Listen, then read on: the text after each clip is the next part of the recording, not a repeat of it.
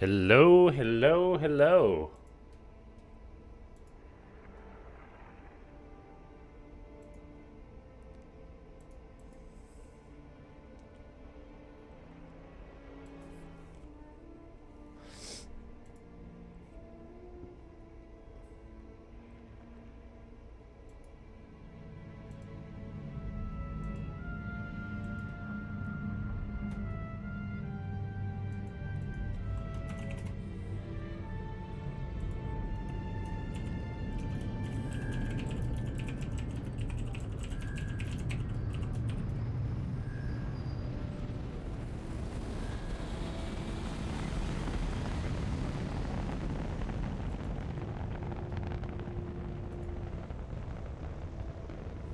Looks like someone already slapped that like button, which is good to see.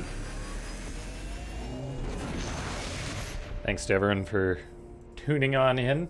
It's been a hot minute since I cast some live StarCraft 2. Ah, it's Apostle Victor. Hello, hello.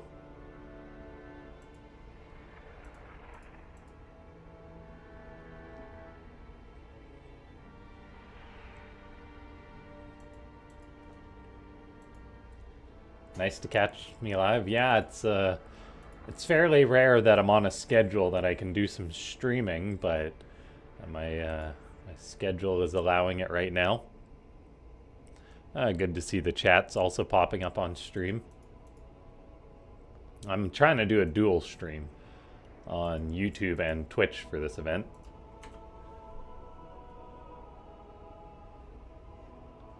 We've got Trigger playing, which is good to see. He's very fun to watch. Gerald, of course, Clem and Max Pax here to try and collect their money. Baby Marine. A laser? Ooh, that's cool to see. A laser could very well be a top 4 today. No sign of Spirit, sadly, but there is a lot of European players in this event, which is very cool to see. And we've got about 4 minutes till the bracket is finalized. Okay, it looks like the bit rate is also looking nice and fine and dandy. I will be... Yeah, that's actually a good idea. What will I be casting?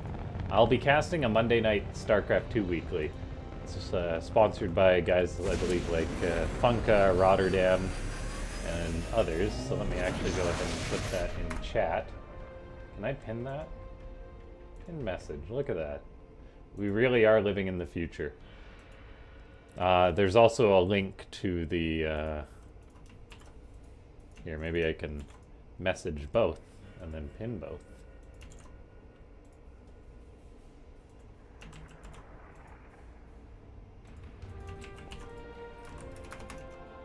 Oh gosh darn it, that's not... I wanted to try and put both in the same message, but that didn't work. There we go. That's the big message that I'm looking for to pin. Place pinned messages, there we go. Now they're both linked up top. We are good to go. And yeah, we're just waiting for the bracket.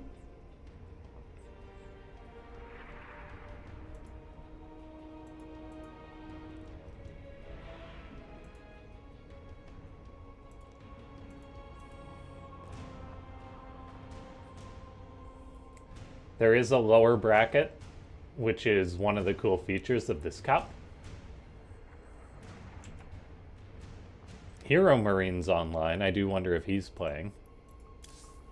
He's playing the campaign, so probably not. Clem, Mana, Max Pack, Showtime are all online.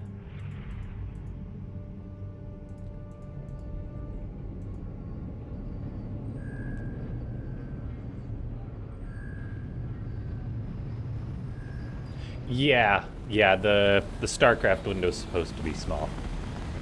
When it's bigger, we'll be on this view.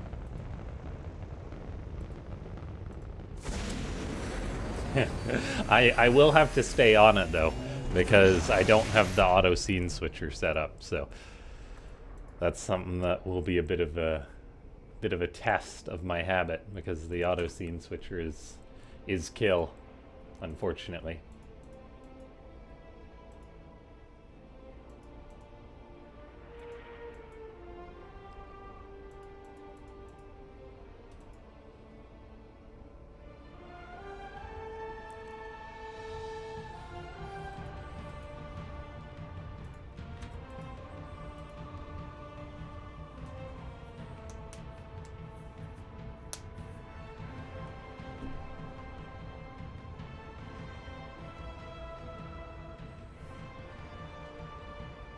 Shameless, Nicorant, a guy called Gunner, Deca, quite a few Grandmasters in this cup.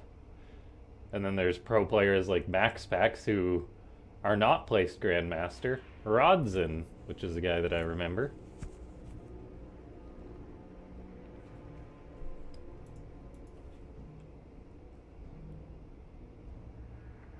Finals this week are best of 3. Bracket reset, best of 3 if needed. We'll keep testing this different formats for the finals.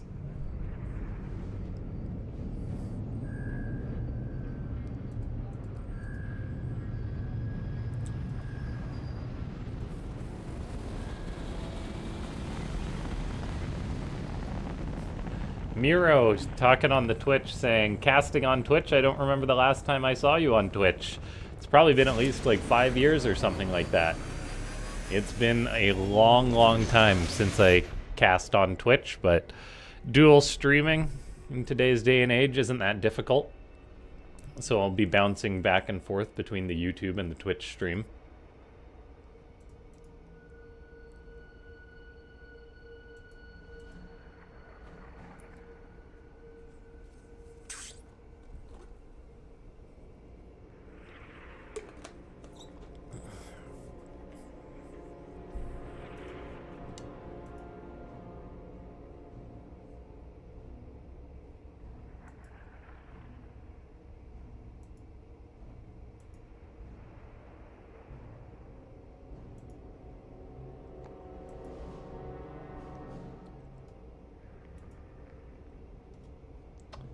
I'm gonna try something crazy.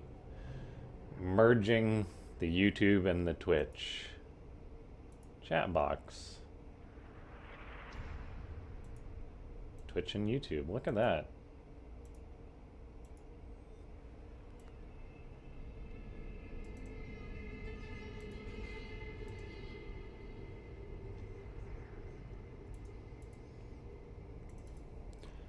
Place that with that.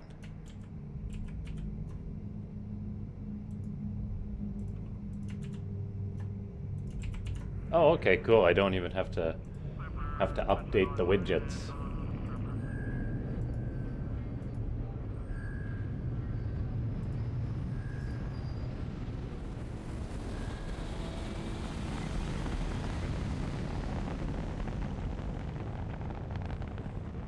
Steadfast, of course, is involved in these events.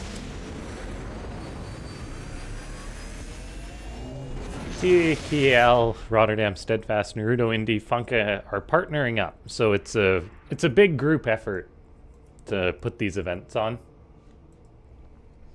I'm lucky enough that they're allowing in other casters. Excuse me, that was horrible. But it's better to get it all out before the match starts.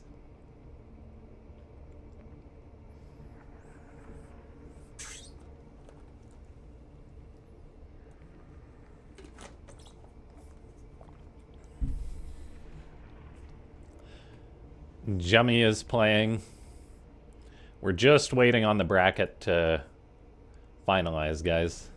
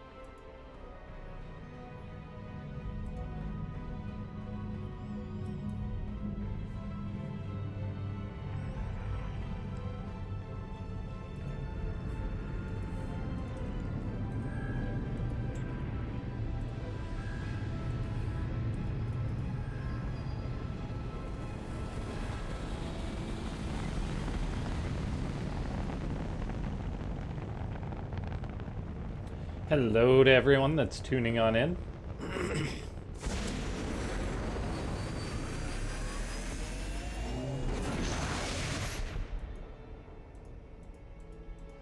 currently standing. We'll see how long that's gonna last. Trying to be healthy.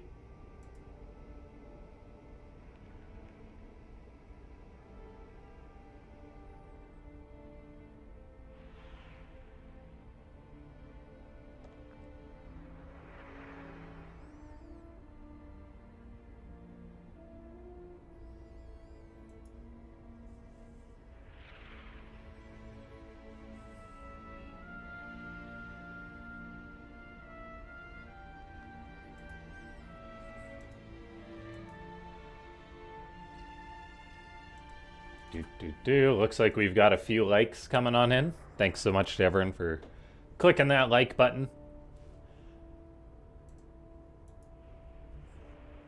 Soon enough, the bracket will be live, and then it's going to be a mad dash, as always,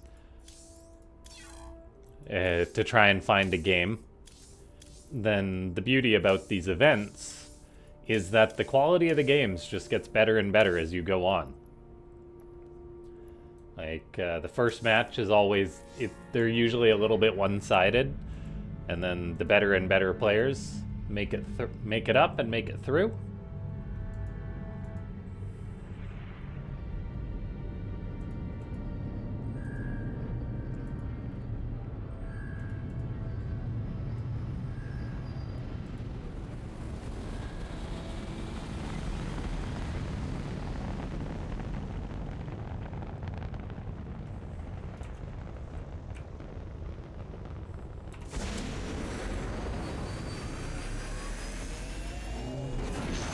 Part of the reason why I had an urge to stream on Twitch is that I was checking Team Liquid and seeing that there was literally no one streaming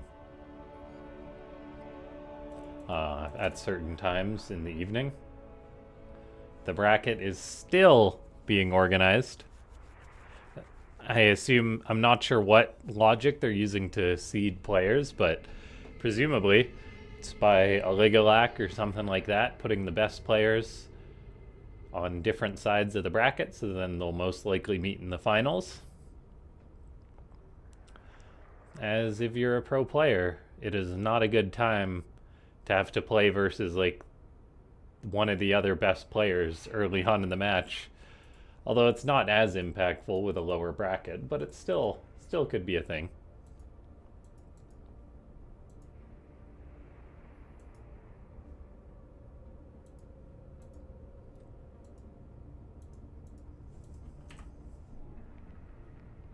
It looks like the bracket is live.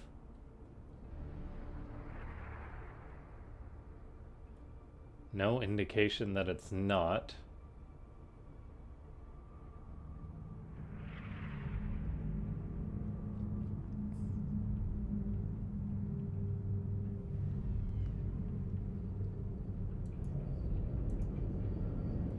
I think we'll try and get on in Baby Marine this match.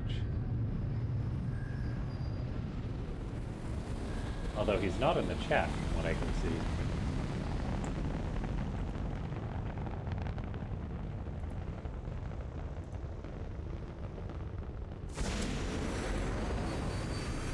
Oof. He's a diamond guy, though. That might be a little bit,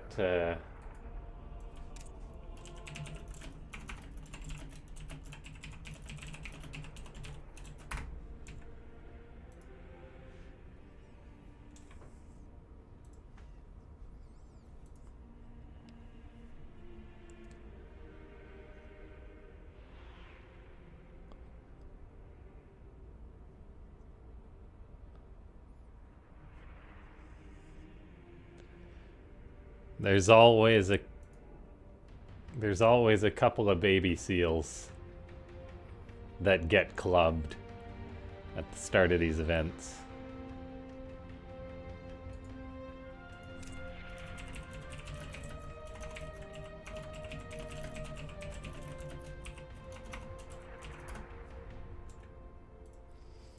But The bracket is finalized, so it means we're going to be having some games starting off soon. Hate making names says more bots. Happy Monday. Farbod saying ahoy. Hello, hello to everyone tuning on in. I promise you won't just be looking at me for too much longer.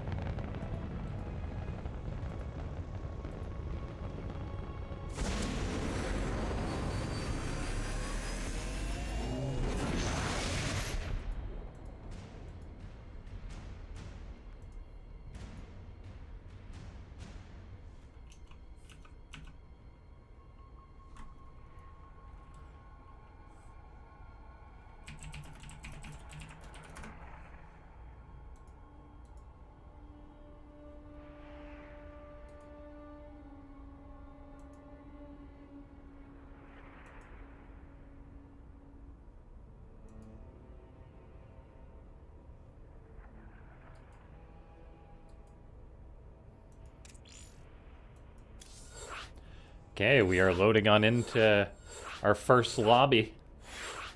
I'll just go ahead and change the scene over now.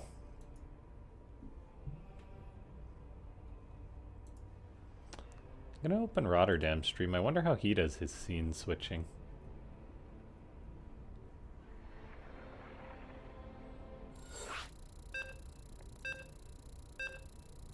Look at that, we're plinging away and loading on in. It's gonna be our first best of 3 of the night.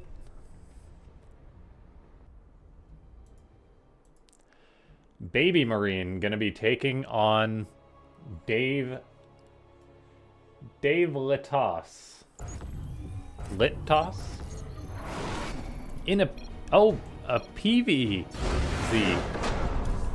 Wrong version, I think. As they loaded into the wrong version of the map. So, that is game number 1 over just like that. Apologies, everyone.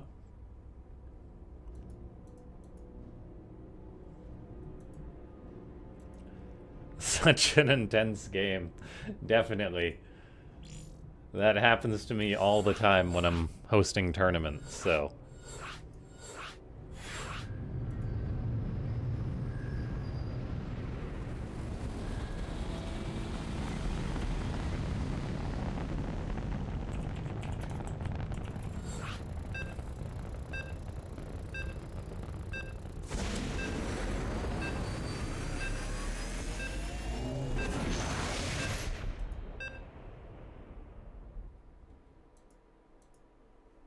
Okay, we'll do it again.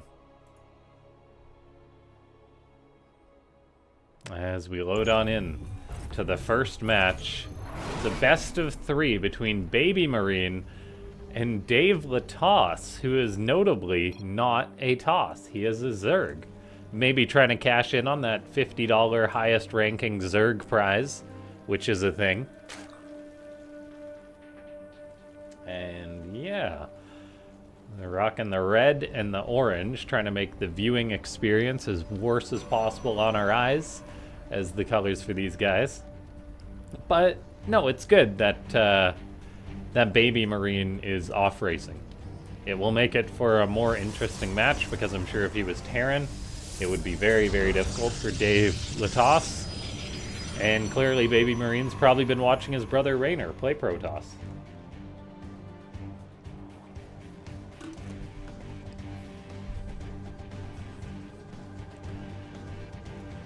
So we are on PT Hellscape. I'm not sure if this is even a regular ladder map. I'm surprised this is in the pool.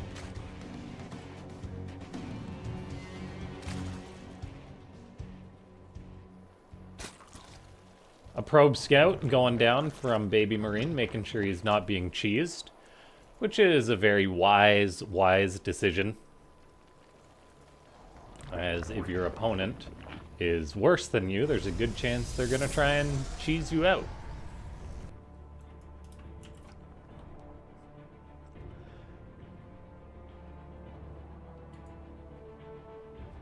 Dave Latas got the very cool Mecha Zerg skins on.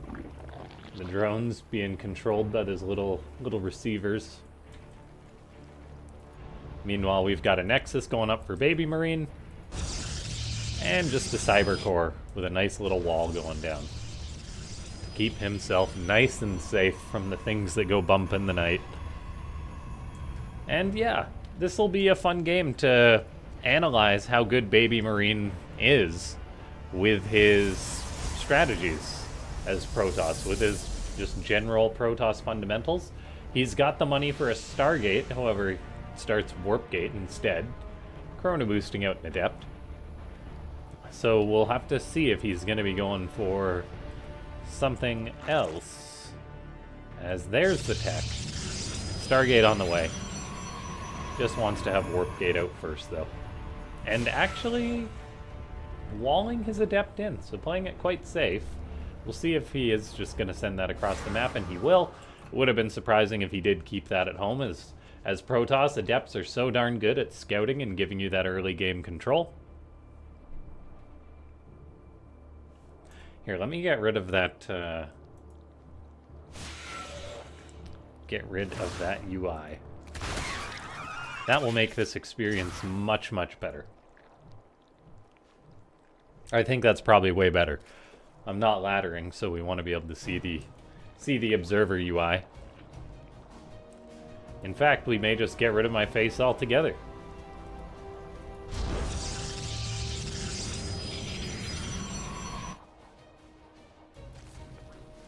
I think we're gonna do that.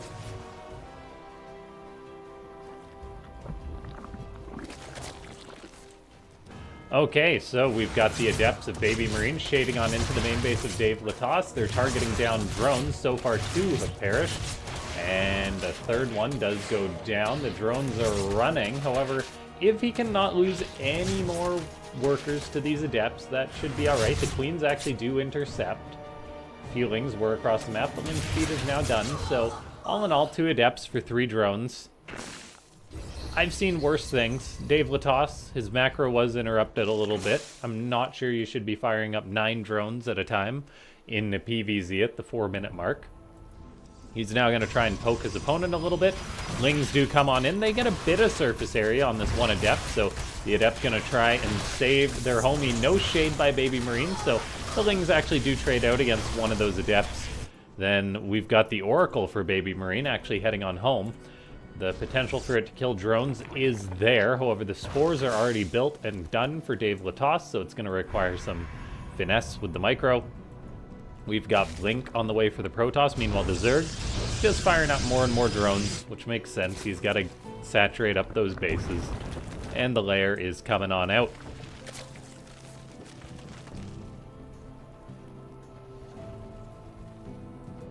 Double Oracle for Baby Marine. Protoss players do like their 2 Oracles, so they can micro those and just one-shot down drones. However, in this case, Baby Marine is going for Queens, so Dave Latas loses 2 Queens to the Oracles. Getting bullied quite a little bit. In come the Oracles, kills off 1 drone. However, that other Oracle is quite softened up. All in all, I think this is going about as you'd expect from an off-racing, high-level Terran taking on a diamond-level Zerg. Dave Latas floating a bit of money, a little bit supply block too, unfortunately. Gonna have to fire up some Overlords as he reaches 800 minerals.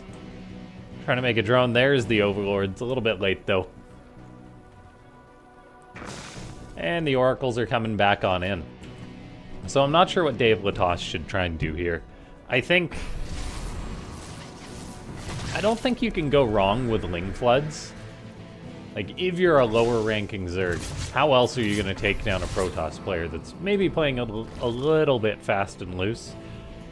Baby Marine is doing all the steps you need as a Protoss, though. He's building a nice wall back at home at his 3rd to try and prevent run-bys. He's got quite a few Stalkers out and is probably going to be able to move out relatively soon, as Dave Latos has virtually 0 units presently. He's getting up that 4th base now, as it was delayed, firing up some drones. However, I think we're going to need to see roach speed, and probably just a lot of units start building for Dave Latos. But all in all, guys, it's going to be a little bit rough for him to try and hold on here. You better buckle up, buckaroo, because here comes Baby Marine building a 4th base as close as he can towards his opponent. Dave Latosi's making drones, making roaches. But all in all, I don't think he's going to have what it takes to defend against these stalkers. Baby Marine is coming on in. The drones actually abandon the base right away.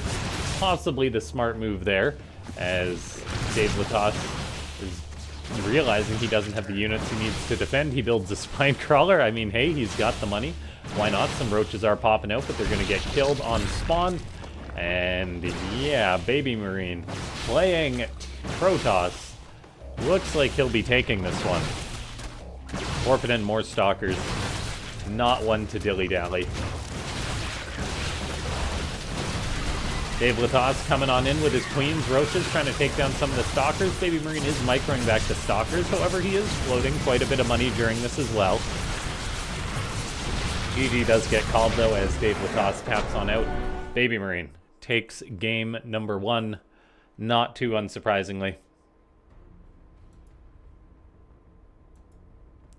Man, what happened to our little alert? It just says %. I will see if I can fix that.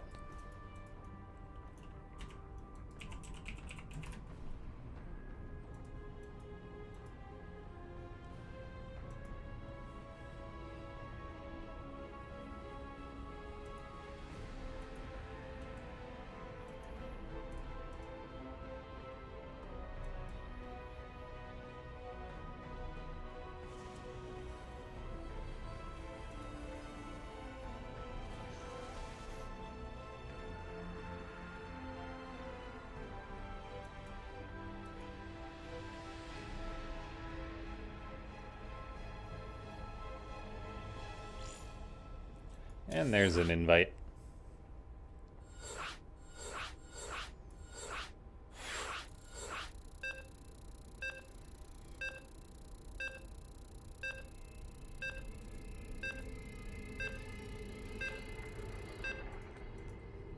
Thanks so much to everyone for tuning in today. Make sure to click that like button. I'll switch the scene over before I forget.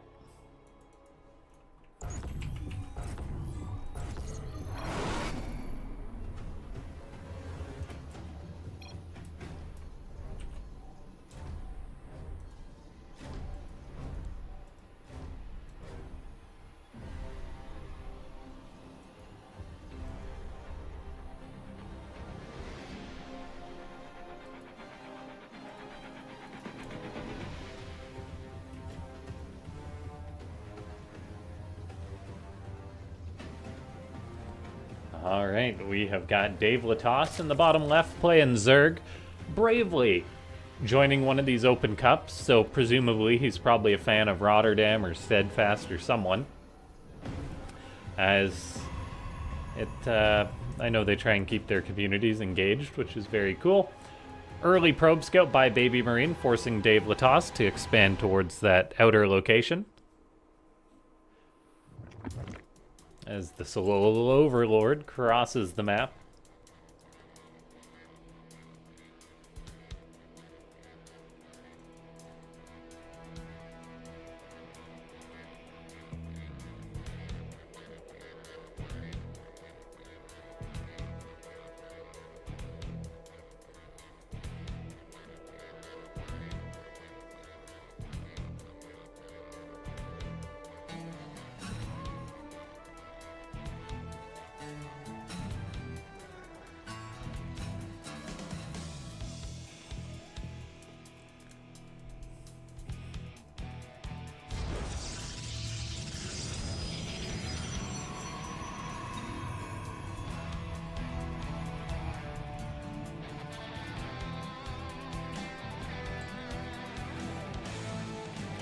Overlord pokes on in, then hides its face. Dave Latos just doing his thing. Building up quite a bit of money, but that's so he can fire up 2 queens. Once these bases are done, he's mining gas as well. There's both the queens on the way. Baby Marine has his adept on the way.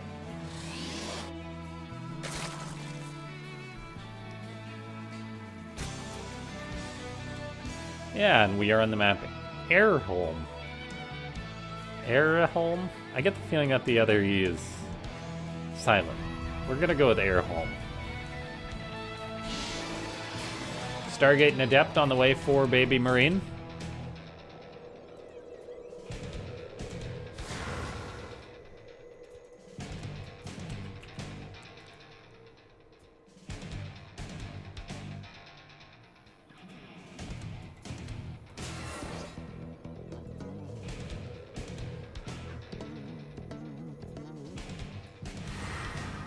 Adept shades on in, the drones are running, which is not a good sign for Dave Latos.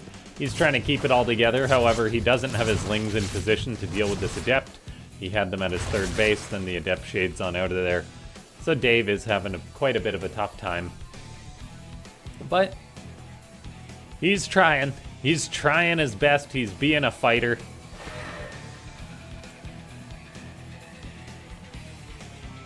And that's all we can ask of the man.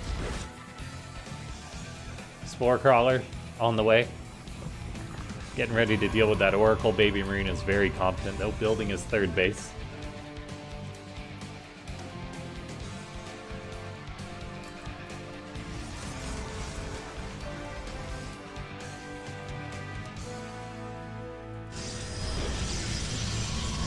Twilight Council on the way up for Baby Marine, so Stargate probably into blink once more. Meanwhile, in flies the Oracle with lots of energy, thanks to that energy overcharge. 1 ling hitting the third base.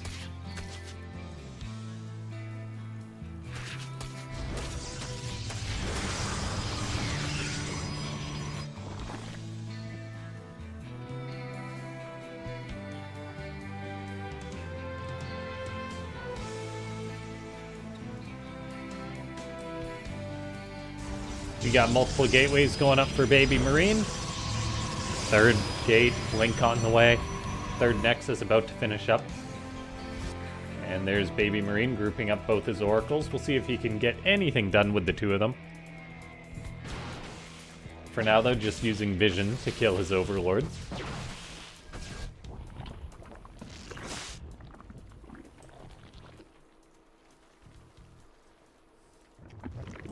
Dave could definitely use a few more drones in a situation like this. However, that's easier said than done. I certainly wouldn't do much better at playing Zerg anyway, against someone like Baby Marine. Oracles do kill off some creep tumors thanks to that revelation, but the Queen control does push them away. And then Baby Marine still researching his blink, building more gateways. Forge finishes up so he can start +1. And that third base is now done for the Protoss, pretty well saturated. Dave Latos is going for +1. Firing out some drones, which are very much needed.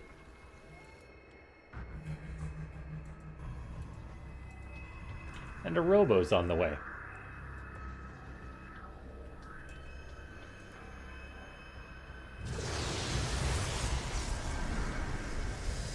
Looks like we've got a few of you guys watching, so make sure to go ahead and click that like button if you haven't already. Stalkers are moving on in for Baby Marine. Blink is done. Stasis wards are getting thrown on down. Dave, we'll see if he can defend the first wave or not. Oracles are cleaning up creep very methodically. In comes Baby Marine. Lots of Stalkers out on the map. Lings do run into that Stasis ward to sort of eat it, as Queens are trying to hold the line for now. However, they are definitely lacking a little bit of support. There is 24 more Lings. popping on out, eating those stasis wards. The Queen's transfusing as well. Oracles do pop their pulsar beams in the back, though, which is, of course, gobbling up a lot of these Zerglings. Baby Marine microing back the injured Stalkers. Dave is firing up more and more Lings. Unfortunately, his +1 attack is not yet done to help out the ones that do pop out. And Baby Marine's going to pull back for a second, but he's feeling pretty confident right now, throwing up a 4th Nexus. Stasis Ward on the way. As Dave has more and more Lings on the way out. Looks like he's actually queuing up a bit of a run by, which is cool to see. He might actually get some damage done to Baby Marine. In come these Lings.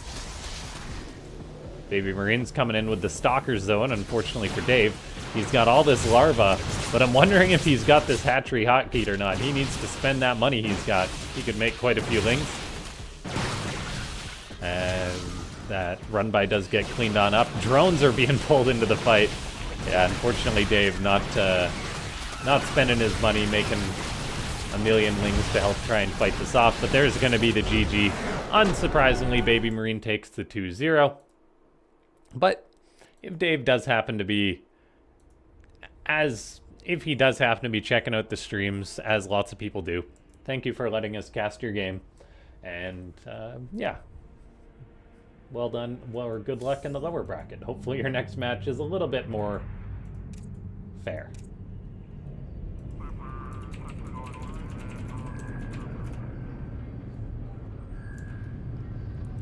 We'll take a look at that bracket and find another match as soon as possible. Thanks so much to everyone for tuning in. I hope you're having a good Monday. There is Nitik and Hydra.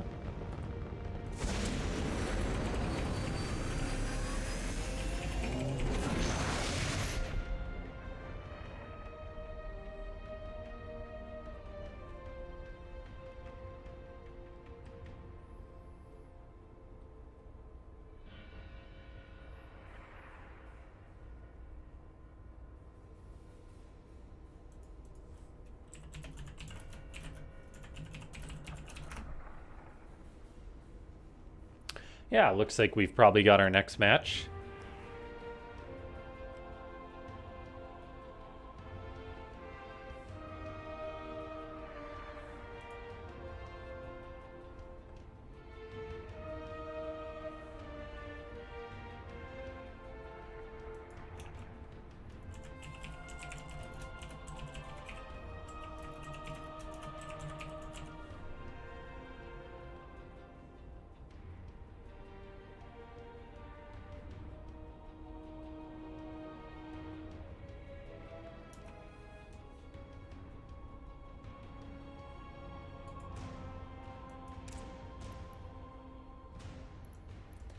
It's like Hydra is a random player. And Nikic is a Zerg, decently high on the ladder, rank 23. So this match could be a little bit closer. I'm not sure how much Hydra plays. I think he's like a formerly active, somewhat active player, I want to say, which is why I think it should be a good match. F Sandstorm says, hello. Hello there.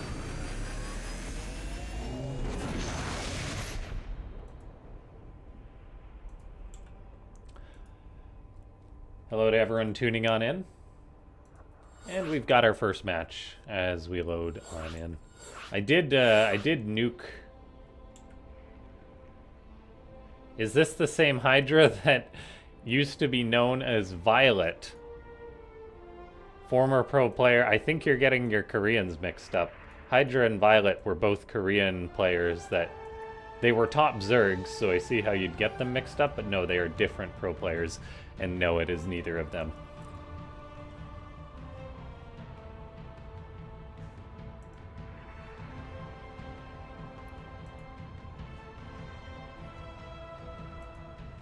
Those names are blasts from the past, though. I definitely remember watching Hydra way back in the day, and Violet. I think very respectable how Hydra kind of finished on top and then left. Like, he was a player that just up and retired.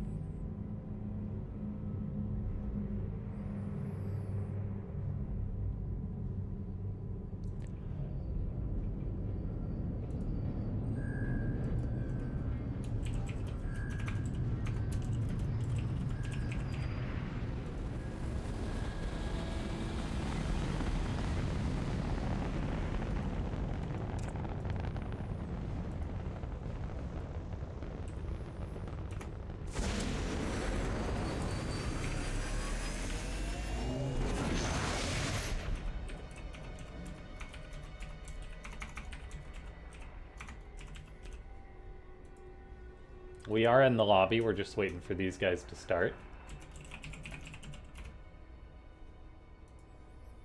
I am not going to rush them, as I'm a guest here.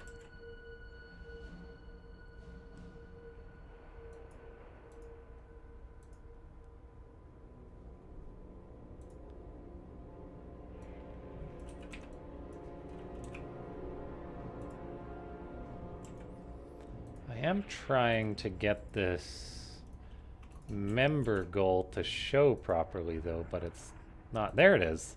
Okay, for some reason I just had to stop and restart that goal.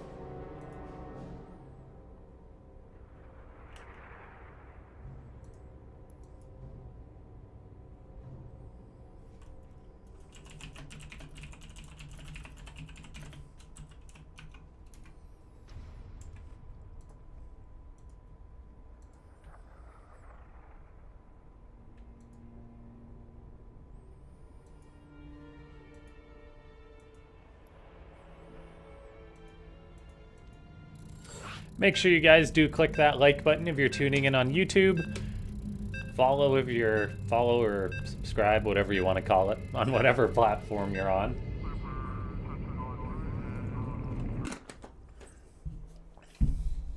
They've loaded us in with the Observer++ mod, which is not something I believe I've ever cast with before, so we'll see how it's gonna go. Criticize my pronunciation if you like. In the bottom left, we've got the Red Zerg. Grandmaster, top 20, or yeah, top 20 I believe he was. It's Nikich taking on Hydra in the upper right. Protoss player rocking the Brood War skin. Hydra, I think, has been around for quite a while in the scene. One of those guys that was at a decently high level. I could be wrong saying this. I was pretty sure I could check how long I've followed the channel. It says you've been following since 2019, which is probably around the last time I streamed. F. Sandstrom. Got a probe scout coming out of Hydra, and this match is already looking to be a little bit higher level than the previous one.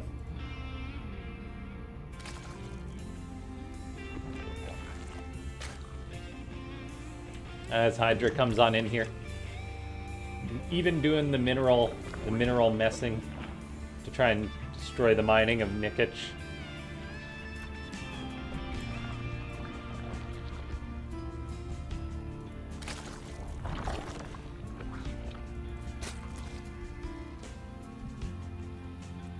Probe just hanging out, being a nuisance.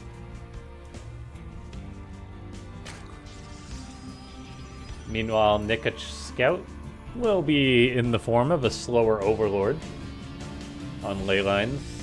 I believe there's a few places you can pop one of those bad boys.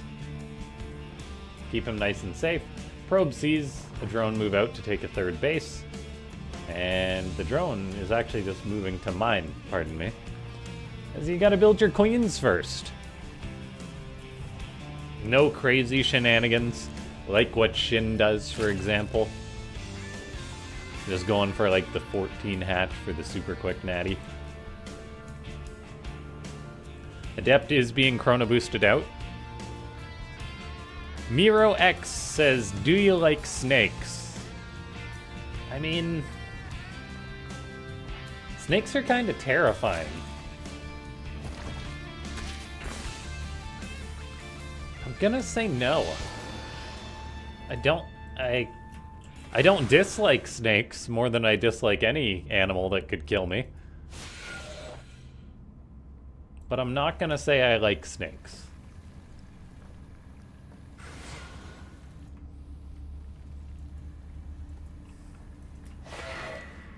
Adept shading into the main base of Nikic. Very cool to see that Hydra seems to be playing on quite a high level, and so does Nikic. So I think we're actually going to have quite a close match here, which is very darn cool. I will say it is a bit of a crime, the differentiating skins between the Gateway and the Cybercore for Hydra. Look at that contrast. Please put on the fancy skin on the Gateway too. Now we've got a Robo Bay already on the way for Hydra. That is very quick. And he may be wishing he had a Colossus already, as in comes Lings for Nikic, trying to break down the front door. This is going to force out a pylon or something, most likely, as Warp Gate is not yet done. Do we have a building for Hydra to wall this? Has to throw down a Gateway. Warp Gate finishes up, so he will be able to warp in an Adept to save the day. He's actually already starting up a new Cybercore, though, really taking this seriously. That is the correct game sense by Hydra, though, realizing that he is going to lose his Cybercore. And then we have got, yeah, that Adept reforming the wall. So Hydra's response to that seems quite acceptable. Now he's going to have an extra Gateway early on in the game. He's also researching Gravitic Drive, so presumably going to be for a little bit of a Colossus drop, if I had to assume. However, the Protoss player is really being locked on two bases. Going to have to warp in another Adept. Does the pylon trick to try and keep that Adept alive. However, it's not going to stay alive. And Nikic is really getting some efficiency. Nikic perhaps showing us that he's quite an active player right now. Hydra scared, even lets that pylon finish. The Protoss player is now coming across the map, getting ready to be rather aggressive. Hydra invests in 3 more gateways, though, so he is just 5 more gateways. So he is just going to be going for a big old one base all-in. This Overlord is scouting out. That is quite important that Hydra shuts this down before it sees too much. But we'll see if he's going to see the Disruptors see the extra gateways. Adepts were shading across the map for Hydra, potentially trying to get some counter damage done. The Disruptor does get seen. However, so do 3 of the gateways. So Nikic should be focused on this, saying, hey, that's not just some... No. That's not just some regular Protoss Warp Prism harassment that I'm going to be facing. This is going to be an all-in behind these Disruptor drops. As far as the efficiency of these Disruptor drops, I'm not sure what Nikic or what Hydra will be able to get done with this. Lings, meanwhile, are attacking the front base. Sentries forced to toss down a Guardian Shield. 2 sentries did perish to those Lings, though, as Hydra was hoping to have those to back up his push. Disruptors hit a Queen. However, they barely damaged them. These days, that's a bit of an overstatement, but Queens are no longer, like, within an inch of their life after eating a Disruptor hit. However, the Disruptors still could pair with this push, which is inevitably coming from Hydra. Disruptor shots are going to have to be very, very big, because there's already 13 Roaches out, with another 7 on the way, so those Disruptors, they will need to deal lots of damage to what this Zerg player has. Nikic is only on 49 drones, making nothing but units, realizing the threat of the situation that he's in.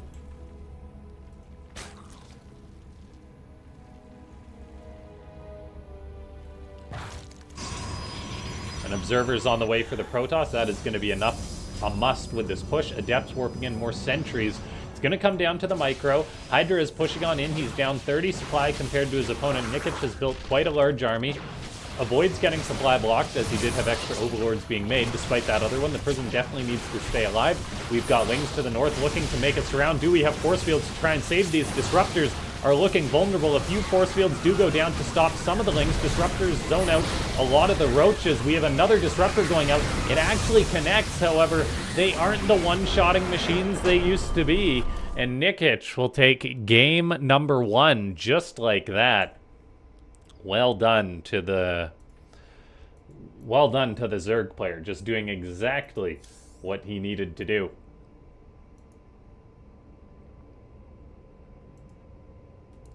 I think that that's what we can expect. Well, that expectations like that are reasonable when it comes to watching a game, because Hydra, he might have been better than Nikic at one point, but I'm not sure he is right now. As Nikic, I mean, being top 20 on the ladder is not an easy thing, whereas Hydra, I think it's kind of safe to say, probably semi-retired. Whereas, like, if we check the games this season, Nikic has got... Well, he doesn't actually have that many games yet this season, although the season's fairly new still. So he's actually got a decent number of games. Got someone called Vamos watching.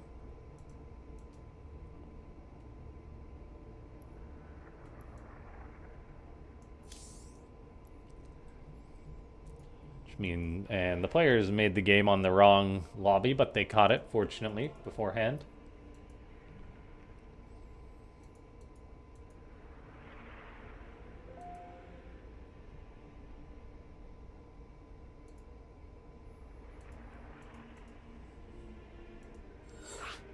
There we go. Frostline will be the next map.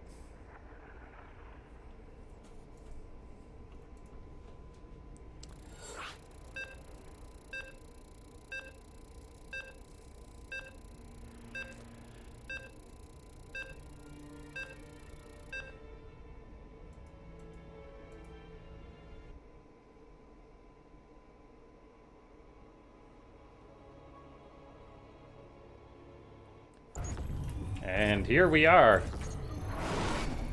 In the bottom left, it's Nikic. And in the upper right, it's Hydra. In a PVZ, we'll see if Hydra's able to bring this one back.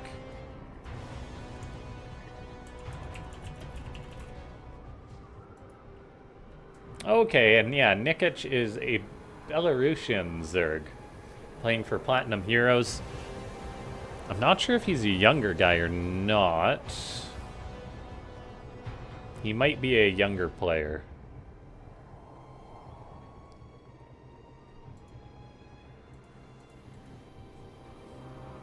Oh, let me change the scene, pardon me. Ugh.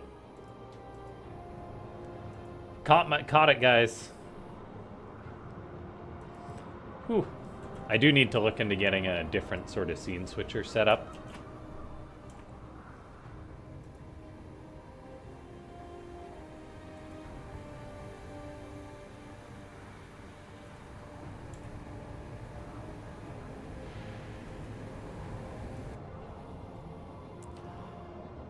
Early probe scout. Good to see from Hydra. Messing with the mining of Nikic. The challenge is to do this and not float any money, but Hydra is quite a good player, it seems.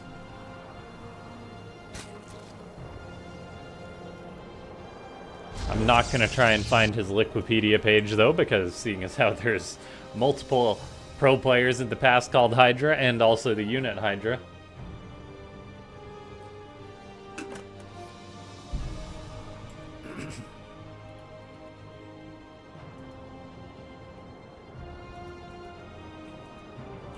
You guys can check out how this tournament's progressing by looking at the bracket if you like.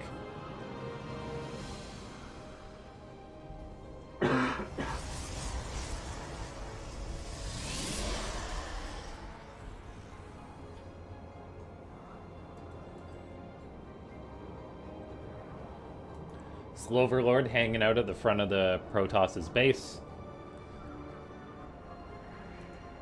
We've got Hydra going for a Stargate this match, so something a little bit more traditional. I definitely don't mind it. Heck, I wouldn't even mind seeing some late-game Turtle Toss. But that's because I'm Cheeky turtle toss myself.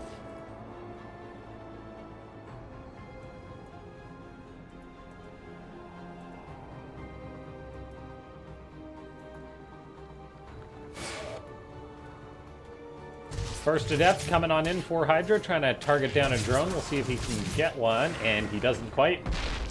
I'm not sure on the timing on that. However, the adept tries to come back on in. Lings are bullying the adept, though, keeping her away. The second adept shows on up.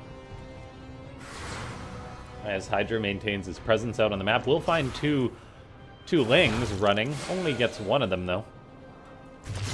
And the Queen is targeting down the injured adept, which is good to see. That injured adept actually goes down, so Hydra playing a little bit fast and loose with those adepts. I'm no fan of turtle toss. Yeah, I agree. But it is an easy style to play. And if you are an older player, like Hydra may be, who maybe isn't super active these days, this is all based on the assumption looking at his profile, by the way, and vaguely remembering him from past tournament brackets. Lings for Nikic are being a bit of a nuisance. They get pushed away. As the Zerg player fires up spore crawlers in response to the oracles, building lots of drones, though. Dave Latos walked so Nikic could run, guys.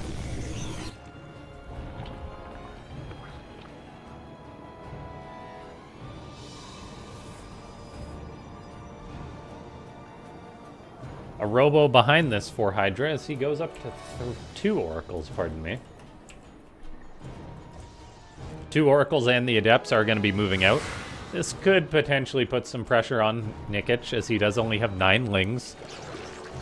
In come the oracles. We'll see if a revelation gets dropped. Kill off creep, and that's exactly what we're going to see. Kill the building tumor.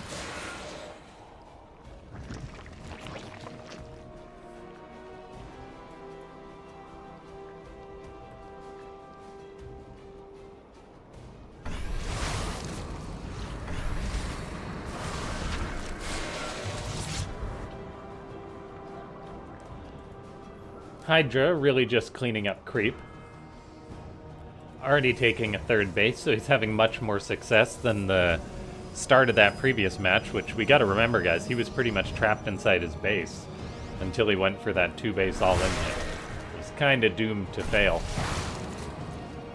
The adepts probably won't complete that shade. Oh my gosh, they actually do. And he's gonna sack them for some drones. He gets 4. Do we have 5? Okay, 5 for 3. That's not terrible.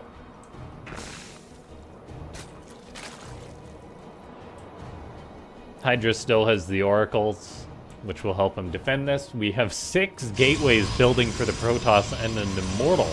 So he is building up into what will just be a big old Protoss gateway push once more. There is a battery and sentries at the 3rd.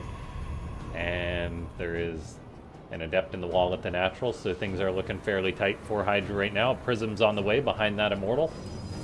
So going to be 2 Immortals, a boatload of sentries, adepts, trying to kill Nikic. This is a very straightforward way to play as Protoss.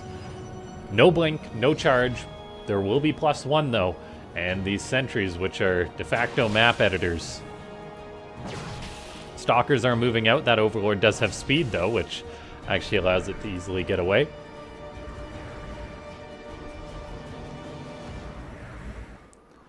And we do have Hydra getting ready to move on out. Nikic does seem to be anticipating this, though, as he makes nothing but mass roaches.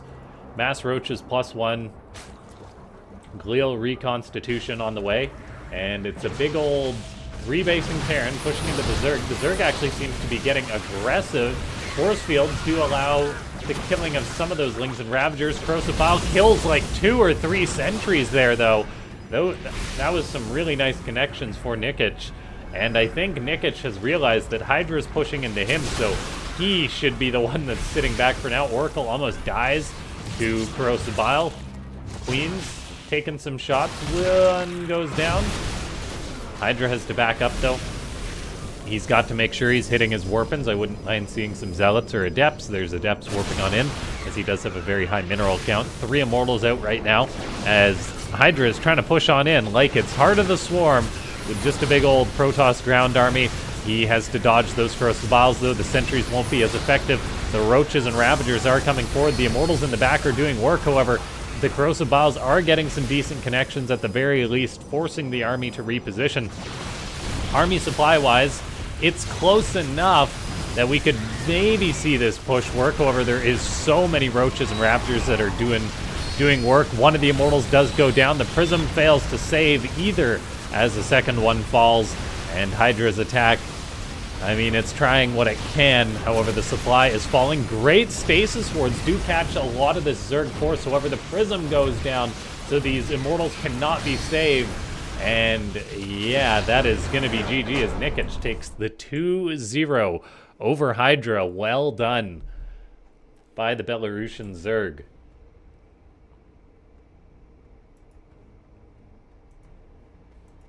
GG.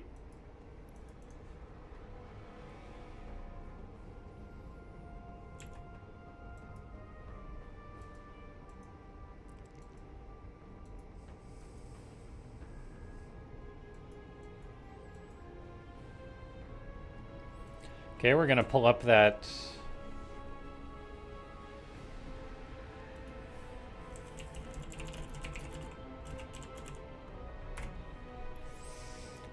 bracket and see who we can watch next.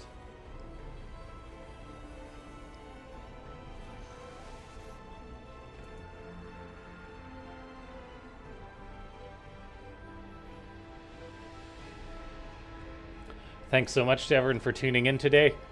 Make sure to click that like button if you haven't already, or the follow, subscribe, whatever it may be on whichever platform you're watching on. I have screamed into the chat 3 words: looking for match. And we'll find out who we're going to be casting in a little bit here.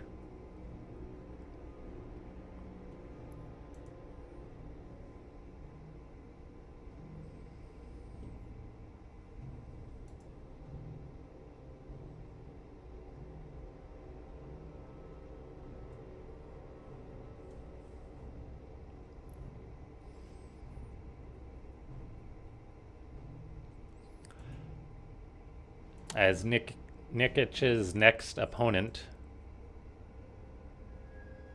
could be Trigger, which would be a good match.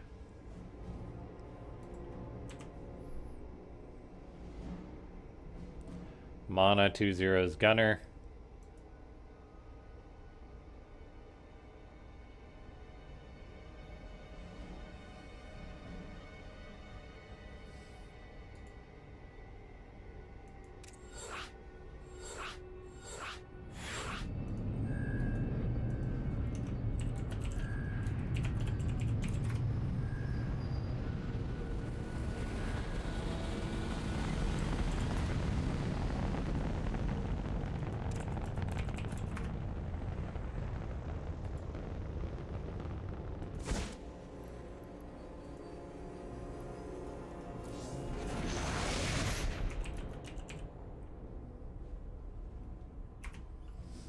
Okay, looks like we're going to be casting a Clem game, guys. Maybe a little bit one-sided, as Magnum is going to be taking on Clem, a 5200 MMR Protoss, which is nothing to scoff at, trying to take on the world's best Terran. It's a tall order, folks. He is a former Grandmaster player.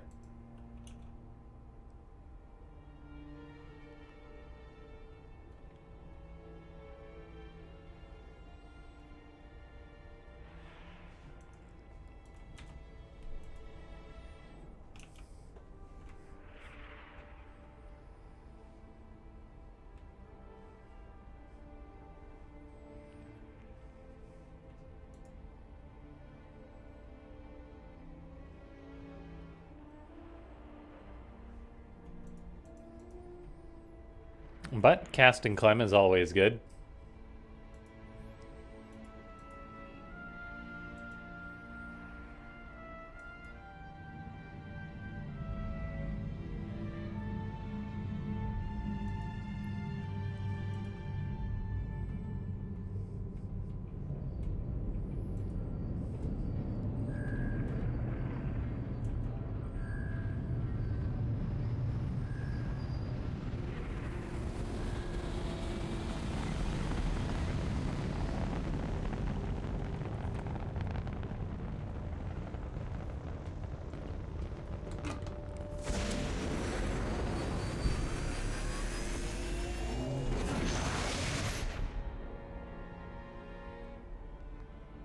Looks like that really is just the one lobby going right now.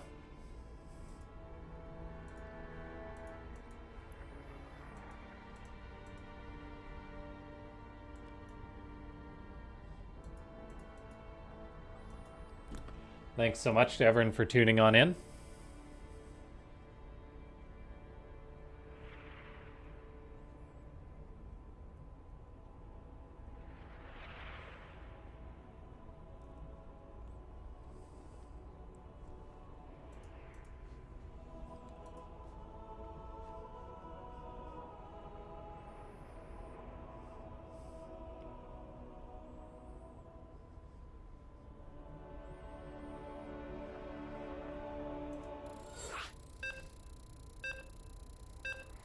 And away we go.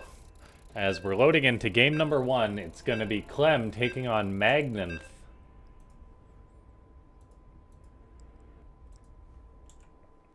In a PvT best of 3, Clem is not off racing Protoss. He is playing his bread and butter. His tried and true.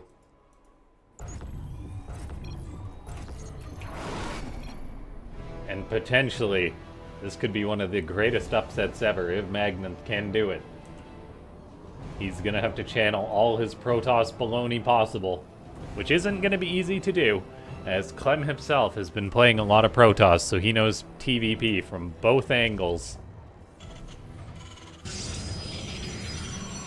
But his clan tag is Heroes, so he would be quite the hero if he could do it.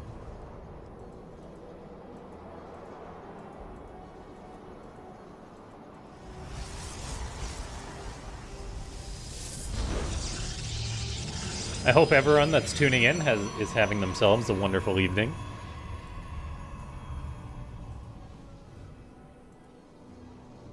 Wonderful evening, morning, wherever you are. It is definitely still morning for me. Just crossing 10 p.m. We've got a double gas play from Clem. No gas play from Magnanth, which is a very unconventional opener for Protoss. Gateway into the quicker Nexus. And I guess he's got to go for double gas behind this. I don't know. Can you do this as Protoss? Is there any pro who goes like this build?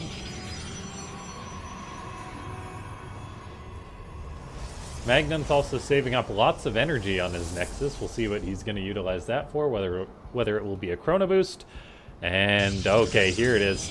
Something is cooking in the kitchen of Magnanth. And it is a proxy pylon with a Cyber Core on the way. A little bit of gas being mined.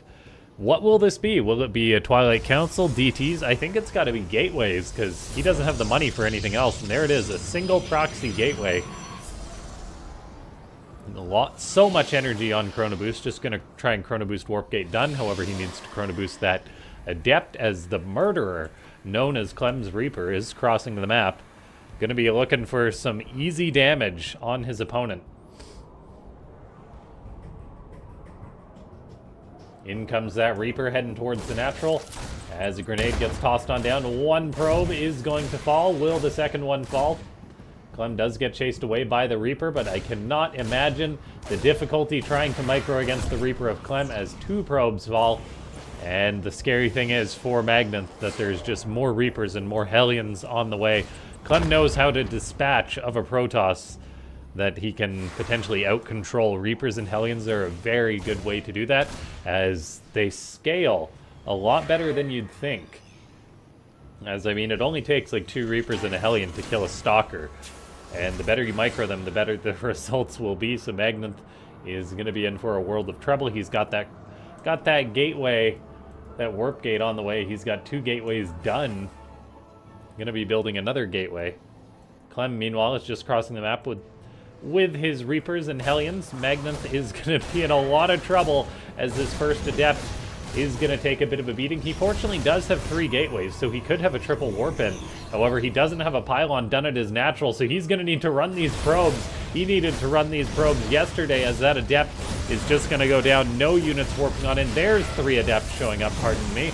to help respond to this. They can just shade on top of this, so that isn't actually terrible for the Protoss just yet, as probes have to fight a Hellion, which is never a good thing. I mean, 5 go down, more and more Adepts warping on in. As he warps on in, just a comical amount of Adepts. Clem, we'll see if he's putting 2 and 2 together, as he's like, wait, where are you getting all these Adepts from? The Terran, meanwhile, does have a natural landed and secured with a bunker on the way. The bunker being a very important factor. Magnath warps in 3 Stalkers, which is quite a bit of damage he could pull off, as the Adepts are going to be, well, shading around, as the Cyclone is going to run on into 2 of these Adepts. They cancel that. However, 3 Stalkers do get seen. Does he pull back the one that was tagged? Yes, he does. The bunker will be done momentarily. And the problem is Adepts are not exactly bunker busters. So more Stalkers will need to be warped in, or some sort of tech. The tank is done. Gets a big shot off. That's one of the 3 Stalkers dead. A Twilight Council gets thrown up for Magnath.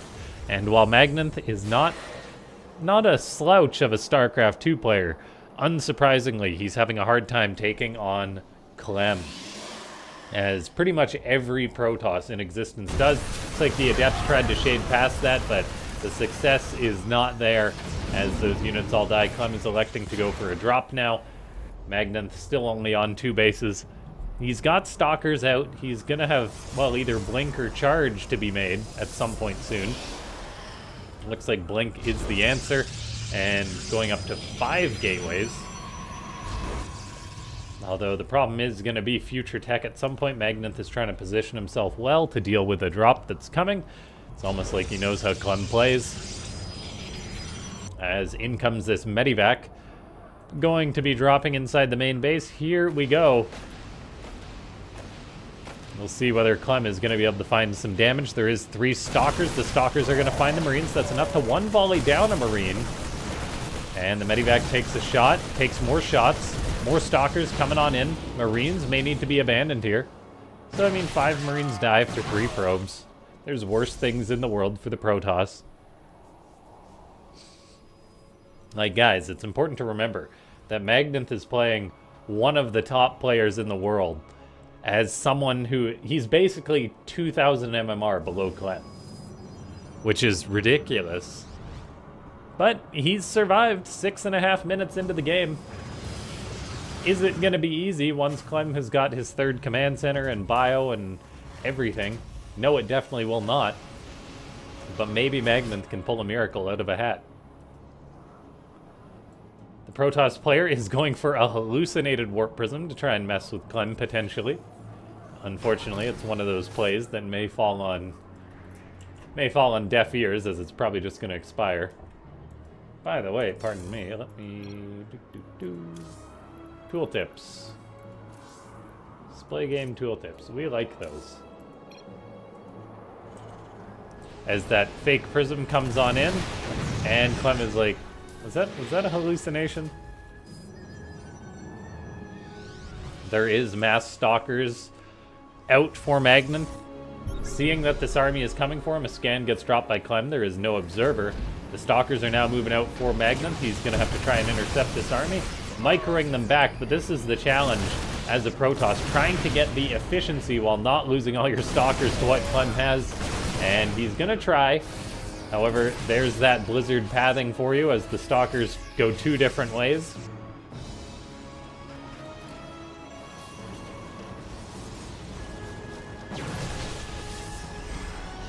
And this is the thing, Magnath barely got a few shots off on this army before all of a sudden he's got to try and take it on. There is sentries popping, Guardian Shields, and Force Fields, the effectiveness of which are questionable.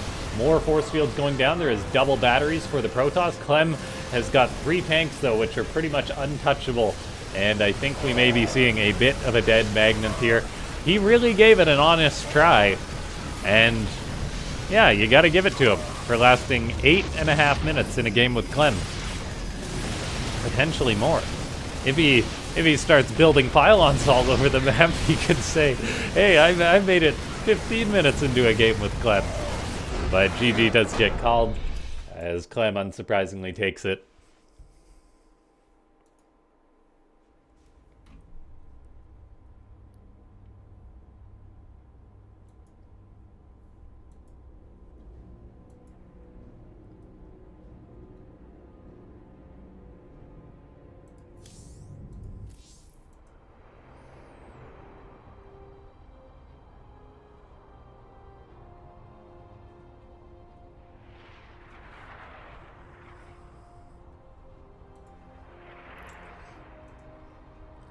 Thanks so much to everyone for tuning in today. If you're enjoying your coverage, make sure to go ahead and click the like, click the follow if you're on Twitch.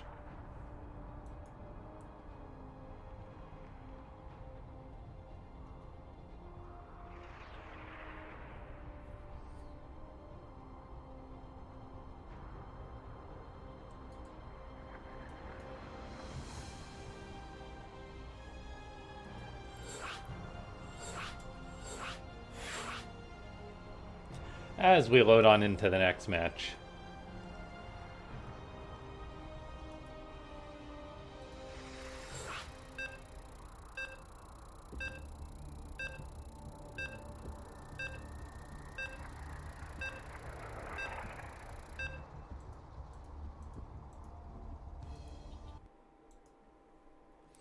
Just like that. Ah, sort of fan in chat.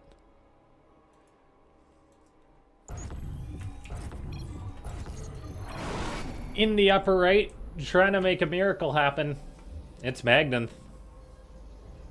And in the bottom left, representing Clem, it's Clem. Actually representing Team Liquid. I just find Clem's clan tag so funny. Like, it's Clem? Like, what does that stand for? Is it just supposed to be Clem?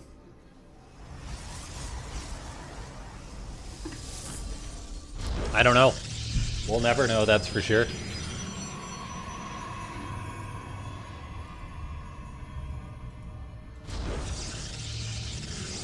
Big thanks to everyone for tuning on in, though. As we are on the Team Liquid map contest map, Airholm. Which is cool to see that the organizers of this tournament are taking the opportunity to cast with some new maps.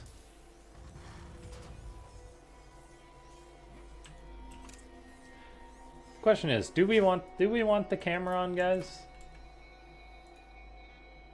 Over the gameplay in the bottom right? I don't know. Tough to say. Looks like Magnan is going to be going for a similar strategy as he goes for that proxy gateway once again. I can't blame him. If you're not a pro player and you're just a ladder hero like Magnan is, you can't get away with doing the same build over and over again. Lord knows I certainly do when I play StarCraft 2.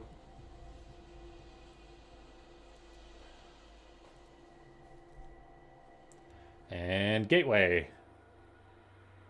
No gate. It is just a dirty one base by the toss. He really is changing it up again. As he goes for a Stargate in the middle of the map, so he's going to try and one base out Clem. You've really got to give this to the Protoss player. An Adept on the way behind this. Like, it's got to be an Oracle, right? The Zealot crossing the map very quickly. Magnan really knows what he's doing. Like, he's hiding the probe from the presumable Reaper incoming. Meanwhile, Clem comes on in. The Adept actually gets on top. Oh, he gets the surround with the probes. Beautifully done by Magnan. Now Clem is going to be on high alert. He's building a bunker, taking this seriously.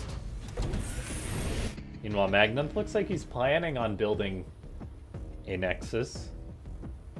Clem is looking around as we can see his camera bounce around. It's like that Zealot made friends with the SCV. Gave him a little stab. And there's that Oracle building. The Nexus is building too, though. Clem, with his pro gamer game sense, knows what's coming. Well, knows something's coming. And that's how you be a high-level player. Like, you don't necessarily have to know every strategy because players will keep trying to surprise you. But there's this sort of feeling that everyone who's ever played StarCraft 2 encounters. Which is, it's basically like, you know something's up, It's a gut feeling, basically, is what it is. It is, but it isn't, because like you're doing math in your head where you're like, something's missing, something's wrong, and then you have this internal conversation whether you listen to yourself or not, because like your brain's telling you like, yeah, something's wrong, and then if you're being like a lazy monkey, you can just, oh my gosh, he actually completes the shade with the adepts, gonna trade out the adepts for some marines. Maybe trying to open the door for his oracle to find something. Clem wasn't born yesterday, though. Has his cyclone in position. Gets the lock on the oracle. He might not kill it, but he did get some damage done. Now we have got Clem moving across the map with 5-6 marines and a tank. He's going to need a cyclone to join up with this, as otherwise the oracles could potentially find these as easy pickings. Stasis ward gets built on down. Clem actually runs right on into it. So that's some of his anti-air done. Stalkers are moving out to intercept this, and they definitely could. Magnet could potentially take on this army as a second stasis ward goes down. He's also got a void ray. Clem, meanwhile, is reinforcing. Can Magnet destroy this army piecemeal? Stalkers are moving forward. He micros them back. The marines for Clem are done. The oracles need to be involved in this, but they are not. And where's the oracles activating their pulsar beam? Looks like he's trying to just deal with the cyclone, and he does. Then he kills the marines. Magdanth is not taking a terrible trade. It's definitely a scrappy, dirty one. Oracle's coming on in. They try and take down the cyclone, but good micro from Clem is able to clean out all these Protoss units. And now Magdanth is going to be in a bit of trouble, as that cyclone can be microed all day by Clem. Viking landing as well, as look at that, Clem anticipating when his units are going to be shot. More stalkers are warping on in, but the tank is sieged up. We will have charge in a moment for Magdanth, but he is not waiting for that, saying, I need to break this now. Pulls some probes onto this. However, unfortunately, I'm not sure he's going to have what he needs. That one charge lot is done, but man, oh man, Magdanth, he definitely brought a little bit of heat to Clem. Unfortunately, he wasn't able to fully take that army down. I think there's a situation where he can micro that better. I'm not going to say he'd have won that game if he microed that better, but still, I mean, well done by Magdanth. He's got that one charge lot. Now it has to run away from the lock-on as speedily as it can, and that Zealot's moving in, but Clem knows he can just micro against these Zealot probes being pulled. The Zealots are charging forward, doing what they can. Now a sentry gets warped on in. Magdanth has 28 workers to Clem's 48. Meanwhile, Clem is just spamming this push. The Cyclone stays alive. The tank is sieged up in a very nasty position. Magdanth is unable to make it happen, but really cool showing by the amateur Protoss player. Well done. And guys, when I say amateur Protoss player, we got to look at that game and say, hey, for an amateur Protoss player, that was pretty good. Yeah, like the stasis catching Clem. Maybe Clem was I don't think Clem would make a mistake like that playing against Max Packs. But, yeah, well done by the Protoss. I don't think Clem expected a random Void Ray either.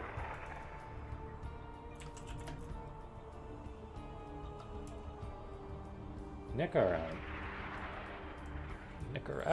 pardon me.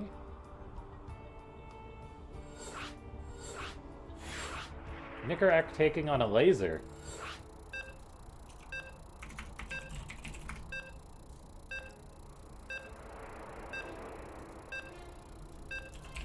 Okay, so we've quickly found another match, guys. It's going to be Nicaract, a Terran player, taking on a laser. A very good Zerg.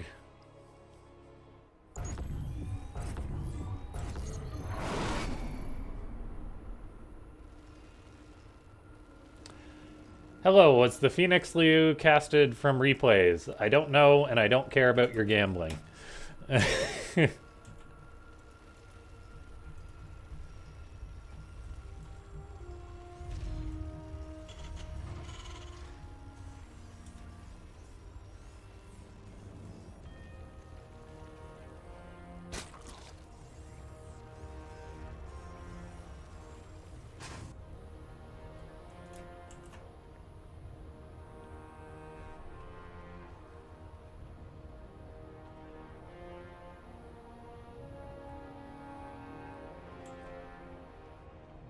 I was not casting it, and I never said I was casting it anywhere.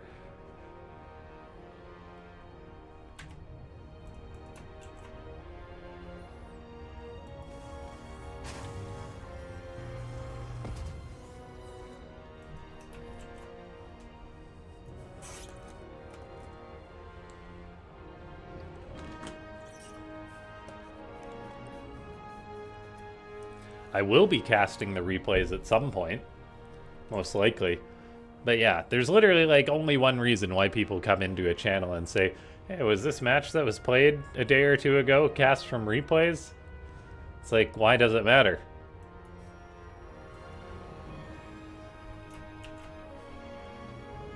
And it's rather easy to spot. Anyway, we are on Ultra Love. Another player. It's Nickerant. Nickerant, pardon me. Not Nickerant. Nickerant. Taking on Liquid a Laser in a TVZ.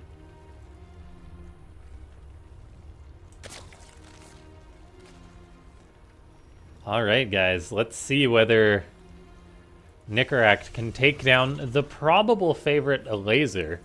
Although I'm kind of curious. I wish I had a chance to click on his profile before this match really got started. He's a Russian Terran player. Participating in the scene over there. He's 57 in the world.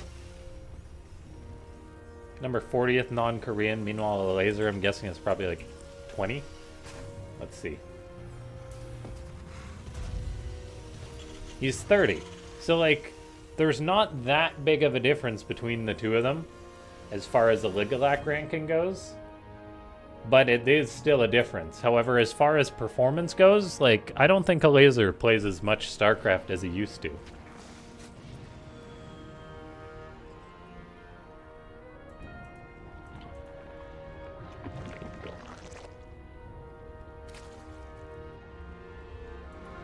He's a very good Zerg, but, like, there's definitely been periods of time which he seemed inactive, taking a break, that kind of thing. That's actually why I'm really glad to see a Laser in this match. Like, he's not someone who plays all the time. Like, Nickerant actually took down MaxPax in a Wordy TV Monday. Like, literally today. Guys, this guy beat MaxPax today. He's got to be on some level of high off that result. It's not often MaxPax loses in a cup. Now, as far as things that are happening this game, the answer is pretty much nothing. As roaches are being made for a Laser, the safety roaches that you build when you're at 40-ish drones. And the timing on them is pretty good, as in come these Hellions and Reapers, a good wall from a Laser. Queens and an Evo able to stop those Reapers and Hellions, killing any workers. Two unfortunate drones did just pop out, turns one into an Evo. And, like, this is what I mean by a Laser being so darn good. Guys, like, that is not an easy thing to do as a pro gamer. That is a pro gamer reaction right there. And while Nickerant is very darn good, clearly, we'll see if he's going to be up to a Laser who so far has shown us no indication that he's off form or anything like that. Reapers and Hellions for Nickerant trying to get on in. They actually just kill a Creep Tumor. A Liberator is going to fly past the Overlord, so Laser is going to have to position a Queen in order to deal with that. He's doing that right now, building a Spore Crawler, actually, to respond to that. I don't mind it. Reapers and Hellions are coming on in, forcing the drones for a Laser to run. He tosses down two Evos. That is some hard-earned damage by Nickerant, though, as he's able to get 3 drones without losing a single Reaper or Hellion. The Terran player behind this has the 3rd command center done. He's getting his bioproduction going. And I think the levels of games we're seeing in this online weekly is really surging up here, as now the Hellions are coming on in. Nickerant showing a lot of dedication as he grabs 11 drones, and he's not done yet. A Laser is crumbling here as the Hellions, the Liberator, are able to knock down 18 of his workers in all. The Liberator stays alive. All the Hellions died, but man, oh man, that is painful for a laser. The Zerg player, he's responding to this by building nothing but roaches. He's got Glial Reconstitution. This is not a +1 timing. There's no upgrades. He is just going to be going across the map to try and kill his opponent. And the question right now is whether Nicaract can defend against this, whether he's been too greedy or not, whether he's going to do something ridiculous like fly out his third base. He's bringing the Liberator, which is very important, as he might actually need this for the defense, but there's no bunker for the Terran. SCVs are being told to repair that wall to try and buy time. Enough time for the single siege tank to set up.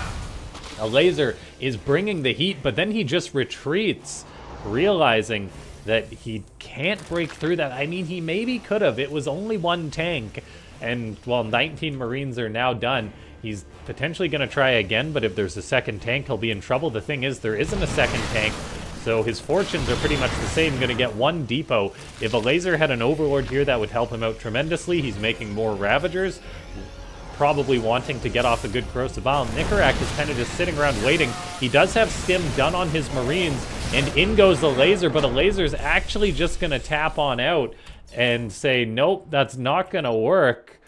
And, I mean, yeah, a good attempt by a laser to turn a bad situation into a good one, but it did not work out. And now we are ready to get into the next match. Nicaract, pardon me, going very, very quickly, creating that lobby in record time. This Terran player is ranked 13 on the ladder, which is no small feat. As this tournament develops, the upper bracket matches are getting very, very good. We've got Mana moving forward, Clem, of course, Gerald and Shameless taking each other on, Max Pax, Jummy, Spat, Psionic, Showtime hanging around too. Thanks so much to everyone for tuning into these matches. If you enjoy these casts, whether you're watching the VOD if I decide to leave that up, or if you're just popping on into the stream, thanks so much for tuning in. And I may try and make this a regular thing, as I'm currently off work right now. So I'm like, what am I going to do with all my time? Do I spend my time casting and playing StarCraft for a little bit? Or do I do some other stuff?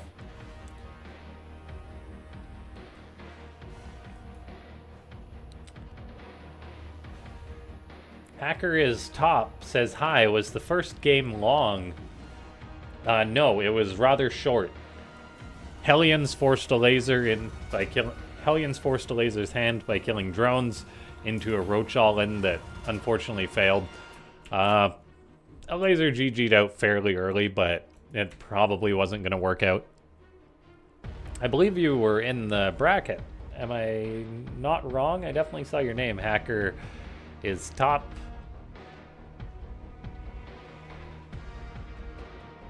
Now I'm trying to find you in the lower bracket, see if you're still playing. And you are. So are you slated to play one of these guys after the match?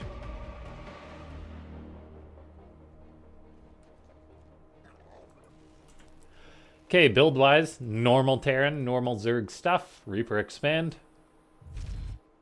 Well, I wish you well with whichever one of these monsters you have to face.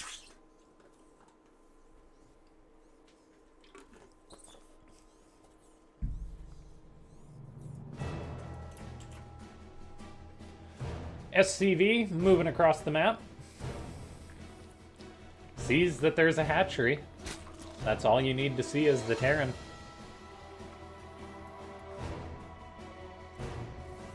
Make sure there's no cheeky lings coming across the map, anything like that.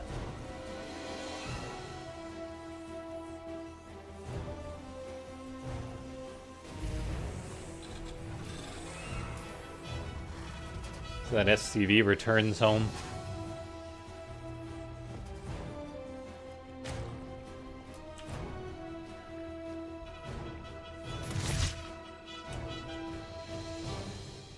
Now, Laser was pretty solid for the first few minutes of this match, and then Nicaract just showed incredible determination by pushing on in with the Hellions again and again.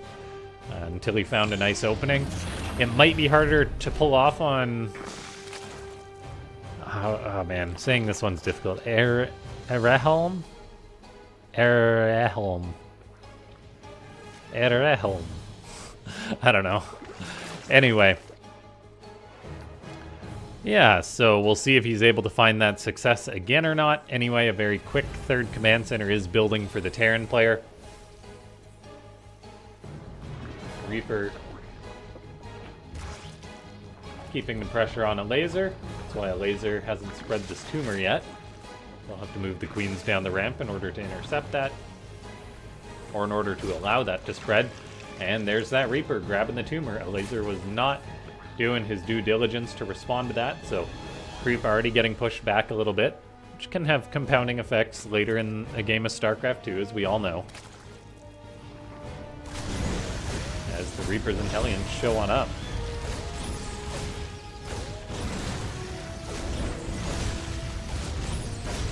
Are pre-roll ads on? Can I turn those off? Monetization. I don't need to see a tutorial.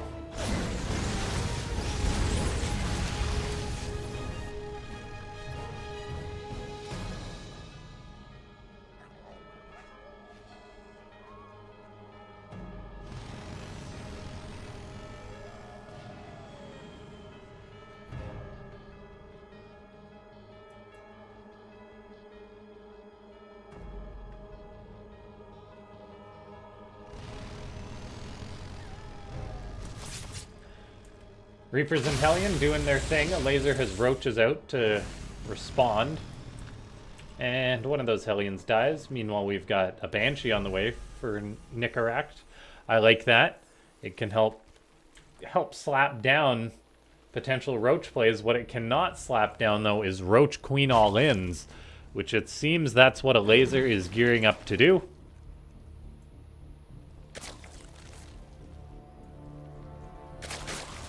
And look at that, we've got 4 queens loaded into an Overlord.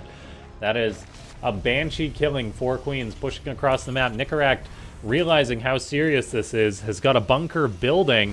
Hellions are in the third base trying to get some damage done, but they are just going to die with only getting 3 drones. And a laser is crossing the map. He's only got 8 roaches and 3 ravagers, but the queens are all of a sudden at the door. There's an overseer there as well. The queens target down 1 Banshee. Can they get a second? I mean, a laser can micro these queens. So far, one of the Banshees has stayed alive. 1 bunker does finish up, but SCVs are dying en masse responding to this. A Banshee perishes, so there's no anti-air or no ground to air for the Terran left, and Nicaract is going to get knocked down by a laser with a very nice timing attack.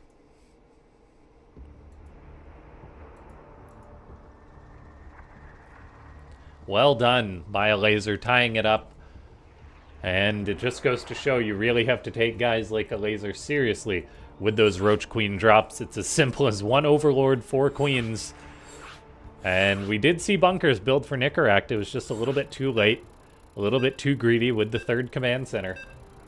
And we'll see if a laser is going to go for something similar, or whether we'll have a bit more of a macro game. I wouldn't put it past a guy like a laser to try a strategy like that twice.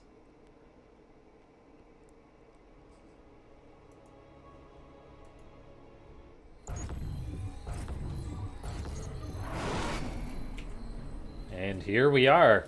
I believe this is our first tied-up series of the day. It is, actually.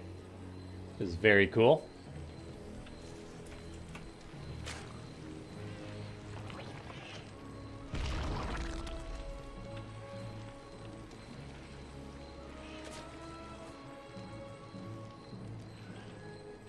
Overlord crossing the map, as El Dorado is a very interesting map and can lead to some interesting games. Who'd have thought?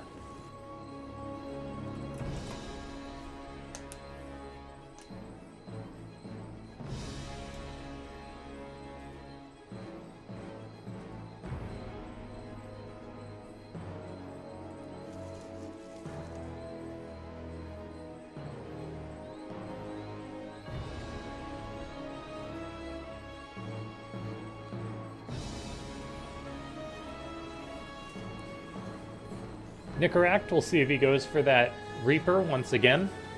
Probably will if I had to take a guess. He also went for an SCV Scout last game, which is a very mature way to play.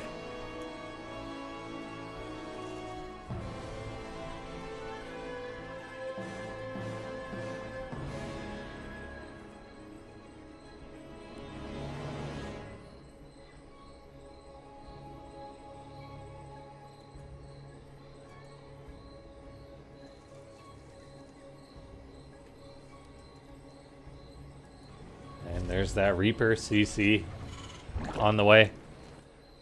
Eldorado is fairly normal at the start, aside from the positioning. Vertical expansion routes for the most part, unless you want to mine out those mineral walls and take one of these weird pocket bases.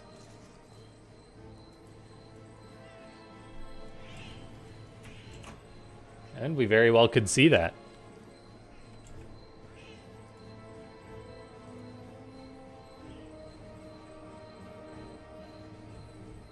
Okay. The Reaper comes on in. Starts shooting drones. The laser pulling back the injured ones, as you do. There's the Queen. Drone is a little bit vulnerable. Has to turn into a Spore Crawler to save its own life. What a wise Queen. Oh, another drone takes a few shots but stays alive. Well done by a laser. He'll be breathing a little bit easier once that drone's regained enough HP to survive a shot or two.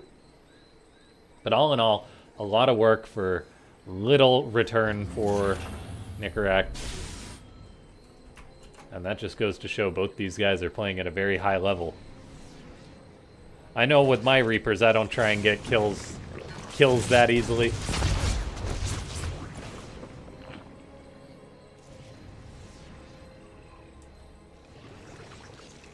Reaper tosses down a grenade, still bullying a laser a little bit. Got a creep tumor early on in the last match. We'll see if he can do that once more.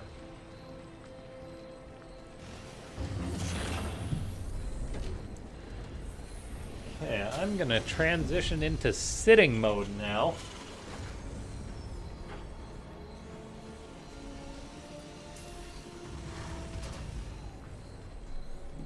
Or to quote Bane, time to go mobile. Overlord scouting out. Still no eyes on a third command center, as there is no third command center yet. Banshee and Hellions being produced. We'll have to wait and see if it will be that third or multiple. Oh boy, in come the Hellions. Drones are getting barbecued by them as a few have to be pulled off the line. It's that fine line to walk as the Zerg. Looks like they will allow this to be shut down. All in all, 8 drones for 4 Hellions and a Reaper. Not insignificant damage as the Zerg... Yeah, I don't know. I think that's decent damage for the Terran. Especially considering how Nicaract is going for a 2-base timing, presumably. No third command center, but the extra racks on the way up prior to that.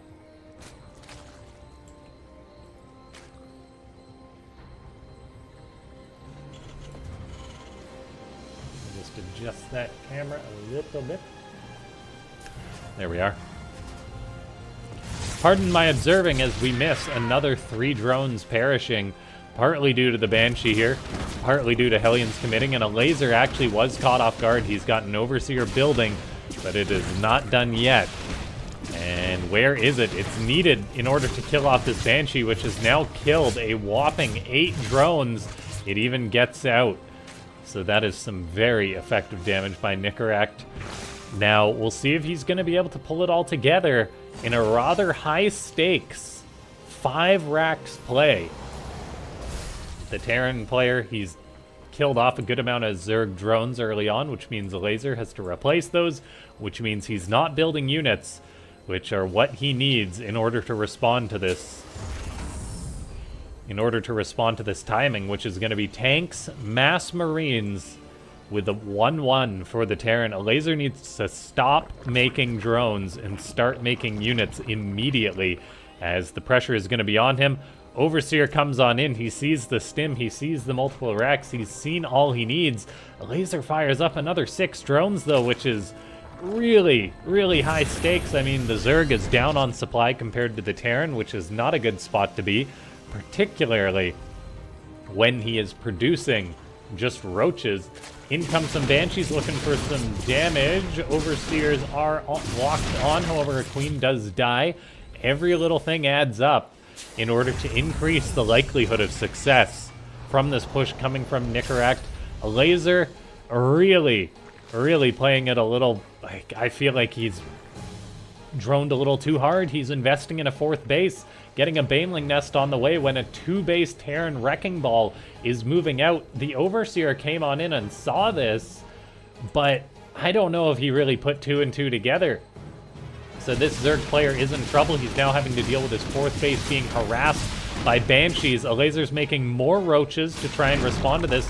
There's no Ravagers that have been produced just yet. And Nicaract is coming on in. He's got 1-1 on these Marines. We'll see if he's just going to catch a laser off guard. The Terran Bio is coming, and the Terran Bio is here. Overlords have to pull away. A laser does have a lot of roaches to respond to this. And, while 1-1 is good on Marines, roaches still played pretty well. However, look at that. The tanks are getting massive shots off, and despite a nice concave for a laser, Nicaract seems to be able to take the 2-1 with the blindside timing. Well done. Well done.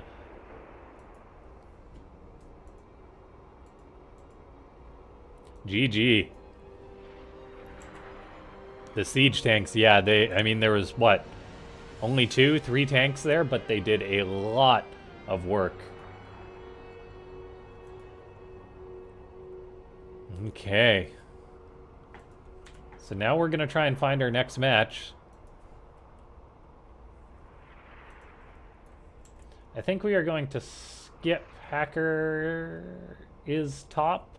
Potentially try and find a high ground. Oh, has Mana Trigger started yet? Looks like it has, unfortunately. Showtime's in a lobby.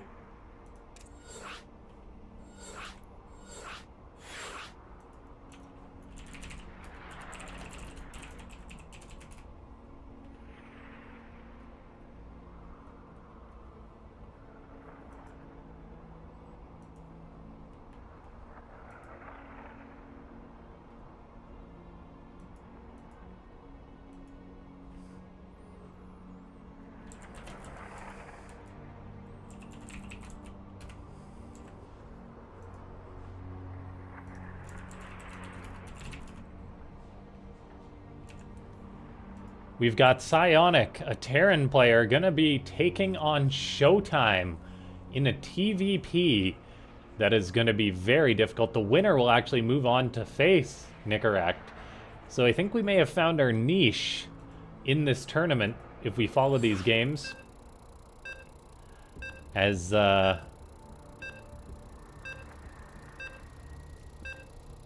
like next it'll be a good match.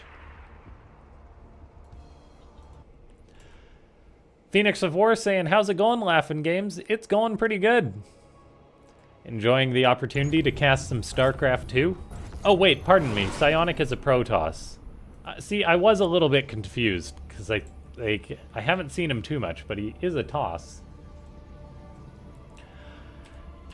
That might make things arguably more difficult for Psionic, as he's going to be taking on the second best Protoss in Europe. Someone who is going to...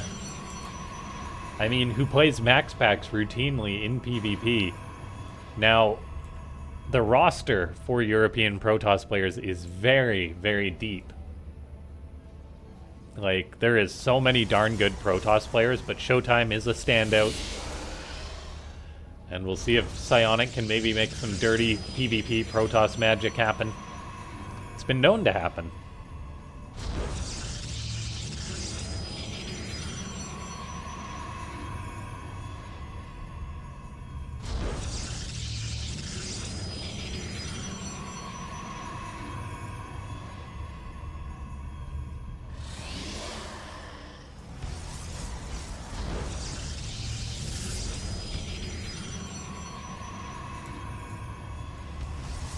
Nothing too significant yet. Double gates from both Toss. things get interesting in PvP when you see which units are being made. Because, and I mean, I genuinely enjoy watching PvP. Despite it being a sloppy, messy, dirty matchup.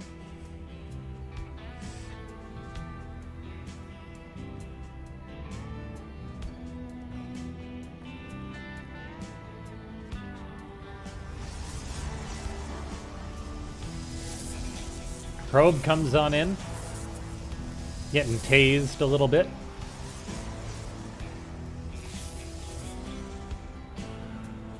Psionic's like, right, gotta micro that. We've got Showtime going for a Stalker and a Zealot. Quickly cancels the Zealot.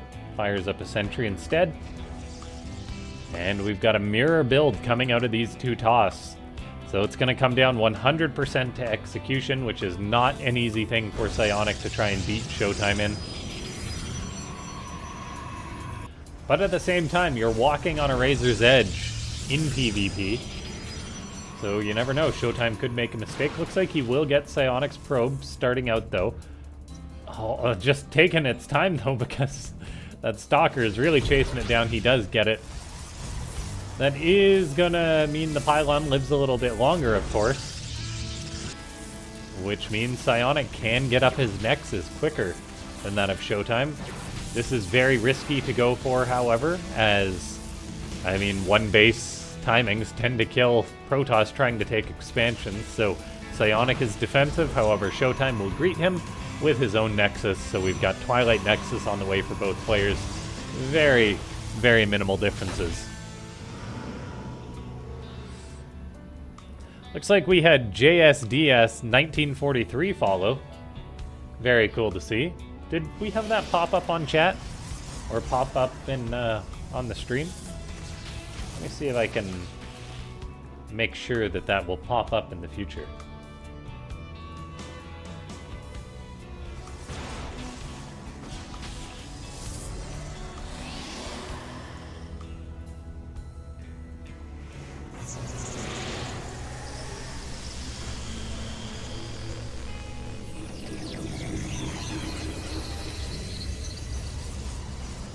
Looks like it is there.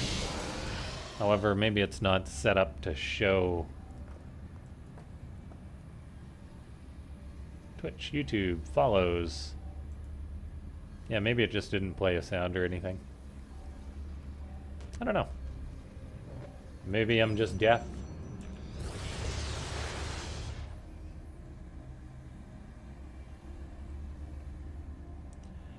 Anyway, thank you for the follow. We've got Showtime moving out with some Stalkers.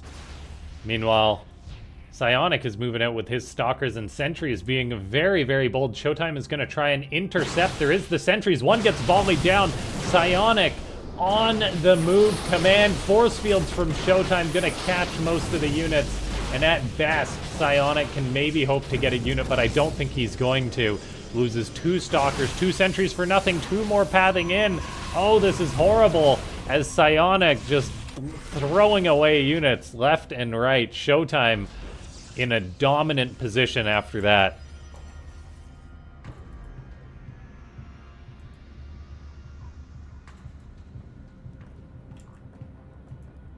Okay, good, we do have that, but I didn't hear the pling.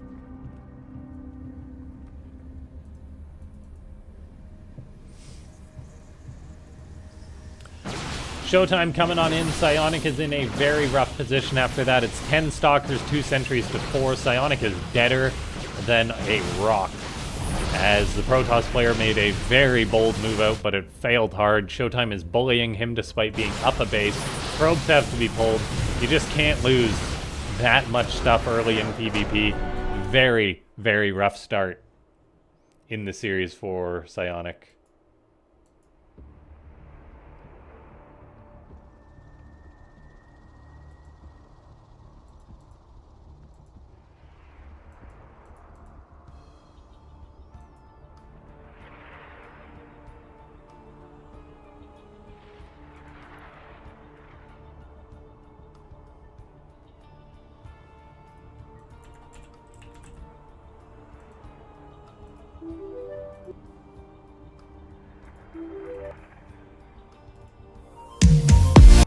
That is not a chime.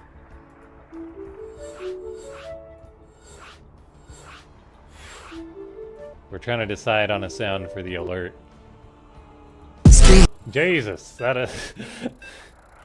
Some of these sounds, man. I used to have a nice little just like pling. And now it's gone. I'm gonna miss that sound.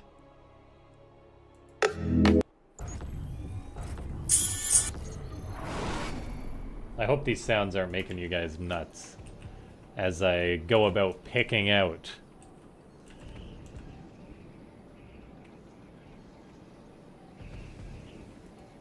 Jeez! Okay, we're just gonna go for the next nice one we find.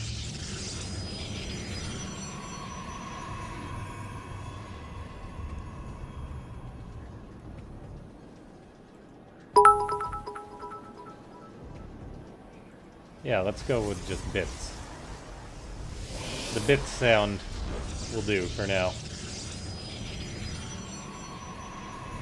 Live development on the stream. Hope you guys don't mind. We're on Amygdala for map number 2. Double gas for these players. I think we can give Psionic a mulligan after that absolute disaster. Oh, what a disaster that was. Meanwhile, we've got double gates. Probes scouting out about. And man, some sort of like ore grinding machine over on the left. Meanwhile, we've got the debris that slowly decays, being a unique feature of Amygdala. Basically meaning that the map opens itself up instead of the players having to kill the rocks, although killing them is an option. Probe scout for showtime rolls on up. Meanwhile, Psionic seems to be foregoing the scout, which is risky in PvP, but if you feel you need every advantage against your opponent and they're a little bit conventional like showtime is, I don't hate it.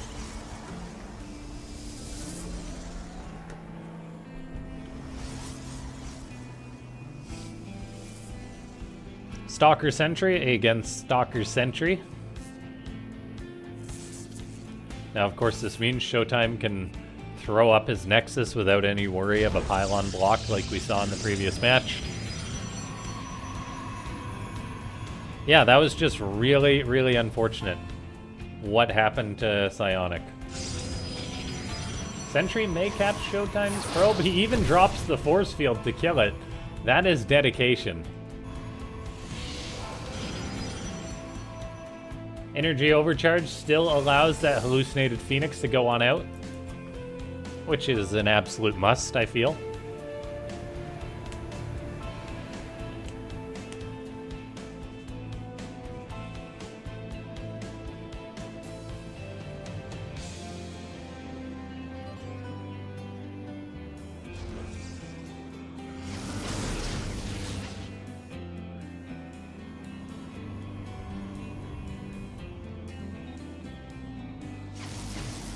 Hallucinated Phoenix see everything and are virtually impossible to stop seeing everything.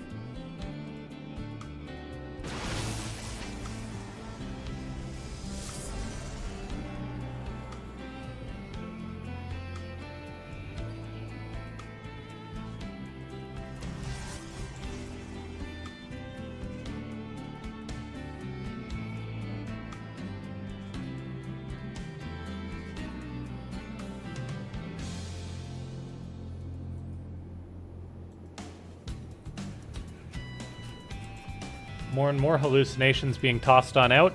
We've got a Dark Shrine going up for Psionic. Showtime is sending in that hallucinated Phoenix, which may scout it. It may not. He actually turns this Phoenix around, sends it back on in, and he will get the scout off on that Dark Shrine. Yeah, going for cheeses is a bit difficult in this matchup, at least sneaky ones, like a Dark Shrine has to be, as hallucinations can just be spammed out 24/7. Showtime may be looking for a pylon right now, finds a probe out on the map. Psionic, as a result, just goes for a third Nexus. Look at this. Showtime is taking this so seriously. Establishing a big line of vision for the DTs. Throws up his own third Nexus, though.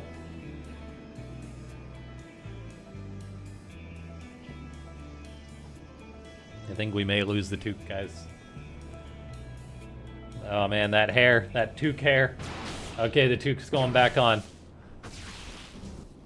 Psionic moving out once again with his Stalkers and Sentries in a bold move. However, Showtime sees it coming thanks to those hallucinations. We've got a DT warping on in. We'll see if it has any success. Showtime should be prepared based on the very, very extensive scouting. Stalkers and Sentries may cause a lack of focus for Showtime, though.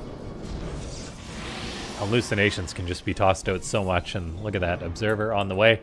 There's already one observer out, hanging out at the natural, and that is going to block any DT from getting really any work done, it seems. There's even a battery building, pardon me, at the third. The second observer goes to the third, and we have got a solid wall. Blink on top of the DT. Will it get one probe? No, it won't.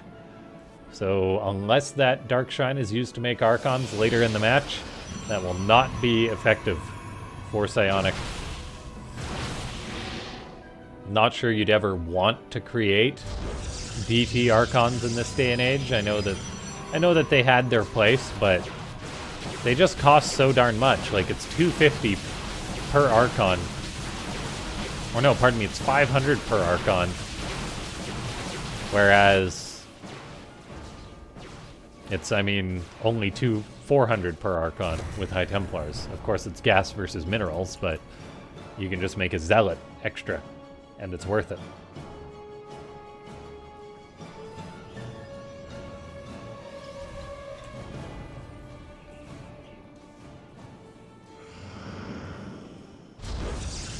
Showtime just building up his army, going to be taking a fourth base, it seems.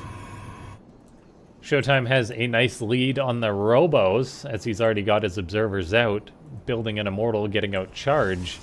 Meanwhile, Psionic's tech is later.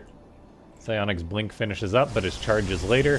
+1s are at about even times. Showtime building a lead on the Immortals is important. Psionic will want to get that Robo spinning as soon as possible, and he does have it spinning. However, he has a very, very nasty supply block, and he's actually floating so much money. This is a disastrous supply block for Psionic. Like, he builds a probe, but because he can't build anything else, Showtime, he then takes the Nexus, builds another pylon, but Psionic has been supply blocked for a solid minute, and that's because he's going for a surprise play against Showtime, moving in with all his Stalkers. Showtime has a recall to blink in his... well, to bring some of his Stalkers back to the main base, as Psionic goes for quite the play. He's not going to be supply blocked anymore, trading out oh so many Stalkers, blinking out with some of them. I'm not sure what he really got there. I guess he got an Immortal during the chaos, which is nice. Stalkers for Showtime are pursuing. The rocks bleed out. They might have been shot with the final volley there. But yeah, Psionic isn't supply blocked anymore. I didn't expect such a bold move from the Protoss player. I want to say French Protoss player. Let me just double check.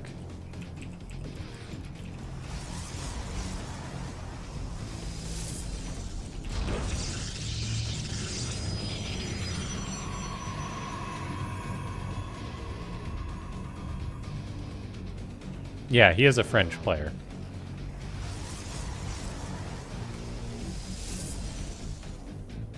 And he's been around quite a while, which is very cool to see. StarCraft 2 is a lifelong game for a lot of us. His best result, he had a top 4 at a Gfinity Summer Masters. Won a LAN, played in Shoutcraft, and came and did well in WCS, making it to the top 33/64, which is impressive. The good old days. Not that these days aren't good. Showtime is moving out with a monster army, and the gold base of Psionic is going to be a little vulnerable with Showtime behind it. So Psionic may need to make a move to try and intercept this. He's got lots of Zealots. Guardian Shield gets popped. Showtime is just massacring a lot of probes, though, dealing good economic damage to his opponent. Psionic, I mean, he can't mine off his 4th base, so that's already a nice economic advantage for Showtime, which could start a bit of a nasty snowball. I'm not sure Psionic can fight for this. He's going to try, though. Showtime can drop Force Field. Psionic is the one that makes the first move, and his Zealots are getting some good surface area on Stalkers. Reinforcements for Psionic will take some time. He's got a really nice concave. I'm not sure he's got enough of a buffer for himself, though. Prism comes from the left side to warp in some Zealots to help buffer as this battle takes place, but Psionic just doesn't seem to have the numbers. He initiated the fight, just it's not going to go his way as the snowball is too much. A good attempt to catch Showtime off guard. We've got a panic. 4 DTs warping on in for the Protoss player, sending them towards the natural of Showtime. We'll see if he can potentially force a recall, maybe get some massive damage done. They can kill a cannon. There's 2 cannons in the main base of Showtime. 2 are going to go to the natural. Can 2 DTs kill a cannon? I think they can, which is actually very cool, but then there's 2 cannons in the main. DTs are trying to target down a pylon, but they are revealed. They do actually kill it, and there's no detection inside the main of Showtime. But Showtime is still pushing on out at the front. Psionic doesn't really have much else. He's got 6 Stalkers counterattacking on the other side of the map, forcing a base trade, but it's not really a base trade when your opponent will be able to clean up what you have. GG, as Showtime takes the 2-0 in commanding fashion. Which is then going to give us Showtime versus Nicaract. And I think we're going to hang around for that one.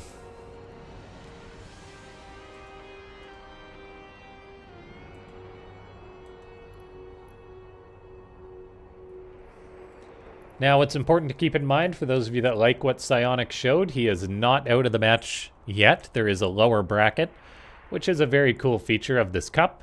It's just a simple best of 1, but it means that if you have a bad series or you face a very tough opponent, you can keep playing. And I'm a really big fan of that.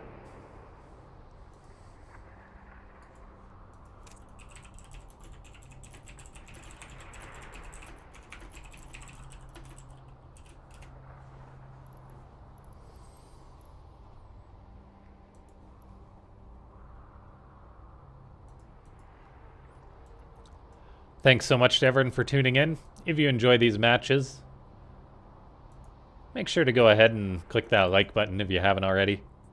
Leave a follow. All that good stuff. Do we want timestamps on in chat?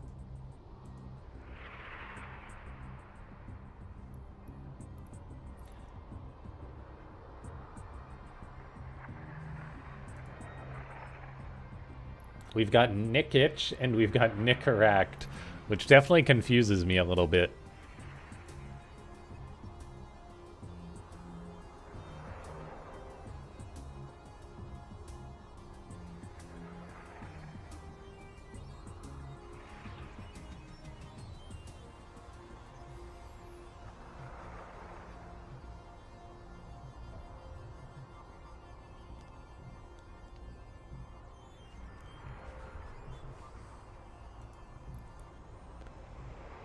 Max Pax and Baby Marine taking each other on.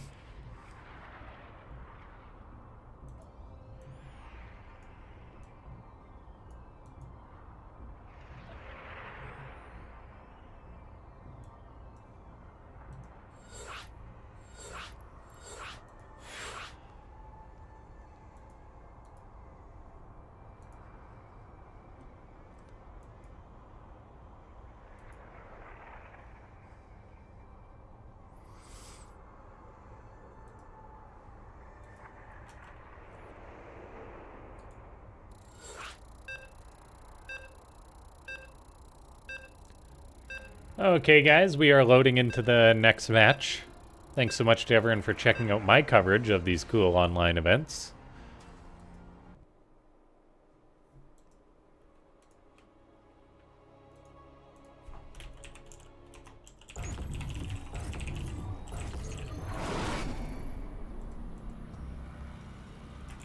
And it's another best of 3.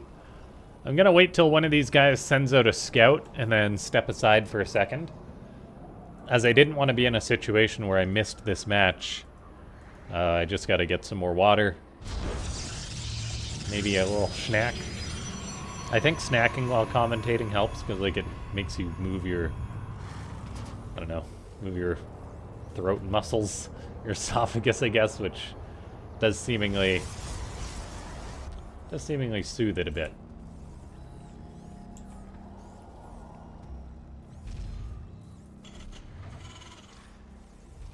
No one's scouting yet, though. I imagine Showtime will. Like, it's Showtime. He's got to scout. There goes out a probe. And he is going to scout, so I'll be back in just a couple moments. Oh, pardon me, I can do one better, actually, since we have Naruto, who's also locked onto the probe, but I'll follow his vision.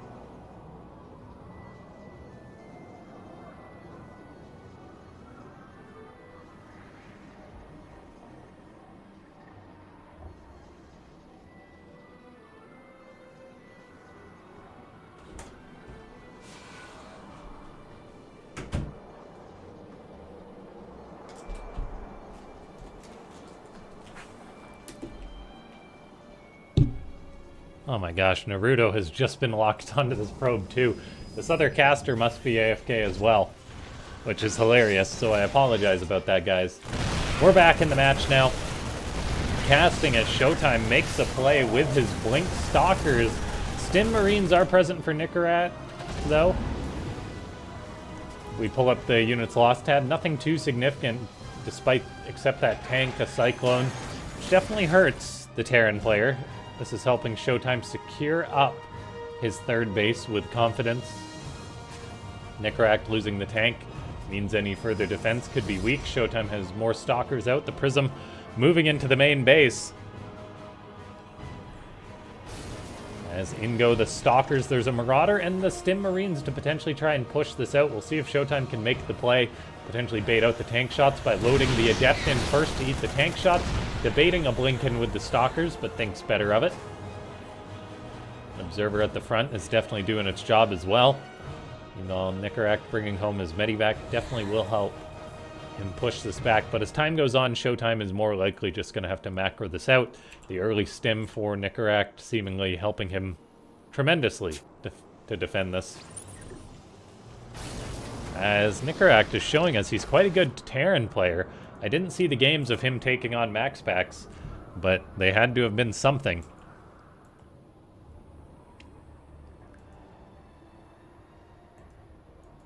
Okay, Prism lurking out to the left. Let me get rid of that Observer tab. Nicorette wanting to move out his Liberator, and anything that gets too far forward could be vulnerable. Showtime is microing back with the Stalkers. So far, one Stalker for, I want to say, like 4 or 5 Marines. Second Stalker does fall, which improves things for Nicorette as far as the trade's concerned. The Terran is just moving on out. He's actually looking to get quite aggressive against Showtime, who does have Zealot charge done, however, and all the Zealots he's produced are on his side of the map, which means Nicorette, if he pushes on in, this could be a gross overextension, as 8 Zealots and 11 Stalkers can definitely clean up what Nicorette has. He scans, he sees all those charge lots, and he is like, oh, hell no, and decides to go on home, sending the Liberator out to harass. Showtime has got so many observers, man. I mean, only 3, but the positioning of them forms a wall on the left side to prevent that harassment. It's going to be spotted, I believe. Showtime does reposition that observer to see that. He's like, oh, right, sorry, there's a bit of a hole in that wall. Let me fix that. Meanwhile, another observer for Showtime crossing the map. Stalker's already warped in to deal with that Liberator. Nicorette is out on the map. I'm not sure he's got the army supply he needs, or the upgrades as well. No +1 attack done just yet. So he can skirmish with the Stalkers, saving a tank, but he does not want to fight those Zealots until +1 is done. But it seems he's not going to have a choice as Showtime spills forward in an anti-timing for the Terran player, as Nicorette is kiting his bio as well as he can, but Showtime, he's a killer. His Stalkers should be blinking after these Medivacs. Instead, he's busy setting up a beautiful surround as Showtime takes the match just like that.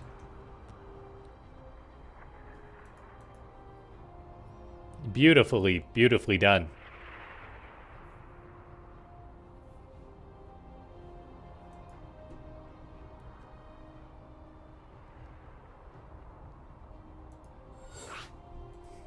Now, we all knew that Showtime was the favorite going into this.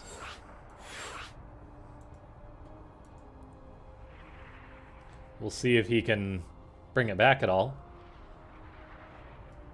If Nicorette can bring it back. He's a very good Terran player. I imagine he plays Showtime on the ladder quite a bit.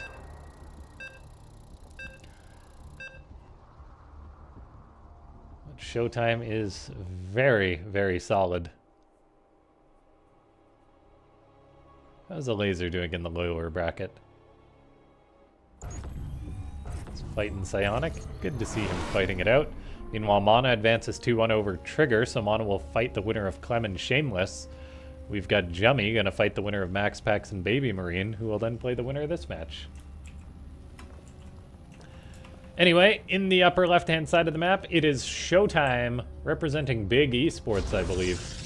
And in the bottom right, representing Platinum Heroes, it's going to be Nicorette, not the gum that helps you quit smoking, I believe. Maybe it is. Maybe that's why he's named that. Ah, that is good. I made myself a nice little decaf mocha. And I am going to mute myself for just a second while I mow on this granola bar.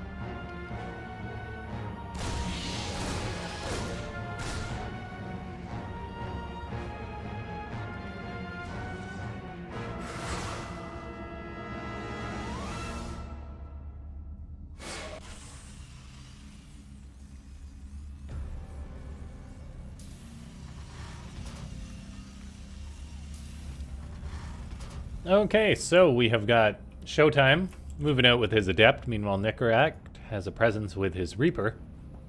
As the dance continues on, the Terran player is one basing it, double gas, CC building in the main base, so delayed expansion in order to potentially try and have more presence on the map. Showtime does have one Adept out on the map, however, it may not be alive for long as the Reapers and Hellions, oh, they get scouted perfectly by the Adept, so Showtime will be running for the hills. We'll see if Nicaract can chase that down, but it's going to be tight. Actually, the Adept hasn't tossed out its next shade yet. Showtime should be shading. There he goes. Reapers and Hellions are chasing it down. Going to get some good damage done to it. Actually kill the Adept. Now the Stalker and the Adept on the other side of the map are going to be under pressure. The Robo could potentially be cancelled here as Showtime kind of walls himself away from protecting it, realizing how serious that situation is, but Nicaract is actually going to go on in. Great grenade bouncing. The Reaper, Warping and Stalker going to be targeted. Warping and Adept. Was that an Adept or it was a Zealot that died instantly to that Hellion fire? And the damage potential here is huge for the Terran player. Can he kill that Stalker to have nothing to oppose him? The answer is yes, he can. GG. Nicaract ties the series up with just a quick killer play. That is why I love Reapers and Hellions as a Terran player.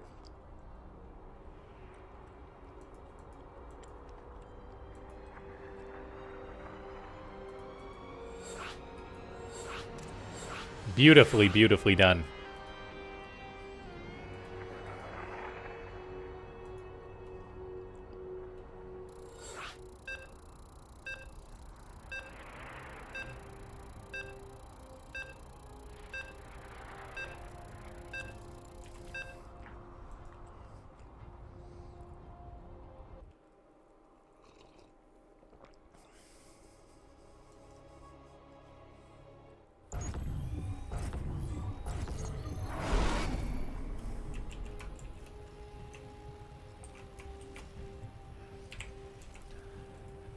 Even guys like Showtime are fallible if they make the odd mistake, and that definitely was a mistake from Showtime.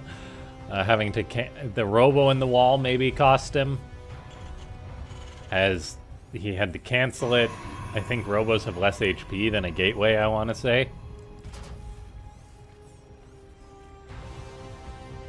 Just maybe not taking the threat of Nicaract serious enough.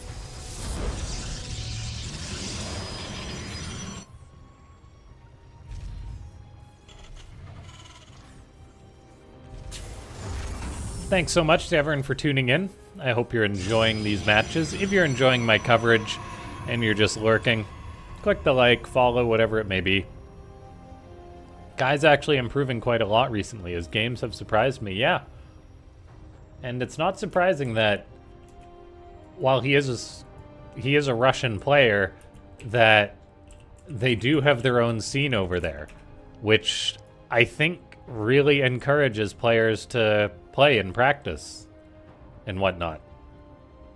Like when you're just playing against your countrymen, you have better odds of winning, which means you might have more incentive to try and win.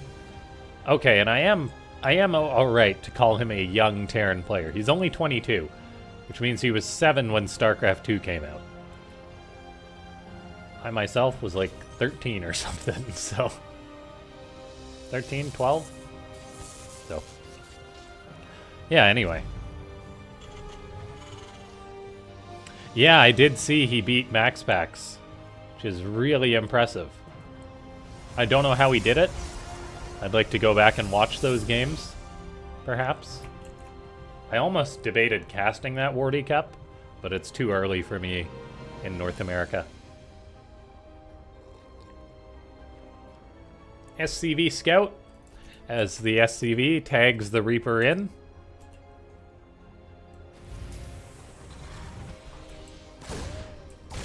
That Adept will be shading on past the Reaper, actually. Just gonna ignore it. So the second Adept has to pop out to deal with this Reaper. Showtime Chrono boosting that out. Nicorak taking this seriously, though, pulling the Reaper home. He does have a bunker at the front, which will prevent too much shenanigans by this Adept. Oh, loads the SCV into the bunker.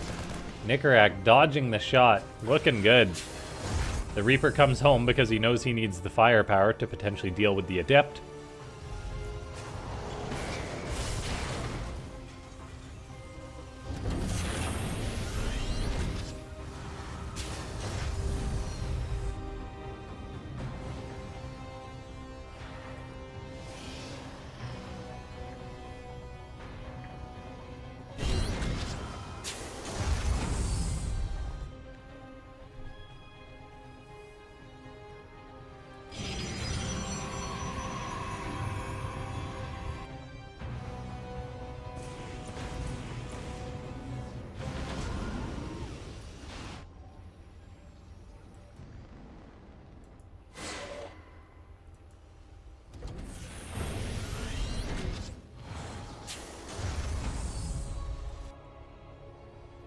Reaper scouting around, runs into an Adept at the third base, or the probable third base location. Accepts its fate. Third goes down for Showtime. Looks like an Adept did die to this bio move out of Nicorak. Smart play, realizing he could catch and kill that. The Terran player is 3-raxing, whereas Showtime's scout this game has been minimal.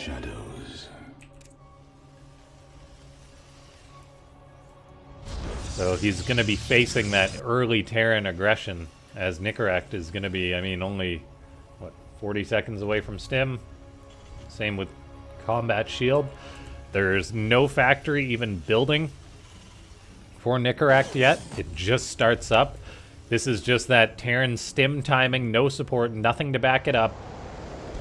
That's why we see Nicorak keeping his units back, so they can't be scouted by Showtime. But now Cat is going to be out of the bag as Marines and Marauders en masse are moving out. Showtime can try and micro against this. He does have Blink as the Terran moves out with all this bio. Marauders at the front, going to be taking the shots, leading the charge. And they do get a few shots off as Showtime's just like, oh man, this guy's really coming for me. I got to go home. And he really is coming for Showtime. Showtime throws up a battery in the natural base. There's probably one building at the third.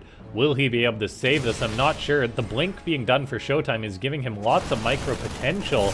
The Stim does come out for Nicorak to try and chase this away. He gets one Stalker. Can he get a second? He's chasing him down. He does get one of those Stalkers. Meanwhile, Bio poking at the front now bounces towards the third base. Will find that battery, but he actually just elects to leave that location, which is very mature from Nicorak, realizing he may have overextended, doesn't want to lose those units. So all in all, that's successfully defended by Showtime. Good force fields. That is potentially going to cost him a sentry, though, although Nicaract, a little bit indecisive, does lose those units without picking anything else up. Medivacs are still a little bit away, as they haven't even started producing. Stalker's pushing up the ramp, getting pushed back by the Bio. Bio stims. Concussive Shell is done. That allows the Stalker to be caught. Of course, every stim really hurts this Bio. Showtime continuously poking. We even have a scan going down for Nicaract. He's like, there has to be an observer. There, it gets spotted and killed. As there was an observer. Meanwhile, there's another observer over the base of the Terrans. As we spectate, we see the 4th, 5th racks going up, 3rd command center. There's the extra eBay and the armory as the Terran player is accepting this game will go longer. All in all, a successful early game defense by Showtime. The Medivacs are going to pop out, which will give Nicaract more life to move out on the map.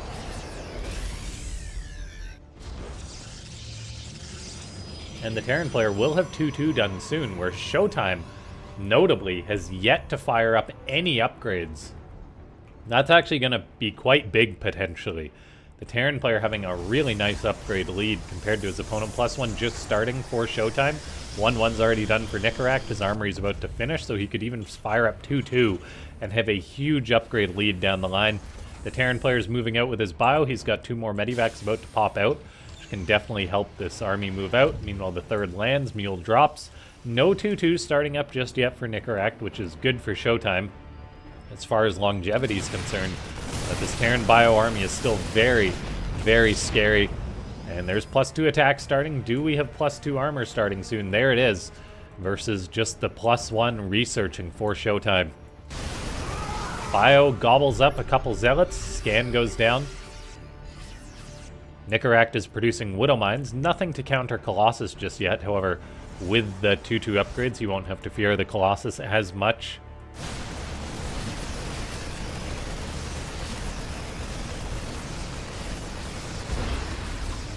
Rocks are being cleared up as Showtime boldly tries to take a 4th base. He's got 2 batteries at this location. Army supply is in the lead for the Protoss. We've got a nice observer placed as well. Keeping eyes on his opponent, a big zealot run-by is being queued up. Nicaract is pulling on home, even investing in a sensor tower to prevent run-bys, floating his factory out as he seemingly abandons the Widow Mine production just to have that provide vision, as then a 2nd starport is building, realizing he'll need anti-Viking tech and that, or anti-Colossus tech. Pardon me.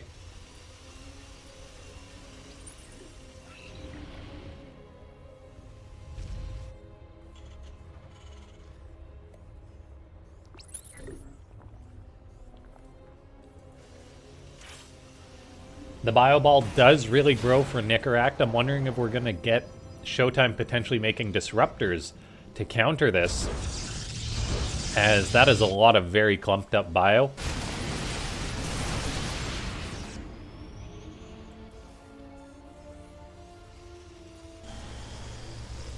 Meanwhile, Nicaract building a 4th base, getting up a Robo, or getting up a Ghost Academy. Showtime's getting up the extra Robo, which is why I'm watching for disruptors to be produced. He is getting 2-1 upgrades on the way. Krona boosting them out, meaning Toss can eventually catch up in the upgrades. However, Nicaract may have a bit of a timing with all these Vikings to counter the Colossus.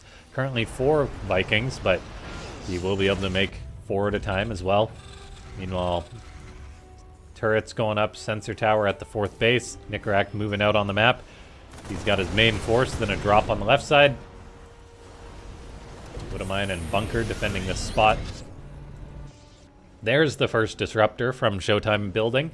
Showtime is a very good Protoss when it comes to utilizing these disruptors. And then we've got multiple cannons, battery building for Showtime as he takes his 5th base and wants to lock that location down. We've got the Prism flying in towards the right. There is no sensor tower built inside the main base. No turrets finished yet. This is going to be a nice backstab by Showtime Is there any production for Nicorak to clean this up? The answer is not really. And this is where Terrans die, ladies and gentlemen, by not having a response to a Zealot in the main base. This is putting pressure on Nicorak to attack. He's really trying. Bio does a good job kiting. It is 2-2 against 2-0. The +2 just finishing for Showtime. And so we do see this Bio really staying alive thanks to that +2 armor. However, most of the Vikings have gone down. The reinforcements could be interrupted as well due to this backstab EMP going down. And Nicorak's engagement was a little bit rushed there because he was being attacked inside his main base. 7 SCVs die. This hasn't been cleaned up yet. Nicorak really got cleaned out by Showtime. I mean, the Bio survived for a long time in that position, but it did not survive indefinitely. The Prism is alive in the upper right corner as well. There's still Zealots being produced, and now Showtime is in a very commanding position. A bunker, some Widow Mines are potentially going to kill off a few of the Zealots, which is nice. We need more Vikings out for Nicorak. He's got 2 more out against the 2 Colossus of Showtime. Showtime is pushing out. He will lose. And Immortal, it is still 2-2 against 2-1. Viking pops on out. I think SCVs need to be pulled, and they are, but look at that. The Prism's still alive. It's juggling the Colossus, and it allows another Warpin. Showtime is going to take it just like that by forcing the hand of Nicorak into a bad fight and then taking the game, giving us the German Protoss moving on into what is now round 4, aka the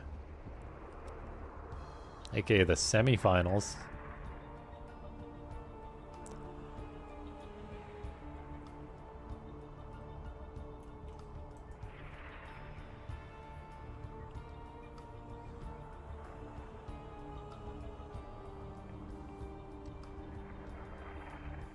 Who will Nicorak face in the finals or in the lower bracket? It's going to be Geralt or Rodzin. Even the lower bracket's starting to look pretty good. While Max Pax and Jummy are playing each other.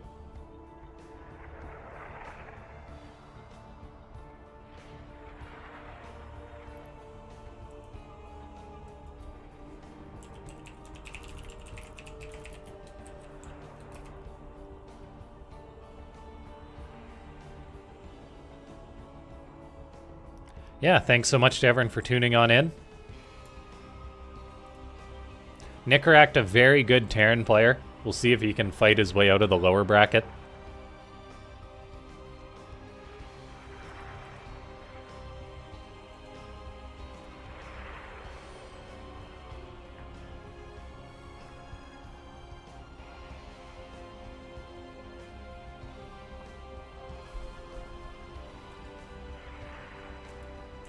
Oh, Clem versus Mana. A liquid team kill. We're going to be casting that one.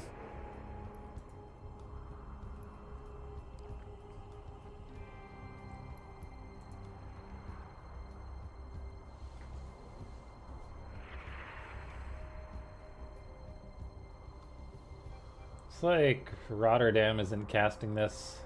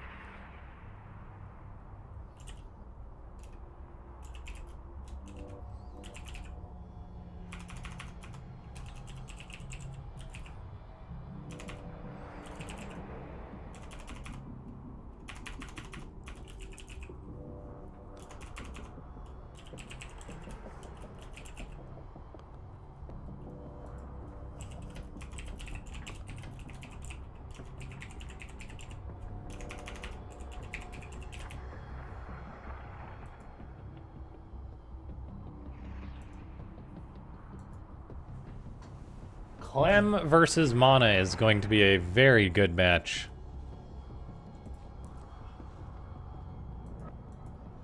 Just sharing that on Twitter.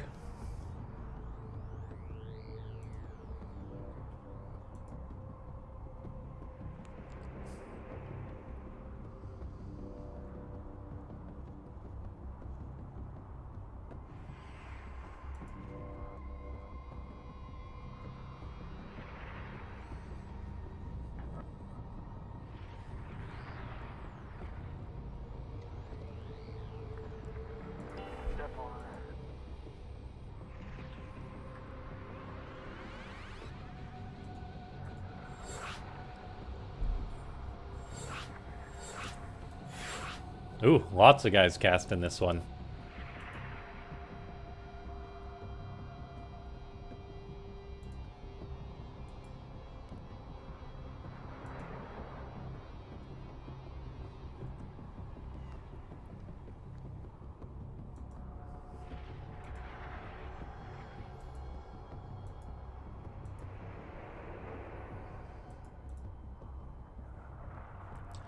I'm gonna go ahead and change the scene before I forget.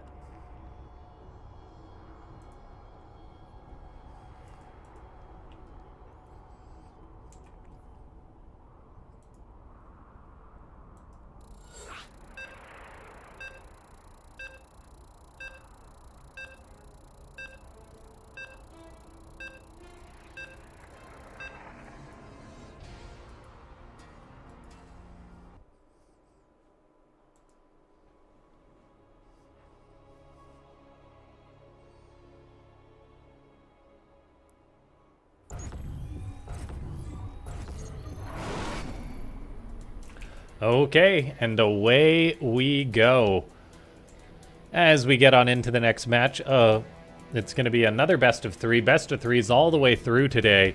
In the bottom left, it is none other than Liquid Mana taking on his very strong teammate with a very adorable portrait. That's a polar bear, I believe. It's Clem. It almost looks like...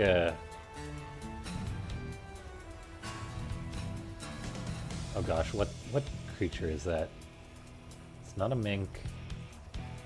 Not an otter. It might be an otter. But I think that's a polar bear. Anyway, a TVP. Now, the very cool thing about Mana is just how good he is when it comes to playing players that should be better than him. And that you'd think he probably has no chance in hell at winning. Mana is an underdog king in StarCraft 2.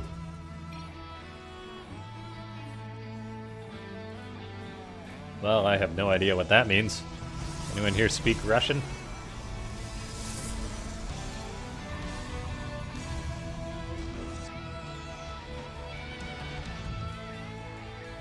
Mana probe scouting Clem, saying, alright, it's a double gas.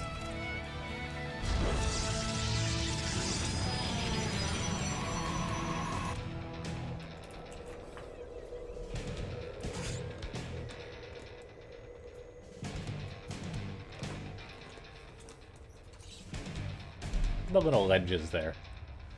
Like, that's not technically high ground, but it looks like high ground. Very cool map design on Ultra Love.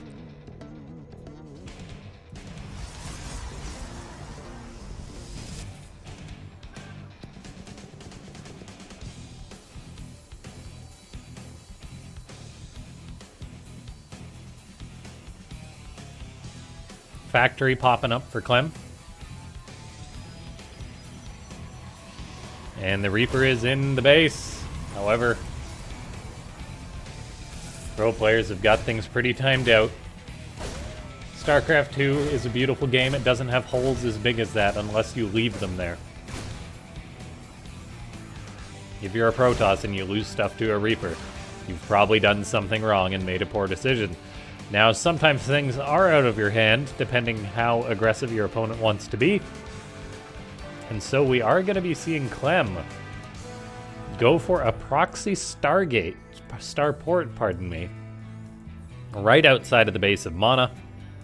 And that is going to be a potential Hellion elevator to try and kill a lot of probes of this poor Protoss player Mana. He's focusing, he's like, where's that Reaper?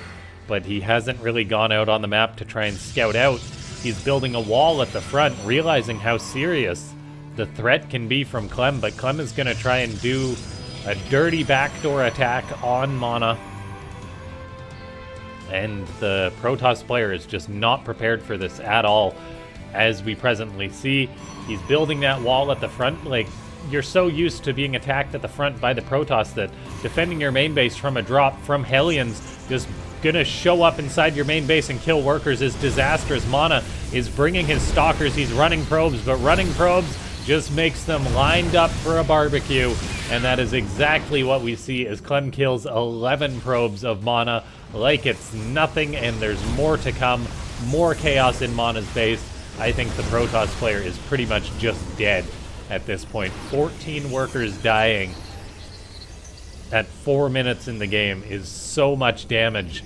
Now we are going to see Mana move out on the map. He wants to try and grab that Medivac. He does get the Medivac. He's still got to respect the Hellions, however. And the Hellions and Reaper are just coming on in, but Mana's so focused on the counterattack, he doesn't even worry about it. He knows it's over.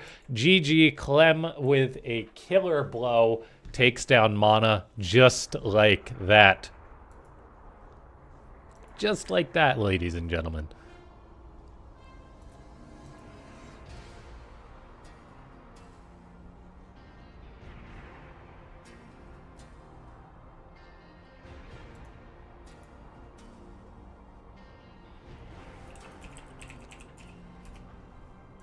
Okay, now we wait for the next map between these two. Wait, did they frickin' push the announcement back again? Ugh. Esports World Cup, they pushed the announcement back another day for the next esports title. Ah!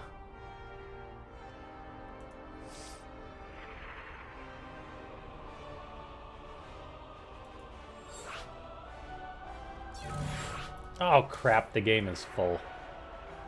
And they already started. Wow.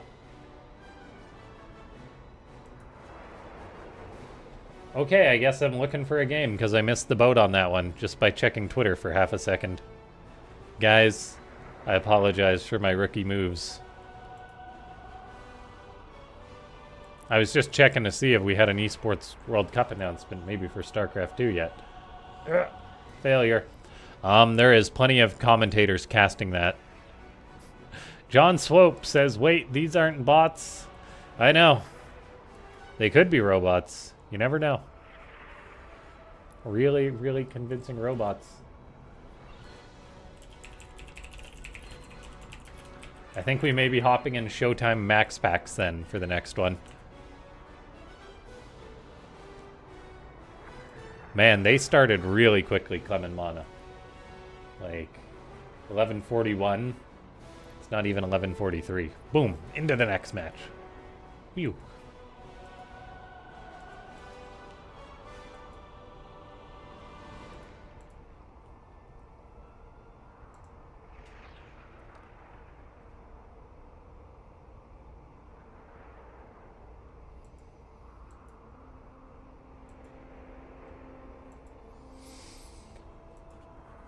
We wait for Max Packs and Showtime to get in gear.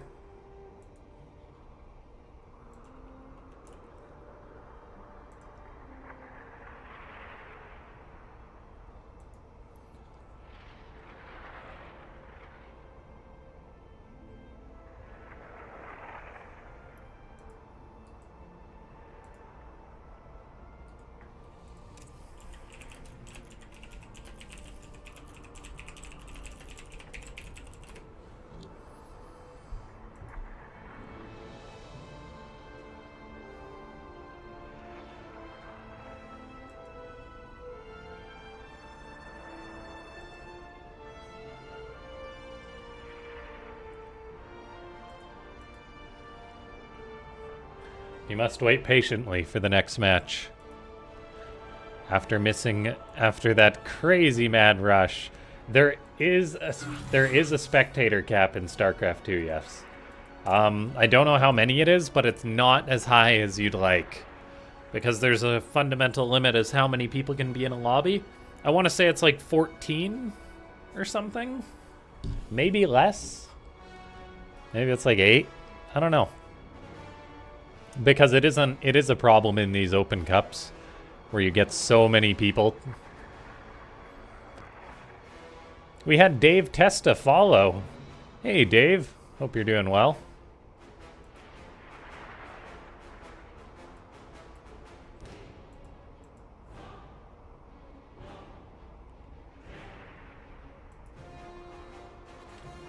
Yeah. Yeah, there is a cap, unfortunately. It's a problem in open cups like this where everyone and their dog is trying to commentate the finals and that kind of thing. Anyway, we'll have Showtime versus Max Packs, or we'll hop in the next lower bracket lobby.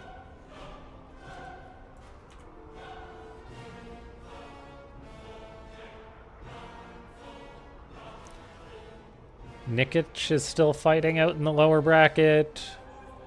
Nicarak. Baby Marine just won his match. Trigger's down in the lower bracket after falling to Mana. Maybe we'll cast Gret's Baby Marine.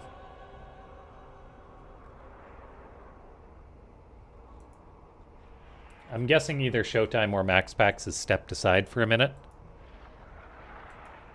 Exclamation mark B, guess what? I haven't updated that bot in a long, long time, so there you go.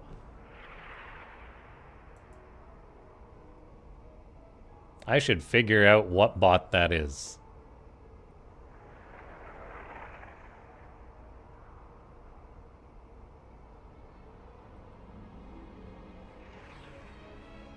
Okay, Max Pax is linking his versus Showtime's first match.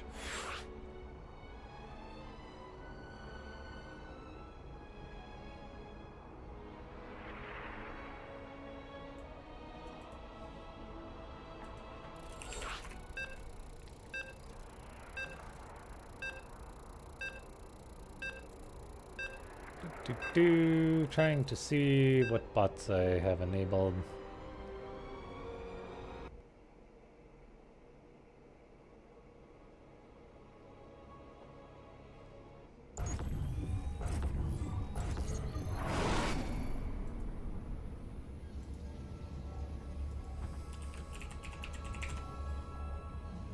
Okay, the bot's just not working, so I will have to set up a new bot.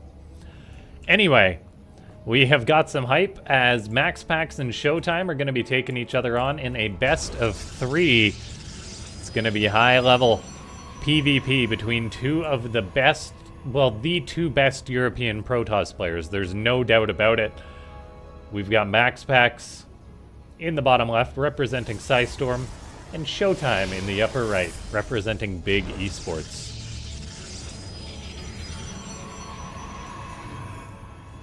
A PvP. Now, Max Pax generally comes out on top of these, but Showtime is a good contender, and maybe he can make a miracle happen.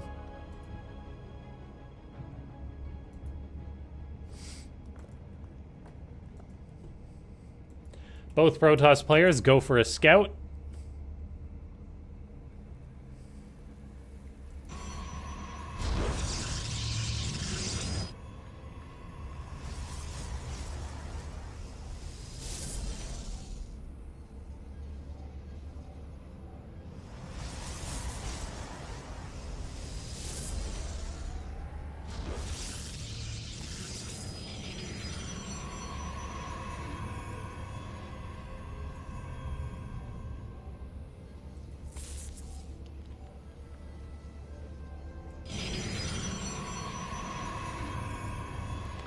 Probes chasing each other around.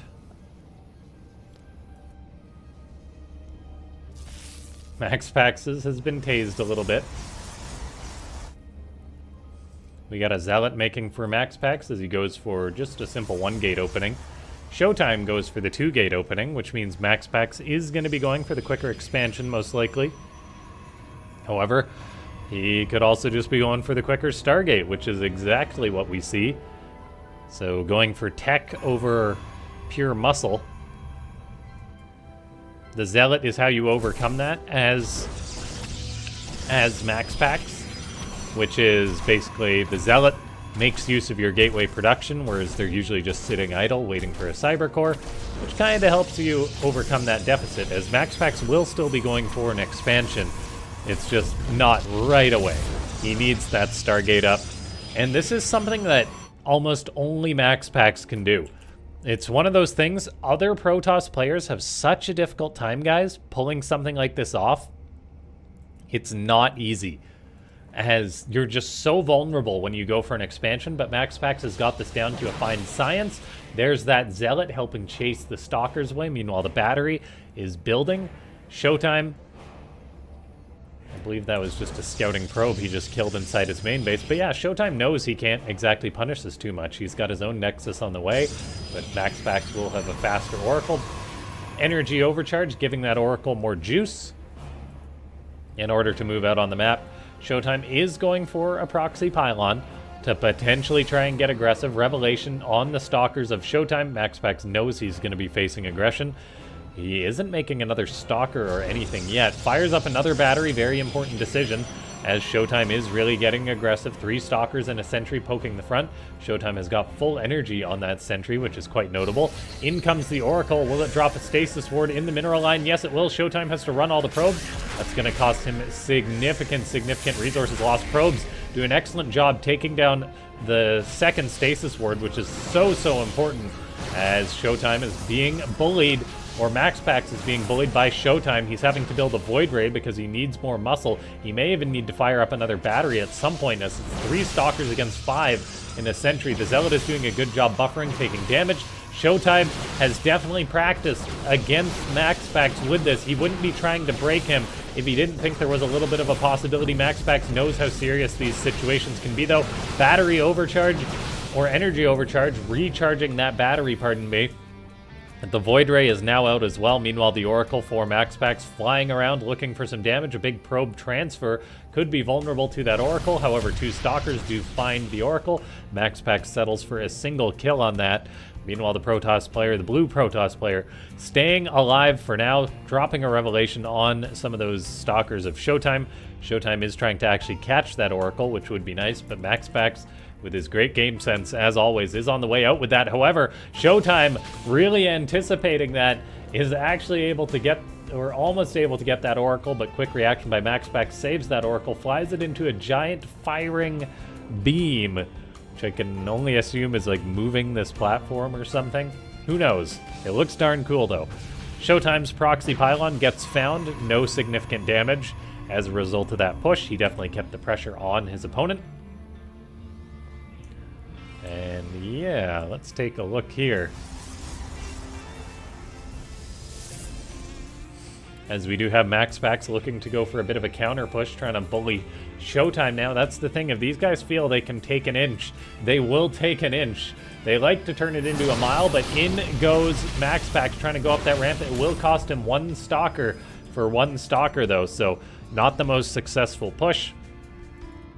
But still, you always got to try to do this in a pro match like this. The Void Ray is quite softened up, though. Showtime has got a battery as well, so MaxPax's success will be limited. He is bringing in more Stalkers, though. Stalker against Stalker. Blink will be done seconds earlier for MaxPax, 10 seconds in all, as he is hitting this 3rd Nexus with all his might. Showtime's own Blink, once done, though, may give him the confidence he needs to take down this army. Battery is definitely going to help out Showtime. MaxPax almost loses the Void Ray, just about loses a Stalker, does end up losing the Void Ray. And Showtime is just hugging his Nexus. It's insane how players are like, yeah, I can push him, as even though their supply is neck and neck. Pardon me. Let me just toggle that army supply. What did I press in the Observer UI?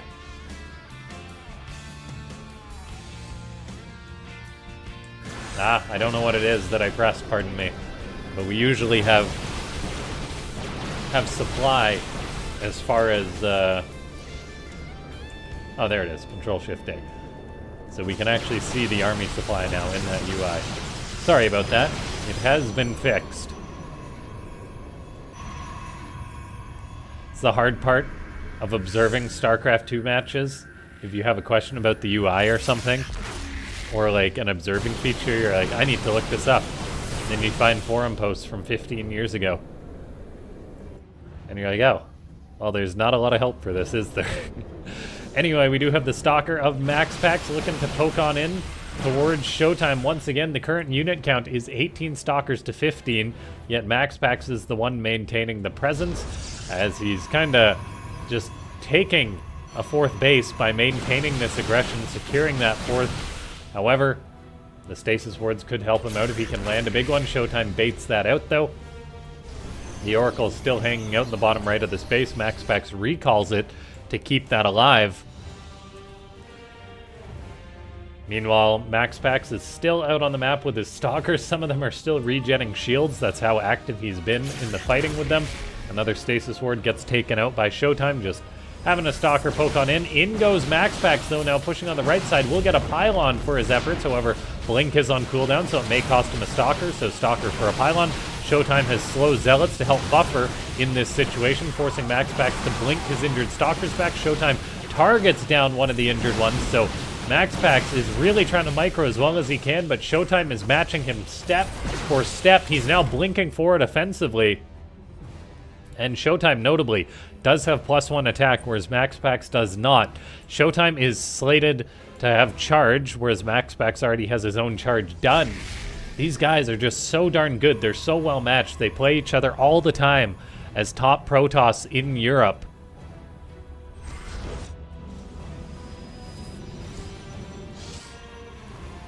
Showtime is investing in photon cannons, a shield battery as well, so building static defense. Meanwhile, MaxPax is just focused on getting aggressive. However, I think Showtime has had enough and is kind of calling MaxPax's bluff. He's like, we're the same size, you can't be out on the map. And that is giving Showtime some good trades. 15 stalkers of MaxPax dead to 9 of Showtime. We do have a bit of a counterattack by MaxPax, killing off 2 probes, pardon me. 2 probes by 4 zealots. Meanwhile, MaxPax is investing in a Prism as he wants to be able to harass Showtime more. He's got a Dark Shrine building. Both Protoss have got +2 attack building. Army supply-wise, MaxPax is behind a little bit, though, yet he's still being aggressive. It just goes to show how playstyle, confidence are massive factors when it comes to these things. Showtime does have a boatload of zealots. He's actually going to catch MaxPax stalkers, and he just blinks right after this army, sending MaxPax home. There's a battery for MaxPax to fight on. He's tossing down stasis wards, catching some of these zealots. All of a sudden, the blue Protoss is on the defense. Has Showtime's patience, hard work, and defense paid off to allow him to counterattack and potentially kill his opponent? It may look like that as supplies are close, but in the lead for Showtime, MaxPax warps and zealots, but they're caught behind his stalkers. Meanwhile, on the other side of the map, there's zealots wanting to get aggressive. Showtime is being pushed back as he doesn't have a Prism to reinforce this as quickly as he can. Meanwhile, there's the Prism for MaxPax out there lurking.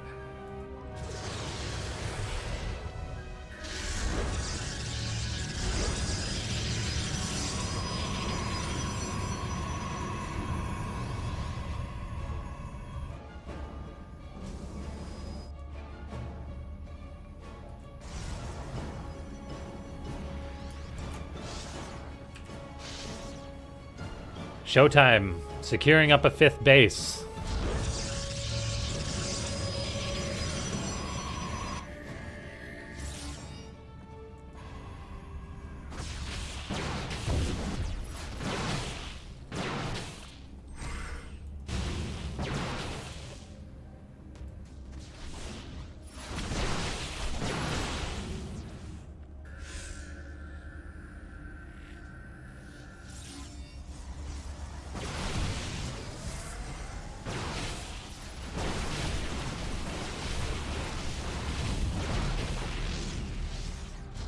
MaxPax is getting aggressive. Both players have quite a few zealots. Seems Showtime has more, though. MaxPax has produced a single immortal, the first immortal in this series.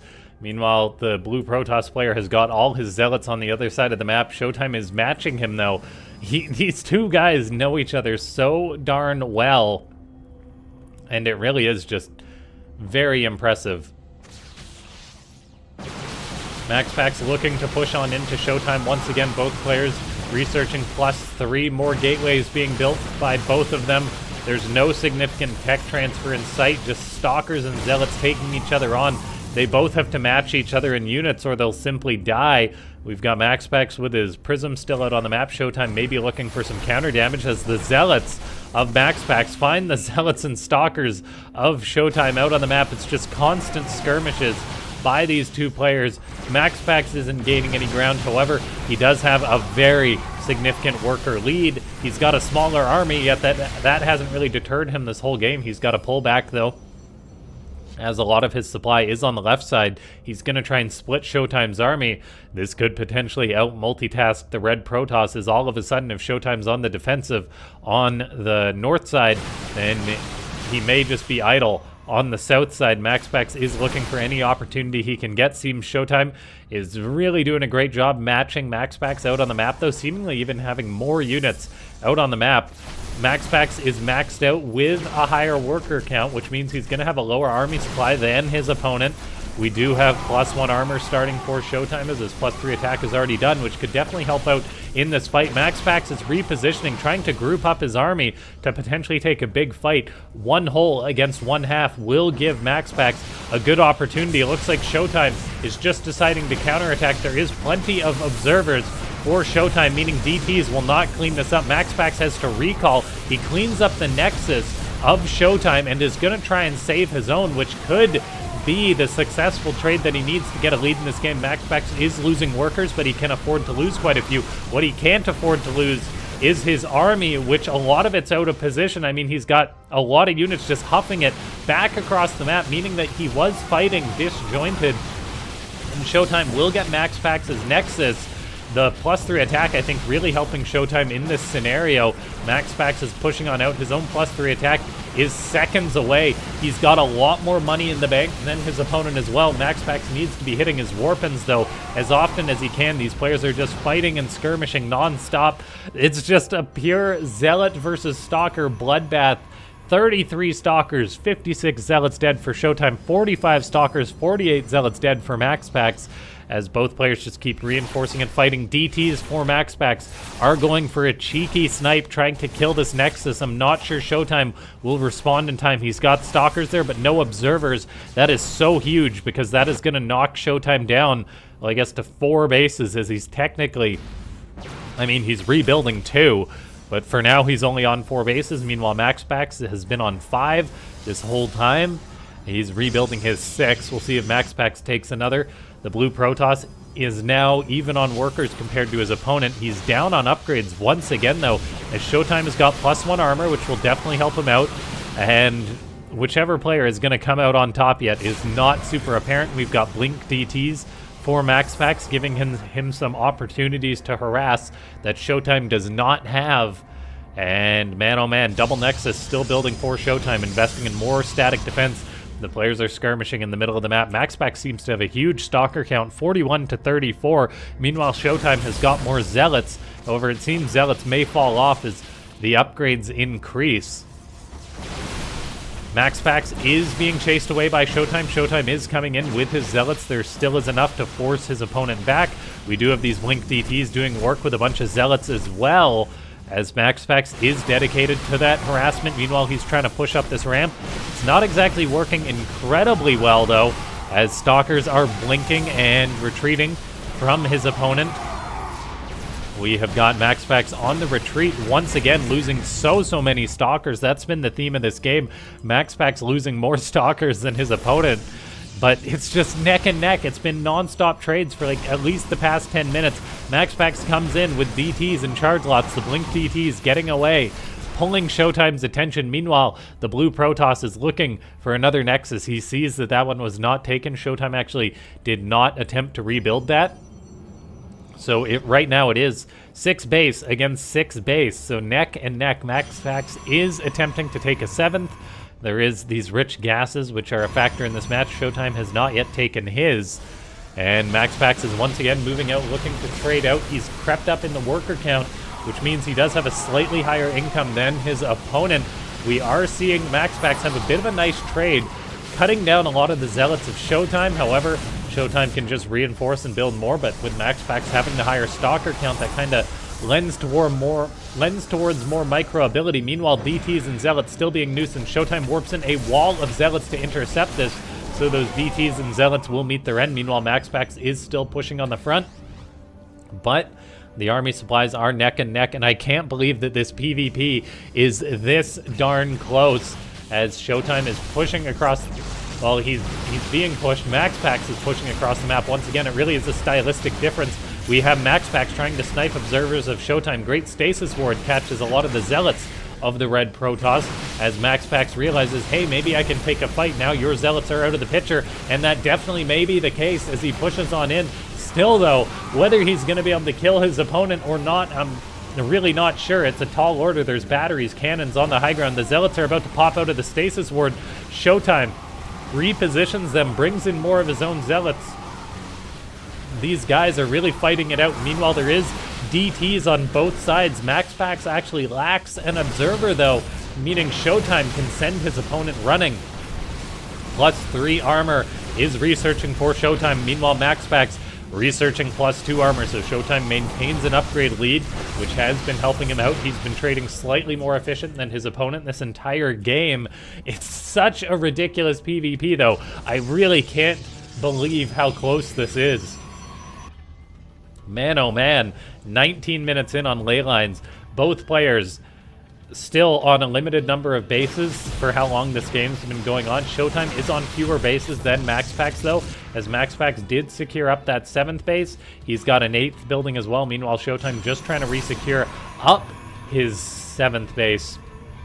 So he may run out of money quicker than his opponent, and the army supply of Showtime is actually falling quite a bit, as I think his income is falling a bit as a result of the bases starting to mine on out. This is quite problematic for Showtime, as if you can't match your opponent in supply, you will be in trouble. So we do see Showtime moving out, desperation striking, as he's going to try and take out a base of MaxPax. That definitely is a good move by the red Protoss player. However, he is out on the map committed. He's down on supply compared to his opponent. He's got an immortal. Upgrades are even right now, so Showtime is kind of on a desperate march, having to loop around through cannons, through batteries, through the reinforcements of MaxPax. And while Showtime did get the Nexus, got out with a lot of stuff, I'm not sure if he's got what he needs. A Prism is allowing Showtime to harass MaxPax, to cut into his economy. There is an observer coming for Showtime, so he can deal with the Zealot or the DT that's actually harassing, but whether Showtime can hold on at his own base, I'm not too sure. The Stalker count is ridiculously in favor of MaxPax. GG. MaxPax takes it 20 minutes into the game. Holy cow. That was gasoline dipped in matches.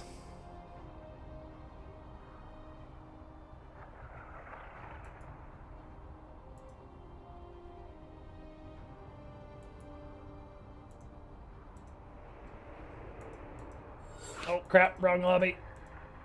No, no, no, no.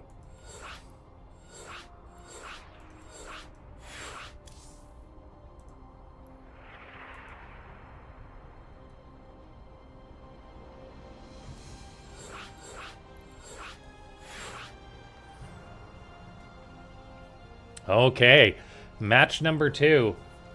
Gonna be starting pretty darn soon. We'll see if MaxPax can take Showtime down with a clean 2-0, or if Showtime will bring it back. MaxPax is just so darn good. Despite being down in supply, he's bullying his opponent for a large portion of that game.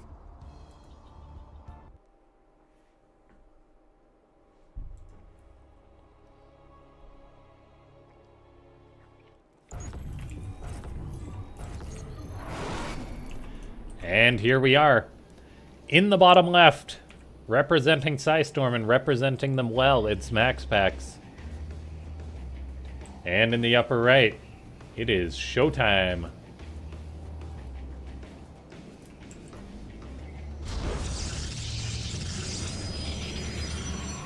We will see if Showtime can do something to change it up, but it really just does seem that MaxPax gets the advantage by being aggressive.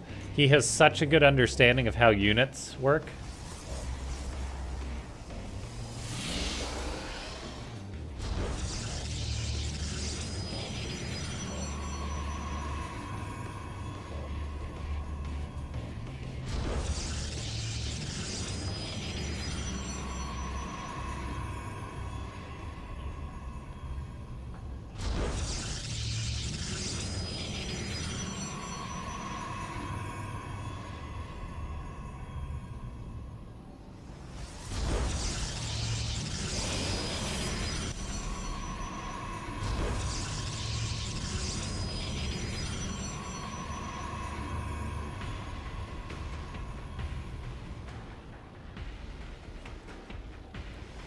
Double gate against single gate for max packs. He really is the master of the one gate expand as Protoss.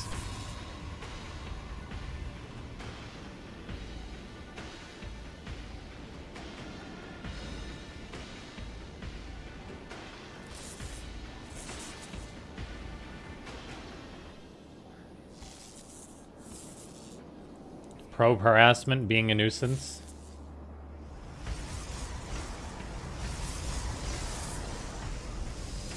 You guys will have to forgive me as I take a minute, check messages and stuff. It's been a good day of StarCraft. If you do enjoy this content, click that like button, give it a clack. I am currently debating whether I want to try doing more regular coverage since I am off work for a bit. Yeah. And it's like, would I be a daily ladder streamer, that kind of thing? I don't know.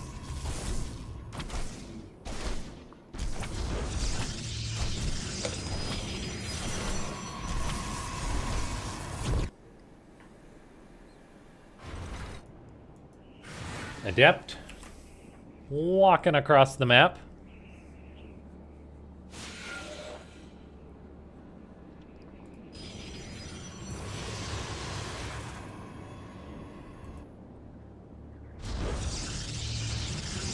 Battery going down, which is a must for max packs. Meanwhile, with his Adept, he scouts out Showtime's own Nexus, so knowing Showtime shouldn't be too aggressive, or really that aggressive at all. But it is important to know, max packs invested in this Oracle tech, which means Showtime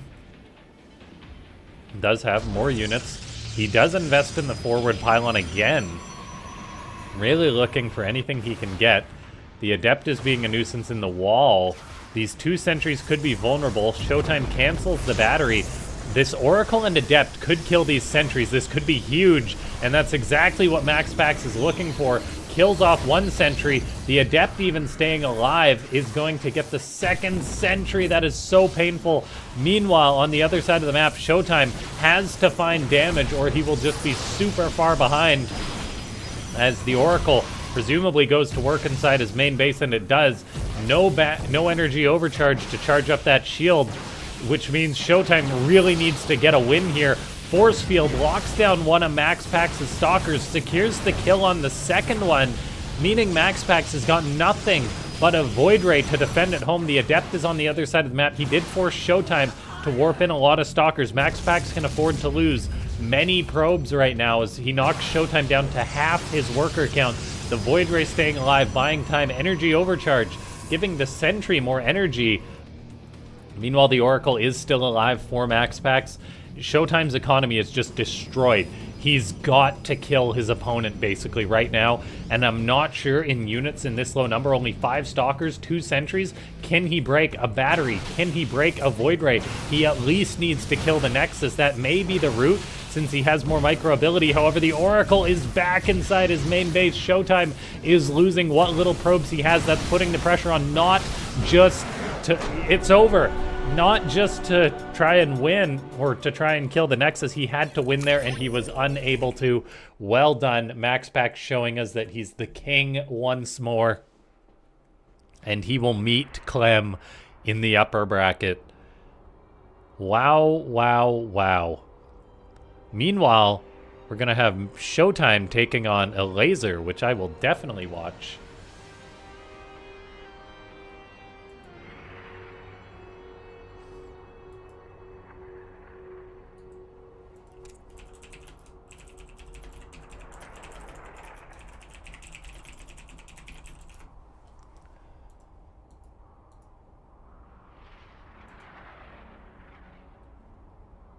Thanks so much to everyone for tuning in today.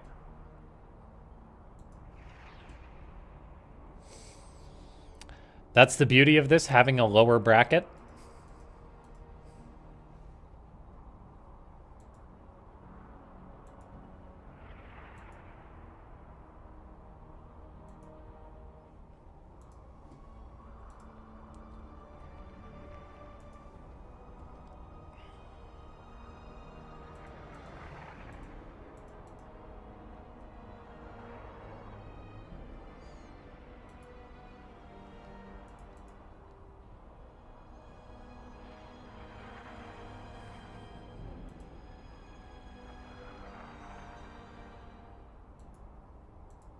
Yeah, I can't believe the Esports World Cup pushed back their deadline.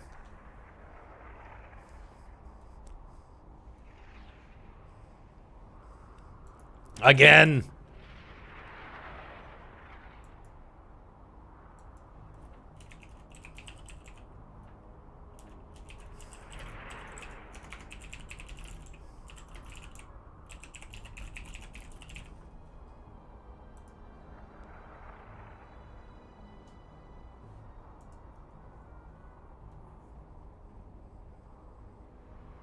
We will have to wait for Showtime to come back.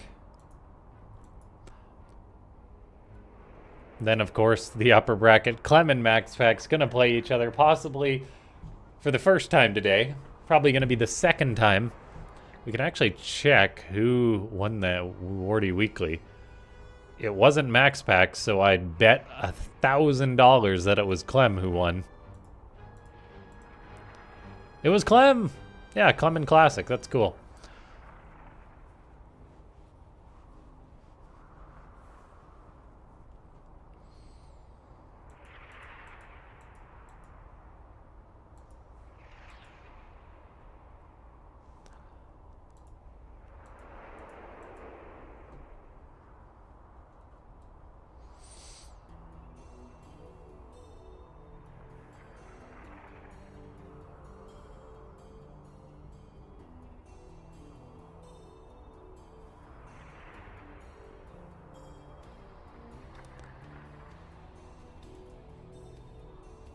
We're just waiting for a laser to wake up. And by wake up, I mean come back from being AFK. In the lower bracket, you can wait for a while.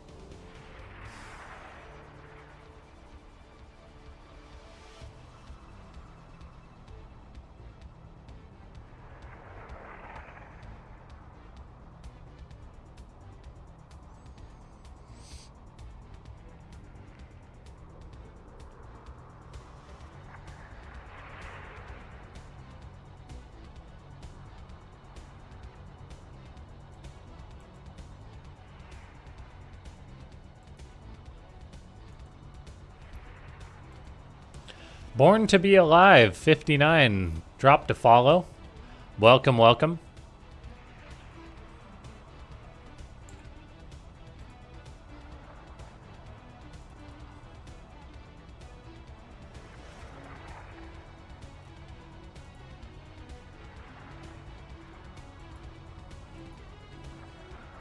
I think we're going to wait for a laser showtime. Lots of channels will be covering MaxPack's Clem. And these guys have played each other a quintillion times, so we're just going to wait a little bit.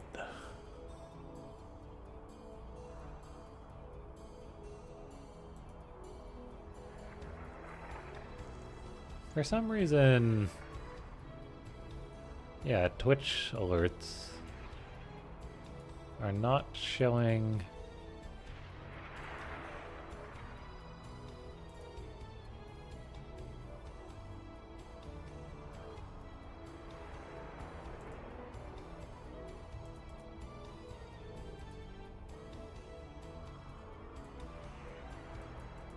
Yeah, for some reason Twitch alerts are not showing on there. The laser is still AFK, by the way.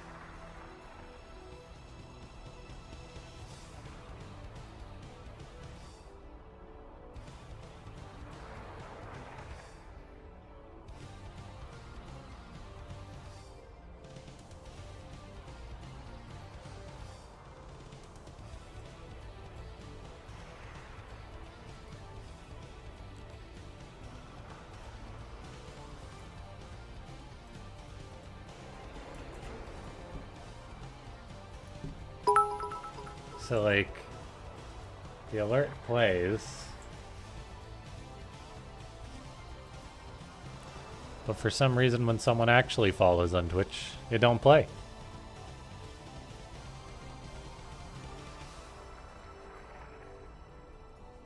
Unless I'm just maybe missing it during the game. Let's see. Transition. Whoop. Yeah. Maybe it played, maybe I just haven't heard him.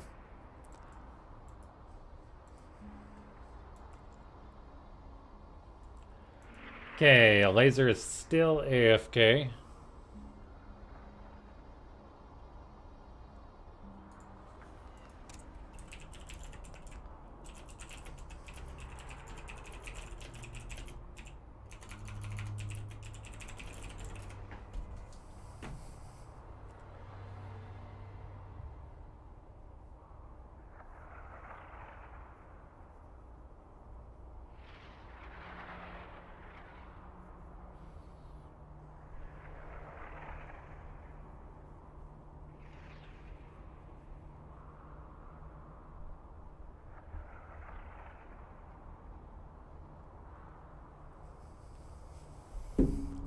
Come on, a laser.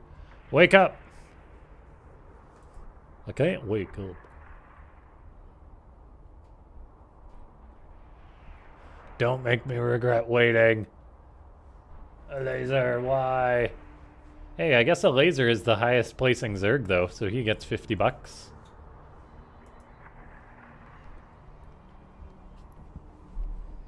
Maybe he's like, hey, I made my 50 bucks, I'm outie.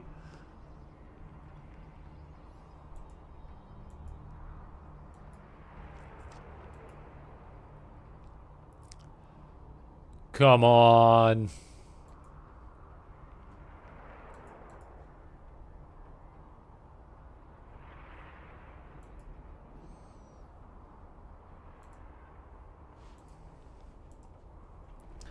That's just the nature of the beast. Worst case, we can potentially hop in Jummy Gerald. Or the winner of that against Mana.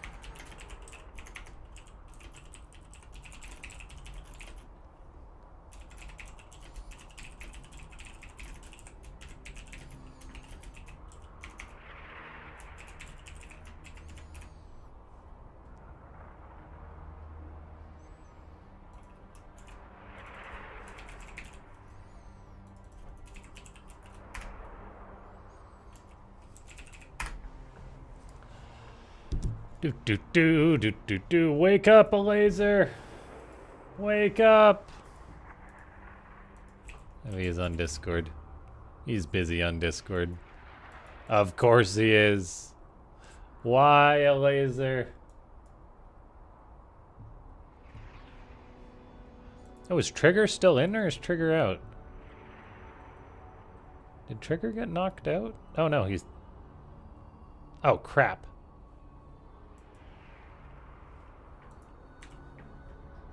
Oh, it's a laser versus Trigger. Oh, I made a mistake. That's the match we're waiting on.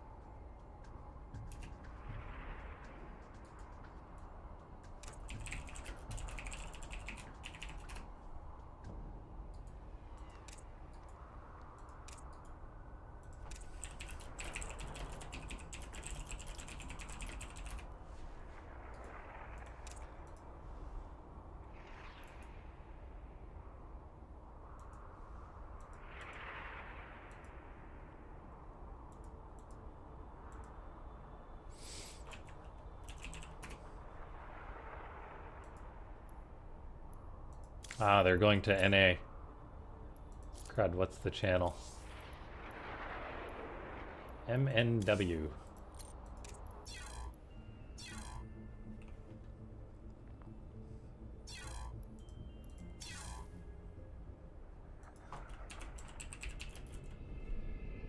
Oh, nice. I already joined the channel accidentally.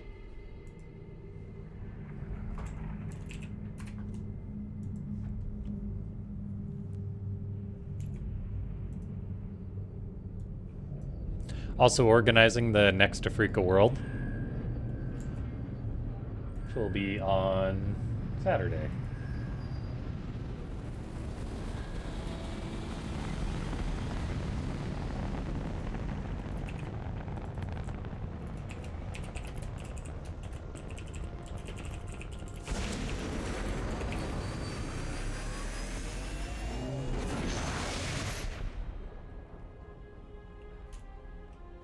Can give you guys a spoiler if anyone wants to know. We're gonna have 3 Zergs and a Terran for the next Soup StarCraft Global.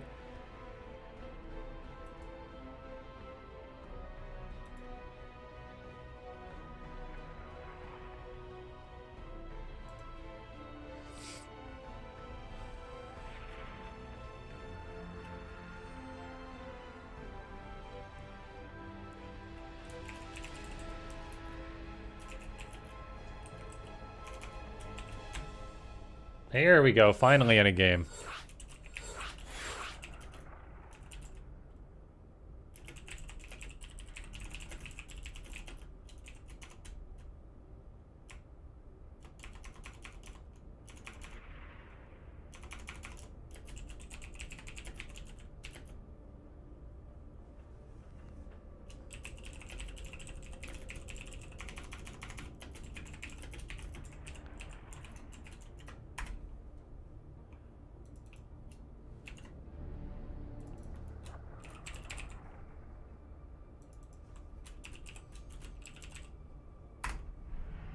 Okay, just getting that all squared away. We are in the lobby. The great wait is almost over.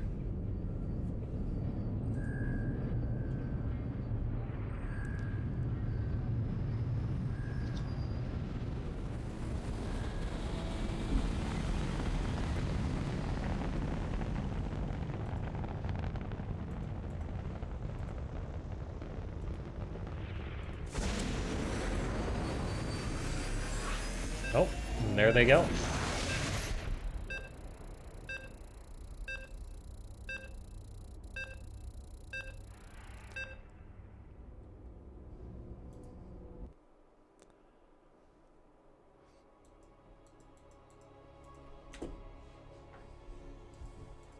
Here we are, ladies and gentlemen, after a much anticipated wait. It's going to be a fantastic PvZ being played on the North American server because we've got one of the top, if not the top, North American player lately. Probably the second best. He's up there. It's Trigger. For those of you wondering, a fellow Canadian player representing Team Basilisk. And then taking on Trigger is going to be a Laser. A Red Zerg representing Team Liquid. Very good player to watch. And I'm glad to have him in this event. As he's really darn good. But maybe craving a bit more success. Tired of the Cyril Clem dominance that seems to just keep him down a little bit.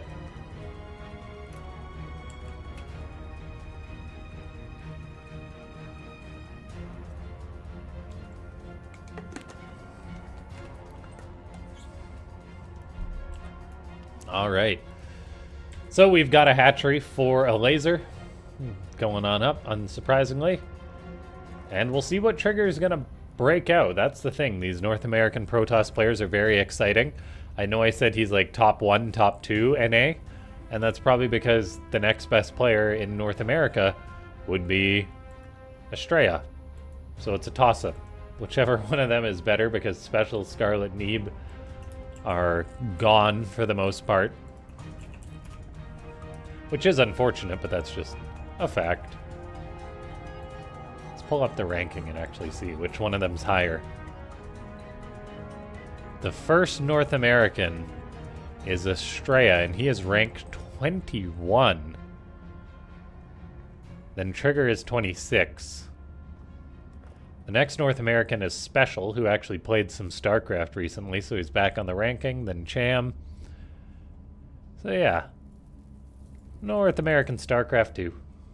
Still chugging along with some very good players.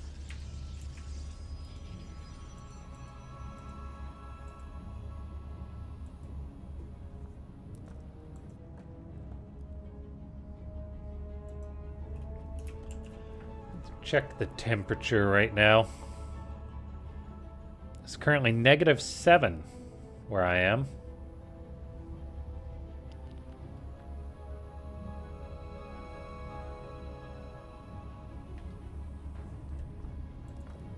Stargate on the way for Trigger as he goes for a cheeky pylon block on the third of a laser.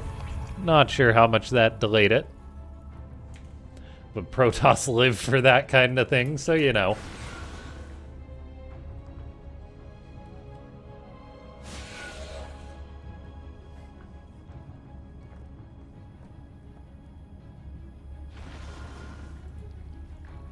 Adept coming on in for Trigger. Tossing out a shade.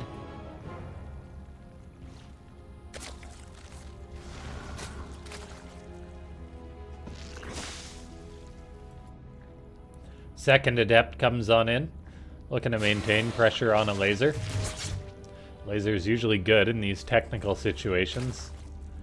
Splitting his lings, however, the Queen is out of position, which means Trigger is able to gobble up 2 drones. Very good Adept positioning.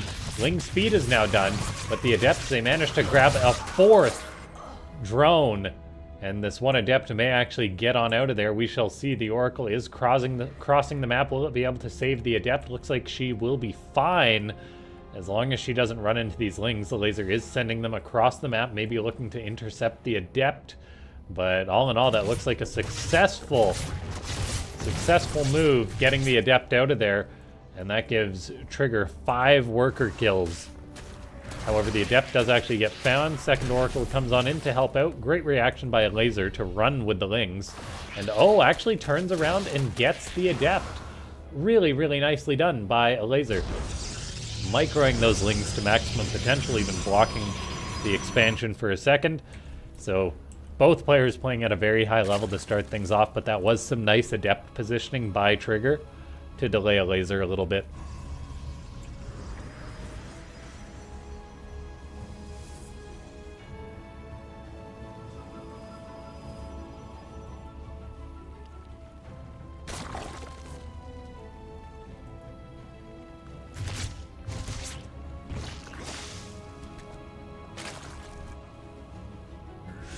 Stasis Ward tossed on down. Very quick reaction by a laser. Splitting off the 1 drone. It almost accidentally split off 2, but he is taking care of every unit. At the same time, though, the Oracles for Trigger are able to get some really good damage done. Miss micros against the Spore, though, and does lose an Oracle. However, 5 drones were killed.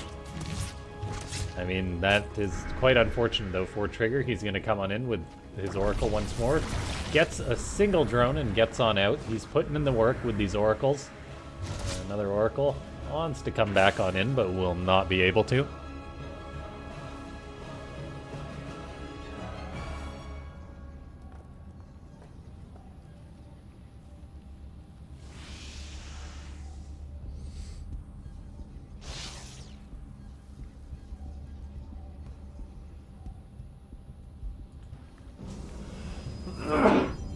Excuse me.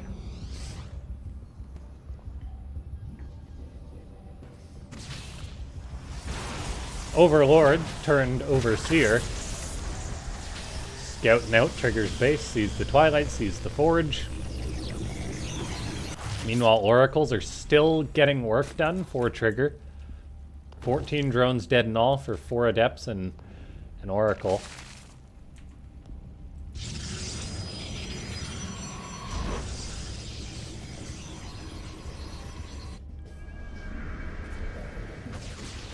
Trigger is now looking to push out on the map. Protoss have got very good at this, being able to drop down stasis, use the oracles to cover the ground units to be able to push on in onto creep with a relatively weak amount of units. Only 7 stalkers looking to bully a laser.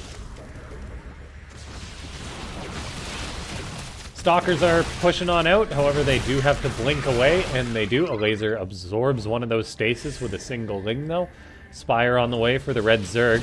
Now this is just a best of 1, I believe though, ladies and gentlemen, so it really is all on this match. Not a lot of overall strategy for these players. It's just really all about how they control the next couple minutes, whether they're going to move on in, potentially claim some prize money in this cup. A laser has already claimed $50, a very cool incentive by Rotterdam to get Zergs playing in these online cups, and very well it could be the reason why a laser is playing in this cup. Stasis Ward does catch some lings, catches more lings, however the Hydras are moving out on the map. Still though, a successful retreat by Trigger. He's got slow Zealots now coming up, joining with this force. He's got to be careful pushing on in though, because that is 21 Hydras. The damage of them is ridiculous. They will have grooved spines soon, which increases their range for those of you that don't know. Lings are buffering as well for the Hydras. A laser is just making Lings and Hydras. We'll see if he's going to counterattack or if he will fall back on that Spire he produced. We do see 5 mutas be built. There is a big cannon wall going up for Trigger as he's worried about an assault on the front. Rightfully so. At the same time, the muta backstab could get big damage done by a laser as we see Psystorm start dropping for Trigger now that he's got a good amount of High Templar with energy. I think there was an energy overcharge on one of those High Templar. Meanwhile, that infestation pit is going up for a laser as he prepares to play the game later. No Evo chambers have been built for the Zerg yet, which is quite significant, I'll say. Zealots are defending this 4th base location. Mutas are just hanging out now for a laser. The Zealots will spot them. That's going to force Trigger to react an instant 4-Stalker Warpin with a cannon and a battery to defend as well. There's absolutely nothing for Trigger to worry about, which puts a laser in a bit of dire straits. He was relying on that to get damage done. Those Hydras do have muscular augment, so they're a little bit quicker off of creep. But man, oh man, a laser did miss an opportunity with those mutas, I feel, as now the Zerg player, I mean, the mutas are catching 4 Zealots, which is nice, but Trigger, he's a confident Protoss. He's got Psystorm out, which basically demolishes Hydras and Lings, so I think a laser has no choice but to go into Lurkers. He's got a Hive building, but keep in mind, still no upgrades on the Hydras, no attack for the Hydras, no attack for the Lings, as Trigger just locks down 4 bases against the 4-base Zerg opponent, which is barely just getting saturated for a laser as well. So Trigger is in quite a good spot, it would seem. Overall supplies are fairly even. We do have the mutas fighting a little bit of damage. Trigger even produced a Phoenix to respond to this, though I think a laser may as well just try and get whatever amount of probes he can. He gets like 2, maybe 3 more probes. The battery finishes up though. And yeah, it really is all going to be on these Lurkers, which are taking ages for a laser to get out. He's still skirmishing with just Hydras, getting a nice concave against what Trigger has, but he's still got to be so careful not to eat Psystorm. Hydras are segmenting off, trying to target down the High Templar. They don't quite get them. Psystorms are still dropping. Meanwhile, we've got Lings and more Hydras coming from the south. Army supply is fairly even, but man, look at all this Protoss. I don't think a laser has a hope. It's +2 toss against 0-0 upgrades on the Hydras, on the Lings. A laser is cooked. GG, as Trigger is able to take the match. And yeah, that is a best of 1. So now we're going to have Trigger against Showtime in a high-stakes PvP, as we will go back to North America, or to EU, presumably.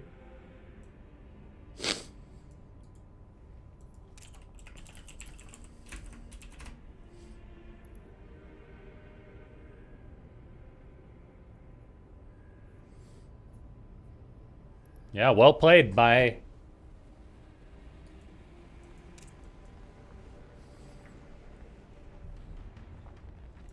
Well played by Trigger. A laser. Very cool to have him in the cup. Unfortunately, he did get taken out there.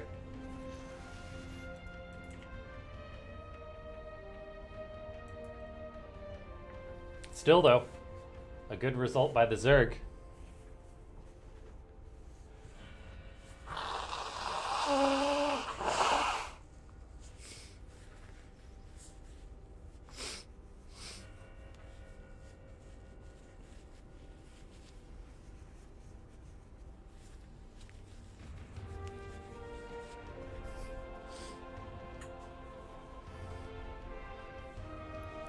Alright, Showtime is online, so now Trigger and Showtime have to pick a map. The winner will go on to play another PvP against Mana. Meanwhile, in the upper bracket, Clem and MaxPax are slogging it out, I'm sure. So we've got some PvP, and eventually there will be a PvT at some point.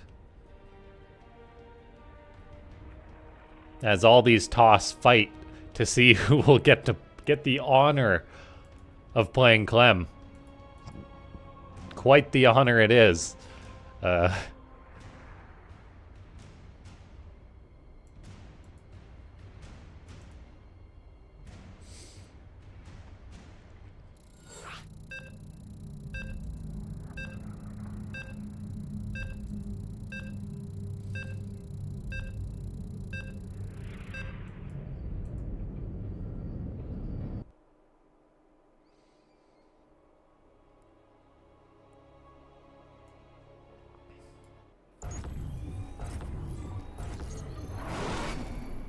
Alright, and here we are. I honestly gotta say, these best of ones are pretty darn exciting because they're just so high stakes for these players. And yeah, it almost seems as competitive as a best of 7, like more so than a best of 3 or more so than a best of 5, because it's like you really gotta bring your all if you're gonna win it. I mean, I know that's total gibberish, but it makes sense.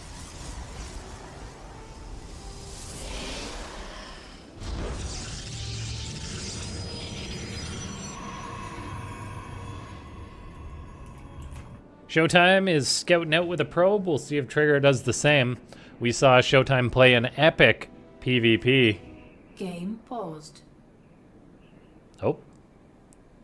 Paused by Showtime.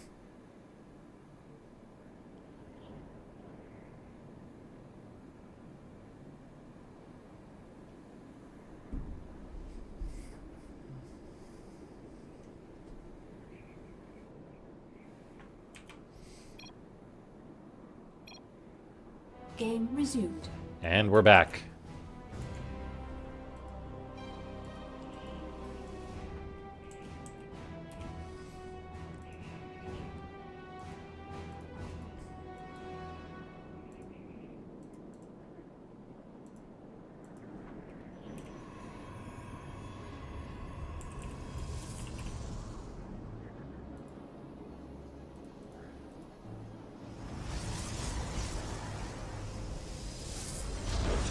Out comes Trigger. Well, out comes Showtime with his probe, pardon me. Scouting out Trigger. No crazy one-gate expansions like MaxPax likes to do. It really is just a MaxPax thing in PvP.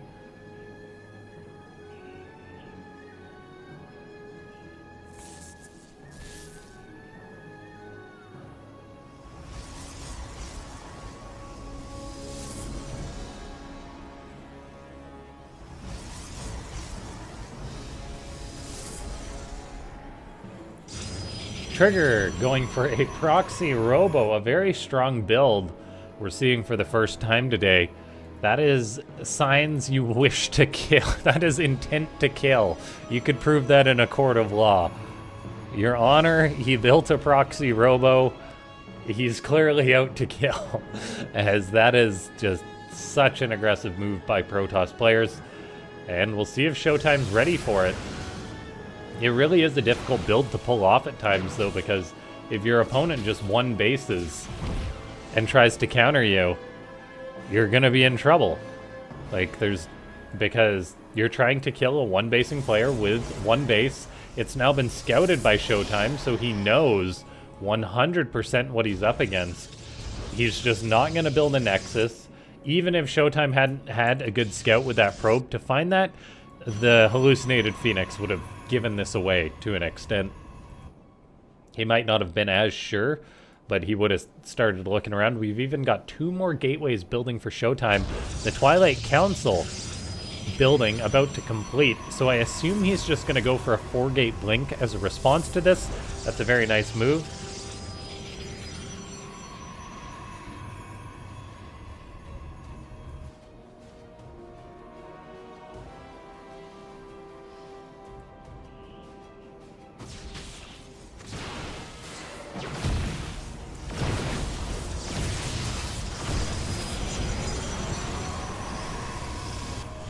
Okay, Pylon gets killed because that's all about Trigger can get. Showtime researching Blink, the Adepts giving him high ground vision. Very cool. As one of those Adepts,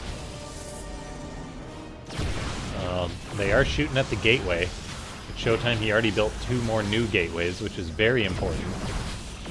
He's waiting for Blink to finish up. We've got a sentry warping in for Trigger, more Adepts being produced. He seems serious about just trying to break this. The Prism there can just juggle units back, so the force field isn't exactly going to trap everything as Trigger continues to try and push on up. One Adept does get gunned down. As Trigger continues to micro this, he wants to get that second gateway, but with all these Stalkers out, things are getting a little bit concerning. Where's the next Immortal? There it is, slowly wandering out, going to really bolster the strength of the army of Trigger, along with that big Stalker warp, and he's literally just trying to kill Showtime. He's not saying, hey, it's one base against one base, I'll contain. He's saying, no, you're going for Blink, I've got time to try and pressure on in, and he does. Blink is still another 15 seconds away for Showtime. That gateway is going to perish. That's another blow to the production of the Red Protoss. He's only on 2-gate production right now versus 2 Immortals. And Trigger himself has got 3 gateways done. Blink is going to have to do a heck of a lot of work for Showtime. Trigger is pushing on in. A 3rd Immortal is coming up that ramp. As now Trigger is looking to go for the kill, looking to advance in this tournament. It is a best of 1. Showtime has got 1 battery, but now he's got to pull the probes. Is there an energy overcharge to recharge this battery? There is. We've yet to see it get dropped. It needs to get dropped, I think, right now, as that would definitely help Showtime out. However, pulling the probes is a sign of desperation. It's not like he's got a ton to burn. He's warping in a sentry to try and drop a force field to improve his prospects.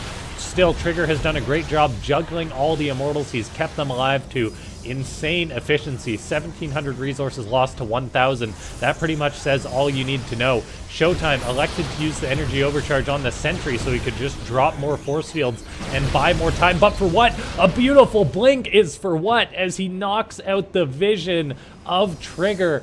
Beautifully done by Showtime. He's now moving out on the map with some of his Stalkers. He's got the high mobility. He doesn't have to worry about defending his main because Trigger has no high ground vision. Showtime is now moving out with Stalkers. He's trying to micro 2 groups at once, although the success is limited as he just loses 2 Stalkers. Trigger is going to try and unpower this Robo. He may be successful. If he can, that will be huge. No more Prism, which means no more reinforcements for Trigger. And this game just got a lot more complicated as Showtime is now moving across the map with his Stalkers. I'm not sure he'll find anything he can get done with it, but now he has mobility. He has a bit of time. It's 3 Stalkers against 2 as he's able to pick off one of the ones of Trigger, which is very nice, as Showtime really needs anything he can get. He's lost a lot more resources than his opponent, so he's still got a much smaller army. Stalkers are moving out on the map. Trigger has yet to send out another worker. Meanwhile, Showtime, he's building 2 pylons, looking to move out, maybe do some long-distance mining. If the game gets to that point, these 4 Stalkers are out on the map. They got to be careful. Both Protoss may expand at this point. Trigger's army is still 1,000 times better than that of Showtime. It's 4 Immortals, 12 Stalkers against just 14 Stalkers with Blink. Trigger is even getting his own Blink. This game is very complicated right now, but things are definitely still in the lead. I wouldn't mind a Dark Shrine for Showtime if he can sneak that out, but I'm not sure he has the time. I think he could have, though, as he does have a Nexus on the way, but Trigger never made an Observer, which means DTs would be very strong. Showtime is going for the Gold Nexus.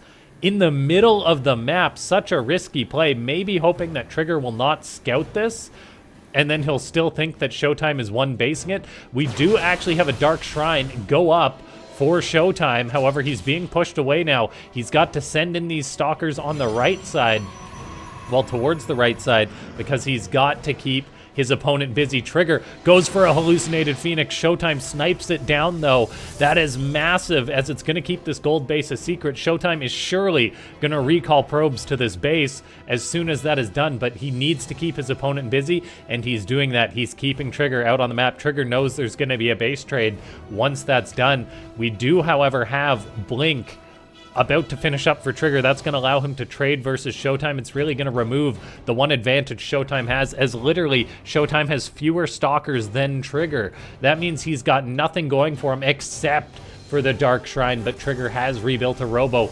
knowing that DTs are highly suspect at this point. There's the probe recall, but Trigger, he's actually moving out on the map. He's like, oh, I'm going to go kill you. And he's moving in. He's going to find the sentry. Does he see the probes mining? He doesn't see them. He's pushing towards the natural of Showtime. Does Showtime have anything to defend that? The answer is no. He's just going for a base race right now. As look, Trigger, he's probably confused. He's like, where's your Nexus, man? But I'm not sure that matters too much, as Showtime's base is just going to get killed. It is a full-on base race right now. Is there any DTs warping in for Showtime? The answer is no. Not that it really matters, because there is an observer out for Trigger. Both players trying to kill each other as quick as possible. Showtime has a much higher income than his opponent. He's got money to burn. He's running a probe towards the left-hand side of the map. He's going to need to get up more gateways if he's going to make use of that money he has, killing the Nexus of Trigger as we hit full-on base trade strategy. Trigger is building a Nexus to the south, so Showtime is really just running about. Does this Nexus get found? Yes, it does. So this means all these probes are vulnerable. Showtime's mining is gone, so neither Protoss is mining.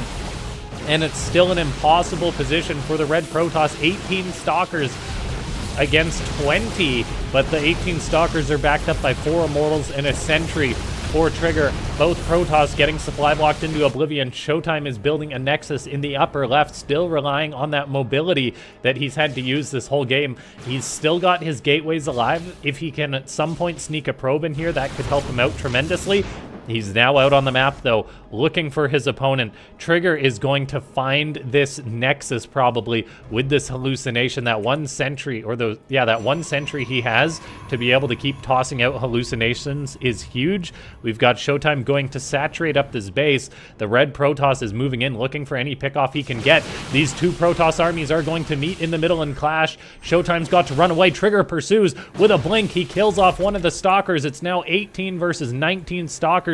The Immortals are slowly crossing the map. Showtime comes back with the rest of his Stalkers. He's gonna find this Nexus, though, finds 2 Stalkers of his opponent, and we see a recall by Trigger, just panicking to save this base. However, Showtime gets a lot of his Stalkers caught. Some reinforcements from Showtime may turn the tide of this fight, but I still think that was a net positive for Trigger. He gets on top of the Stalkers of Showtime, and GG, as Trigger is able to take it just like that. And that means we are now going to be having Trigger versus Mana, a third PvP for Trigger. Or pardon me, a second PvP. He took down a laser. He took down Baby Marine prior to this. It's not been an easy road for Trigger. Now, we'll have to wait for Mana to pop on over to the NA server, which I think it will be again, playing on NA East. And then guess what, ladies and gentlemen? It's going to be a PvP after that. I think a best of 1 PvP. As it's Max Packs waiting to face the winner. This makes for such an exciting tournament.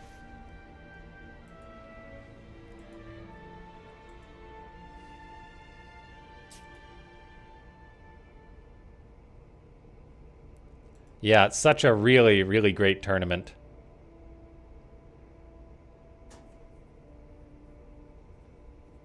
Mana is online. They're going to pick their map, and then hopefully there's enough room for us all in the lobby. We had Worker Line follow. Welcome, welcome to the stream.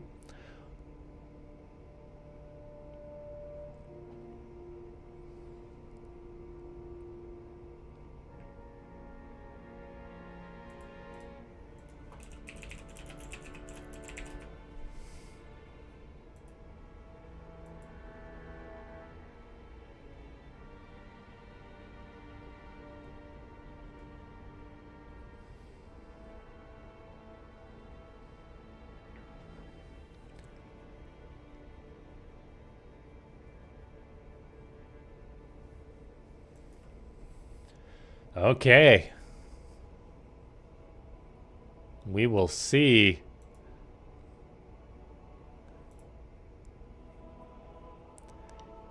If Trigger can run the gauntlet, take down Mana next, potentially max packs. He really is an underdog, but he's... Well, I wouldn't say he's an underdog. He's sort of like a suspected upset. That's his strength. Brian Duncan saying, more bots. Who'd have thought?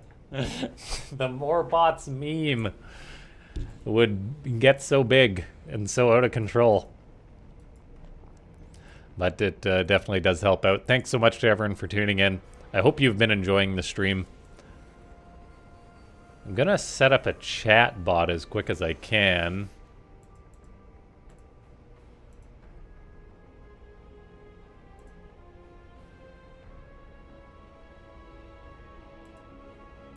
There's the match. Hopefully I fit. Okay.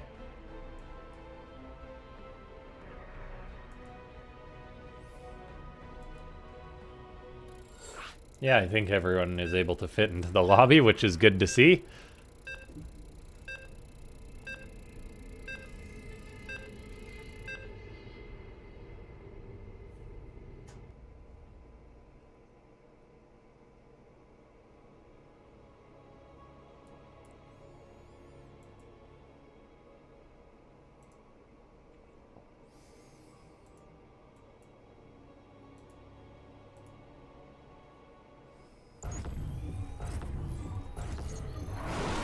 Anyway, I can deal with that chatbot thing later.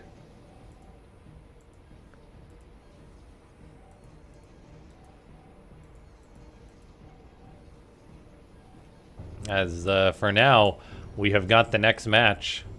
And it is going to be a good one. As you guys saw how good that last PvP was, Trigger was able to pull it out by playing solid, keeping the pressure on Showtime. And who knows, maybe he'll go for a proxy robo again. Maybe his opponent, Mana, in this match will proxy robo him. Both Protoss are going for a low ground wall off on Ultra Love, so that is a possibility.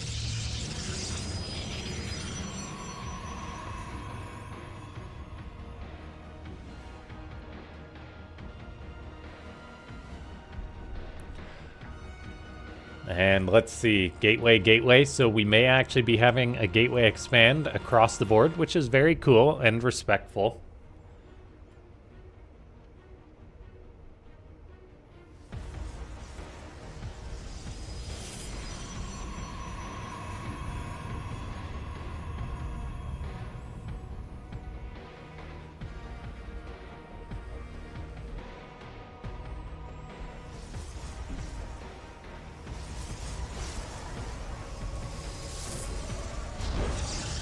Cybercore is done. Well, starting to build, pardon me. Clearly I've been casting too long, guys. I don't usually do long casts like this. So if you are watching this or the VOD, click that like button, that kind of thing. We do have Mana actually going for the double gate, whereas Trigger is going for the simple single gate. And there's the proxy for Mana, so he's saying, oh, you fool, you think I'm gonna expand? Like, you think I'm just going to build an expansion? No way! As Trigger, if he goes for an expansion, could be facing the heat. He's being kind of pro-blocked by Mana. And Trigger is going for the way Max Packs opens up with this. Stalker, Zealot, and then, well, Stargate 2. Then eventually that Nexus will go up, but Mana, he really is just going to be committing to a classic build. 3-gate robo push. It's incredibly strong, and it can really, really get the job done for Mana. If Trigger's defense isn't on point, he's already building one battery. Presumably he'll be going for a Void Ray. If he suspects this at all, we'll see if he goes for an Oracle before a Void Ray, because you kind of want the Oracle to get counter damage done. At the same time, that makes you very vulnerable. The Zealot is out on the map. That's going to be caught. Where is the Stalker of Trigger? The answer is it's in the main base, killing off Mana's probe, but that will actually almost allow the Zealot to be killed. It barely stays alive. That's massively important. However, this is going to complicate things for Trigger a little bit as Mana already bruises up the shield battery. The Zealot is absorbing shots, though. The Stalker and Zealot are trying to hold the line. Oracle just activates its Pulsar Beam as Trigger is going to try and bring the fight to Mana right away. Can he keep the Oracle alive? The answer is no. That is very concerning for the blue Protoss as he's just got one Stalker against 3. The battery is being targeted down, and there's not a lot. Oh, he can heal the other battery with that one, potentially. Okay, he doesn't need to, but the second battery finishing up is big for Trigger. Meanwhile, we've got a scouting probe for Trigger, seeing that Mana still hasn't expanded, and he knows it's all hands on deck with this defense. Mana has got the Robo. He's actually just going to bring a Prism out. No Immortal right away, just Stalkers, knowing he's going to be up against a Void Ray, and that can be very useful to break the targeting on the Void Ray. Trigger's a little bit concerned about this maybe coming to his main base, and rightfully so, as that's exactly what Mana is going for. There's this solid wall for Trigger at the front, but the main base is vulnerable. Scouting Probe does its job. We've got a hallucinated Void Ray being dropped by Mana. This is 4,000 IQ right now. Look at that Stalker warping, though. That's so concerning, as I think probes are going to have to be pulled. One Void Ray taking a lot of damage. They're microing as well as they can. However, both Void Rays go down. That leaves only 2 Stalkers for Trigger. 1 Stalker, and Mana is going to take this one with a quick and dirty attack. This is why, guys, so few Protoss go for this build. It's just so difficult to pull off in the face of overwhelming aggression. Like, MaxPax is the best one to do this, and there's a reason why, why he's the one that gets away with it the most. And that's why it's funny, because now MaxPax and Trigger are going to be, or Mana are going to be playing each other. So over to the European server we go, as, yeah, we will be having yet another PvP, but I think that's almost the best way to have PvP, just a 1v1 gauntlet. Almost reminds you of Shoutcraft Kings a little bit, where we had all those great 1v1 matches in a row.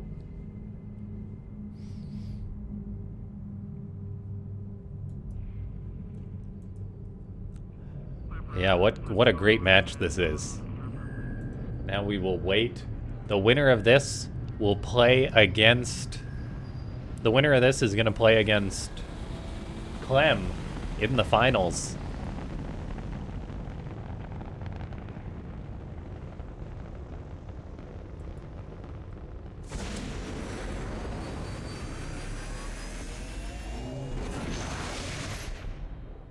And it's just another best of 1, and then a best of 3 finals. That makes this very, very intense.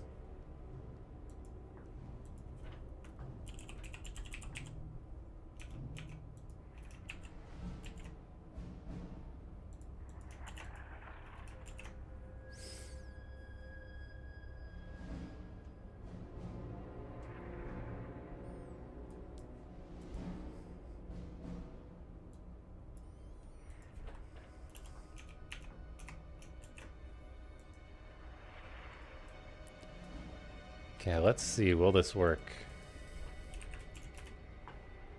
Okay, the bot clearly isn't active yet.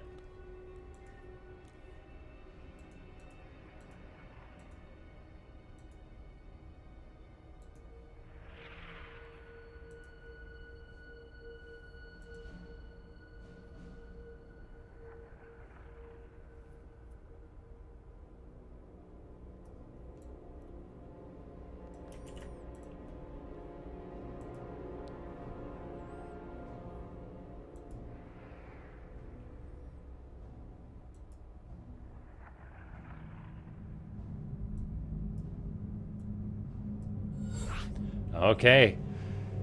And away we go, loading into the next match.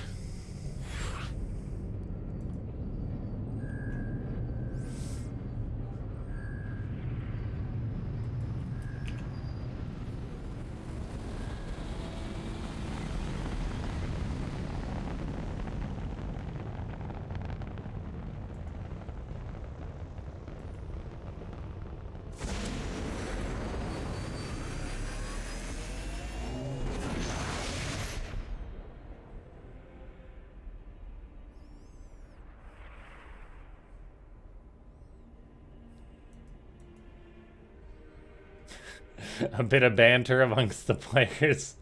All against Steadfast and Mana. A 1v1 banter.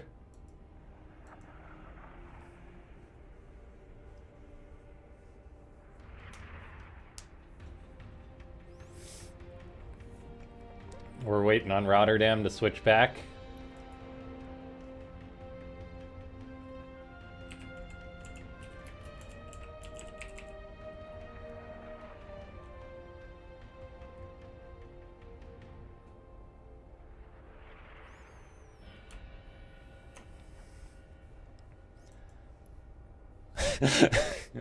That's funny, Mana saying, "What about old man hands?"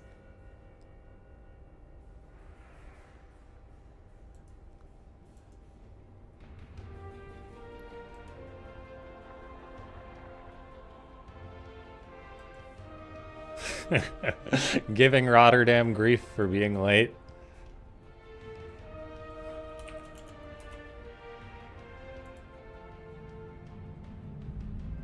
Okay, got the bracket working.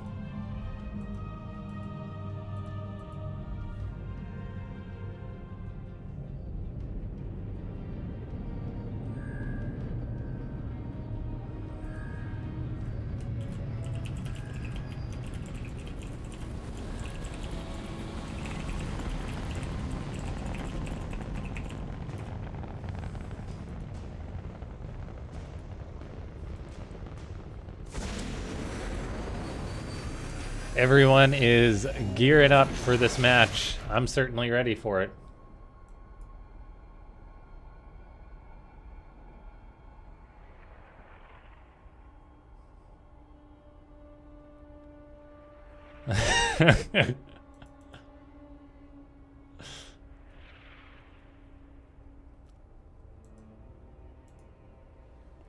Top tier banter. The winner of this match, Max Pax and Mana, will go on to face Clem in a best of 3, I believe.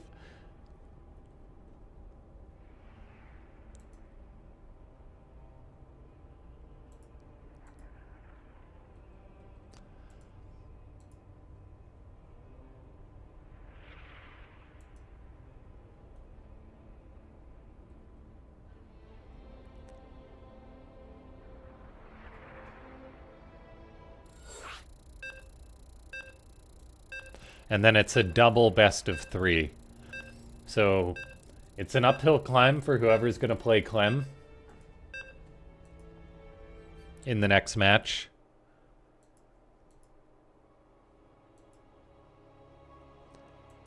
Kamui-chan followed.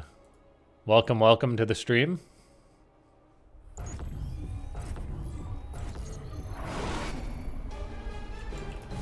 And here we go. Not really much point of setting this, but it is indeed a best of 1. In the upper right, we've got Liquid Mana. All these guys in the money at this point. And in the bottom right, it's Max Pax. Big shout out to Rotterdam, Steadfast, TKL. I want to say Funka, and some others. Naruto, Indy, for partnering up for the event. Providing an awesome prize pool. Howdy doody there, fella. Hey, buddy guy pal.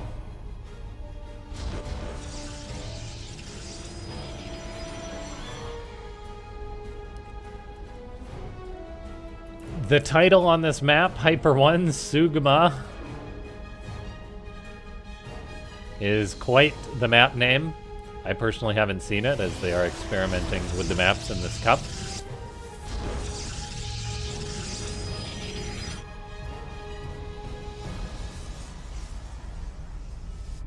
Probes scouting around the place, looking for proxies, understandable. There is lots of room for shenanigans.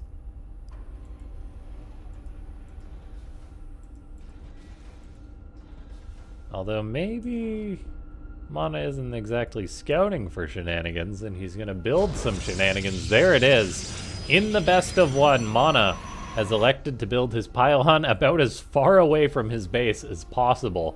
What it's going to build, I have no idea, as it is currently a Gateway Cybercore for both these Protoss. MaxPax has the Zealot on the way, whereas Mana does not. But that's just how MaxPax opens, because he's the one that's used to being pressured when he goes for this Gateway expand. The Stargate's on the way. Meanwhile, Mana, pardon me, he did go for double Stalker, double Gateway. And then Mana going for a Twilight Council, so it's either going to be Blink or DTs. This probe is leaving, so presumably DTs. And this map may be so large that even with all the scouting that goes on in PvP, this could potentially not be found. Potentially. Now, what is this probe doing? So it's probably going to be Blink if there's no probe in position to build the DTs. And multiple Stalkers being made. It will be a Blink opening from Mana. Just trying to catch MaxPax off guard. We have a battery building in the wall. He's going to need to be careful, though, because the Oracle of MaxPax is going to be hitting his main in just super quick time, as it can just fly around. I mean, there is those slow zones, so it kind of artificially makes the map bigger by decreasing unit move time. But still, it's coming on in. Mana does have 2 Stalkers in position to respond to this. He's building a 3rd Gateway. The seeing of the 3rd Gateway should be enough to tip MaxPax off. However, knowing is only half the battle. Revelation sees the 2 Stalkers. Mana's sending the rest of his units across the map. The Oracle is flying around looking for something. Gonna find a single Stalker that will not shoot it, as they're just running right across the map. MaxPax will be facing 1 base Blink pressure. He is the best player at defending this. Still, it's not going to be easy. It takes so much work, but he's pulled it off multiple times today. Can he do it again? The first Void Ray is popping out, as Mana will be pushing on in with mass Blink Stalkers into the main base of his opponent. And the Blink is about 20 seconds away from completion. Robo about to finish for MaxPax so he can potentially get an Immortal out. He's Chrono boosting that out right away, realizing that Void Rays just don't cut it. We've got another pylon building for MaxPax, the Stasis Ward, an extra battery. Look at how much defense he's making, but is it too little too late? In comes Mana. Blink is done. 4 Stalkers caught in the Stasis Ward is huge for MaxPax, though. I mean, that's going to buy him 21 seconds to defend with, well, have to defend against fewer units. The Immortal is just about done. Mana getting what he can. He grabs himself 3 probes. He needs more done than that, though. A second Stasis Ward gets dropped. 3 batteries. There's no way Mana can just blink on top of this. The Immortal Barrier saves itself lots of HP. The Nexus is taking damage. MaxPax is pulling probes, building a second Immortal, knowing how serious this is. I don't know if he needs to build another battery or what, whether he can. This Immortal is getting targeted down, and it does fall. That is so darn big. Meanwhile, the Void Ray popping Prismatic alignment is making it kill off a few Stalkers. Still, though, MaxPax is in a very uncomfortable position. His Nexus is taking a lot of heat. The Void Ray eats some shots. He's got to do something, though, to save this Nexus. He can't afford to lose it. The Void Ray goes down. 1 Immortal still remains for the blue Protoss. He's got batteries still. Is there going to be an energy overcharge? The answer is, well, not yet, but I think it's going to have to be popped soon. The Immortal taking damage. Great force field by Mana. Targets it down. And I think Mana may be able to move on to the finals here, as the Nexus will fall. And that is really all the red Protoss needed to get done right now. MaxPax, he can keep defending this location if he wants to, but Mana really just sees the momentum. He may try and take it further, but still MaxPax has to stay alive, has to defend. The 3 batteries are helping heal up these Stalkers. And I mean, it's not like Mana has tons of production. Look at this. MaxPax just elects to build a new Nexus, saying, no, man, you got to keep attacking into me. And that's exactly what this Nexus is doing. There is a second Immortal that just popped out for MaxPax. He hasn't really had 2 Immortals at once. He's going to have them now, though. He's got the Stasis Ward still alive as well. That Oracle is now going on the other side of the map, but there is presently the 2 stalkers still there for Mana. MaxPax testing the waters, thinking, hey, maybe he's pulled those stalkers to be aggressive, but he hasn't. And now we see Mana pushing on in, losing lots of stalkers to kill one of those immortals, and there's just been another immortal coming off the production line just right in time for the blue Protoss. Seemingly every time army supply-wise is actually slightly in lead for MaxPax. The immortal taking damage, he pulls it back, it stays alive, it gets healed by the battery. GG, MaxPax takes it, just throwing down the Nexus, saying, no, you're not gonna just macro this out. I am going to fight Clem again, because MaxPax and Clem is the most epic rivalry, and it's got to be played like 3 times a week. And now we're going to be having it again, which I can't say I'm complaining about. It's just comical. It really is. I thought we might have Mana versus Clem again, which would have been cool, but no. Now, the format for this next match, ladies and gentlemen, the format for our finals is going to be another best of 3. However, since MaxPax is coming from the lower bracket, he needs to win not just 1, but 2 best of 3s. And that is a lot easier said than done.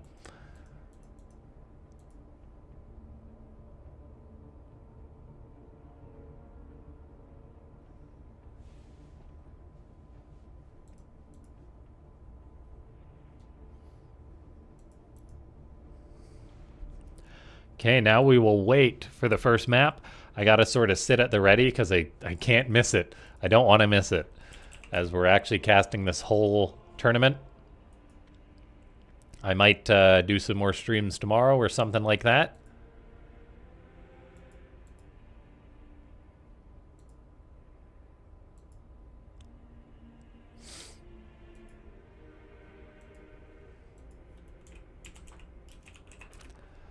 Does Streamlabs not have a chat bot?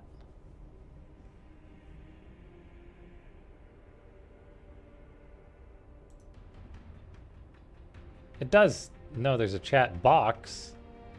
Is there a chat bot?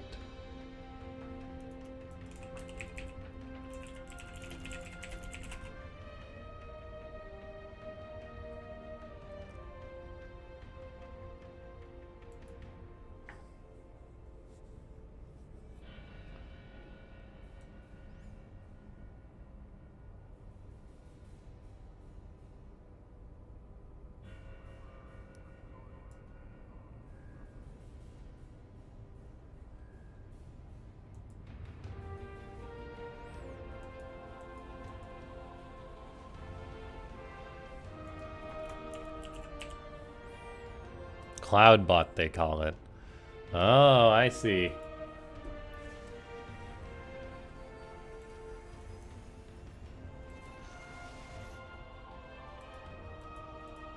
Okay, now I need to go turn off this other one, because I don't need stream elements.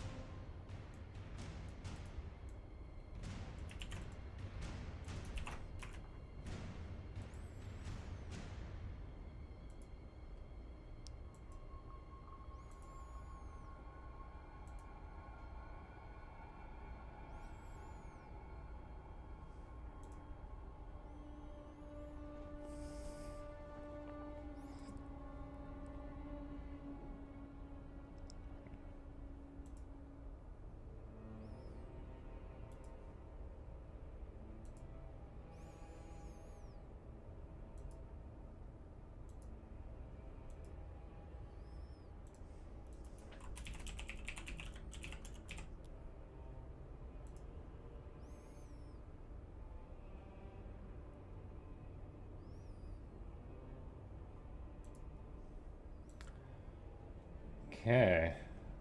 Still waiting for that lobby to pop on up.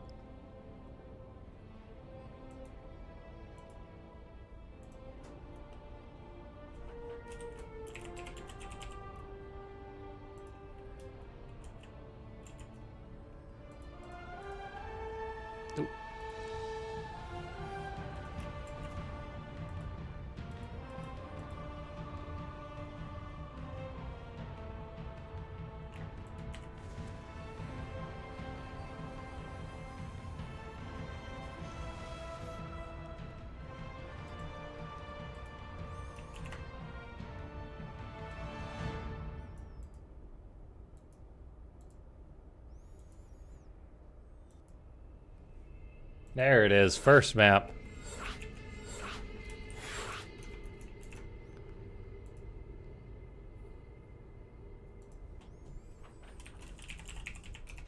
Just adding in that Discord link.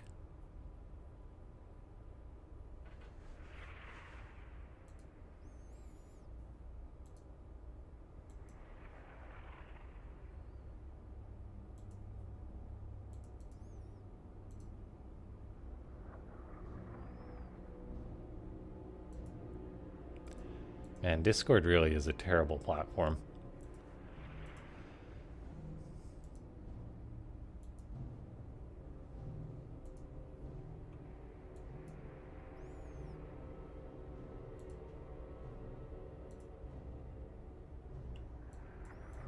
As it's like, oh, I need to grab my invite link. So I go to pull it up.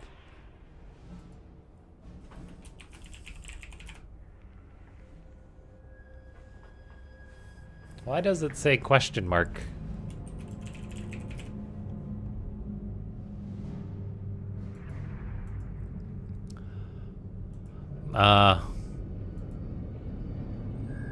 Yeah, I need to...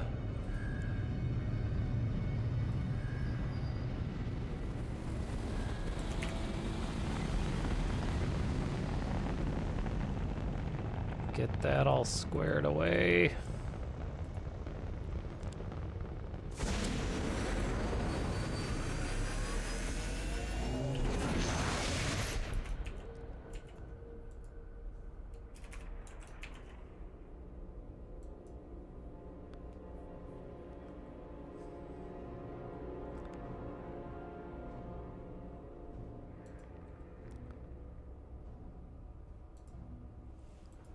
Thanks to everyone for tuning in today. I hope you've enjoyed my coverage. And whoever is going to watch the VOD on YouTube.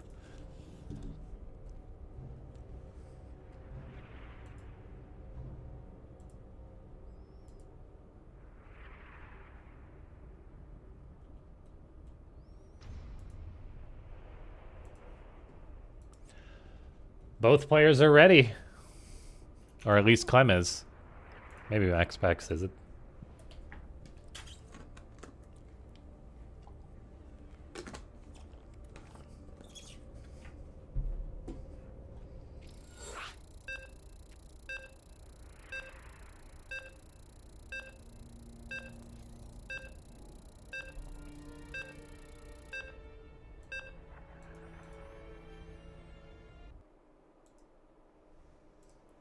And here we go, ladies and gentlemen.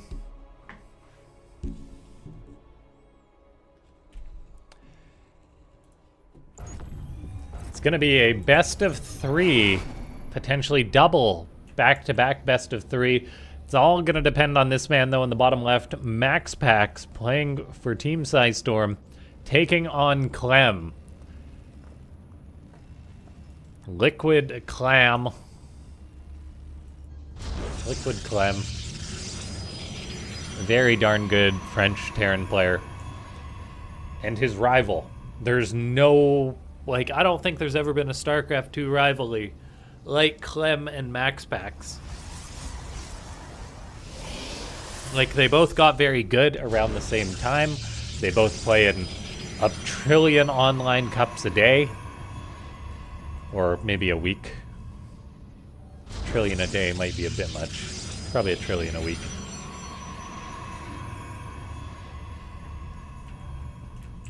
Here, can we be a lazy caster for a little bit?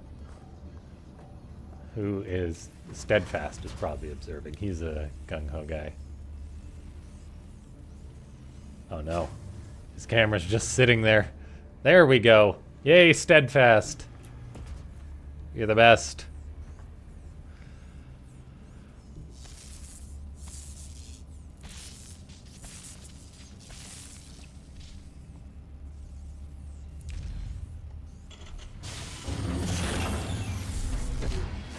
Probe zap zap zapping. Have you ever destroyed a building with a taser? Well, that's exactly what Max Pax is trying to do.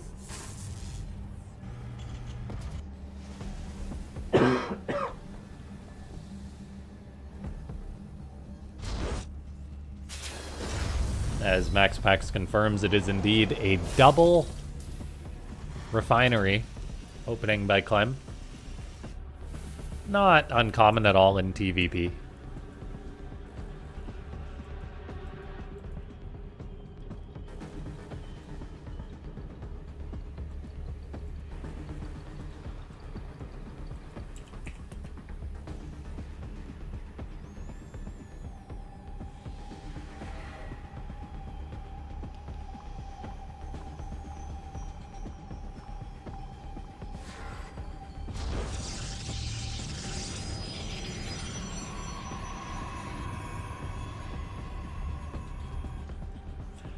There's the double Reapers out for Clem, just hanging out at home for now.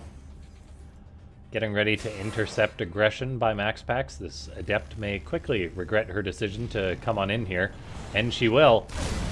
As Clem probably wants to pull back the injured units, you gotta dance these just right. Otherwise MaxPax may get a little bit of work done. He does not, though. And now all of a sudden MaxPax is gonna be going, huh. Well, I don't want to move out with these units too much, although as I say that, he's moving out with his Adept, which is very, very risky. Gonna take some damage on that, may get a Reaper, but not quite, almost loses the Adept, as Clem is gonna be going for a bit of a cheeky win, potentially, with these Reapers and Hellions. MaxPax will have to wall this just right, but we've seen this before, guys. This is deja vu. One Hellion eats a shot from the Stalker, but there's gonna be Reaper grenades as well, so that Stalker is effectively locked out and going to be dead. Now, we'll see what Clem targets, and it seems the meta is to target down the Robo in the wall, which has less HP than a building gateway, which means it'll die quicker, and that Robo is going to be canceled. Now the Adept can be killed. It's just one Stalker, and I think Clem is going to be taking a quick and dirty win from the SEMA things. He's going into the main base with 3 Reapers. They will cut through probes very quickly. Stalkers are on them, and of course, I mean, MaxPax can afford to absorb a little bit of damage, but this is quite a lot of damage getting done by Clem. And 4 probes, it could have been worse. I mean, maybe Clem should have just kept trying to kill Stalkers, but all in all, what did he get? He canceled the Robo, 2 Adepts, a Stalker, and 4 probes. Then in comes a Widow Mine drop behind the base. Clem will not save the mine, unfortunately, so MaxPax's defense may have been better than I gave him credit for initially. Like, of course, the Robo was delayed as a result of that, and it's very uncomfortable for the toss, but he didn't do bad. MaxPax, you did good. Now he gets a 3rd base up.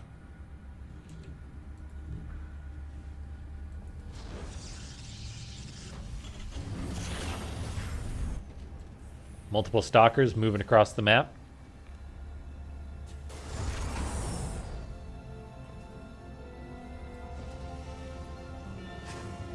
As MaxPax is looking for some counter damage, however, there is a siege tank present.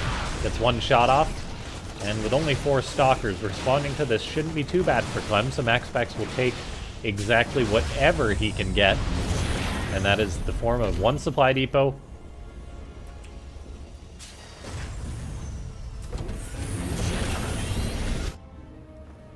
meanwhile, Clem commits to his own 3rd base, so this game is really going to be heating up as it starts to go longer.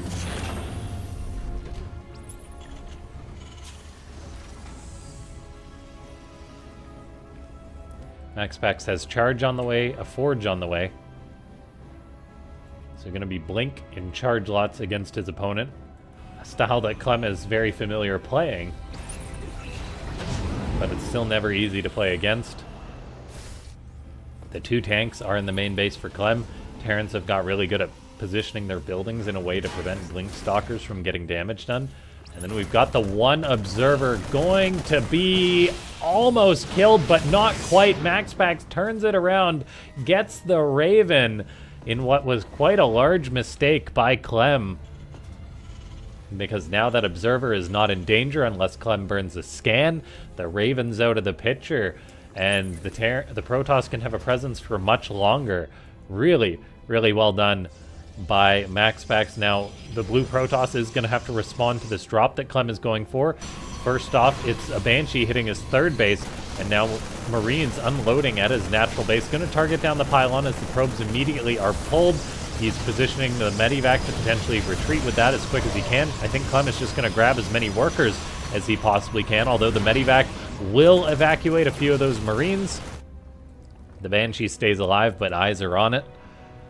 And all in all, that was quite a nice push by Clem, because he did get, 5 probes, a pylon, delayed +1 because of killing the pylon.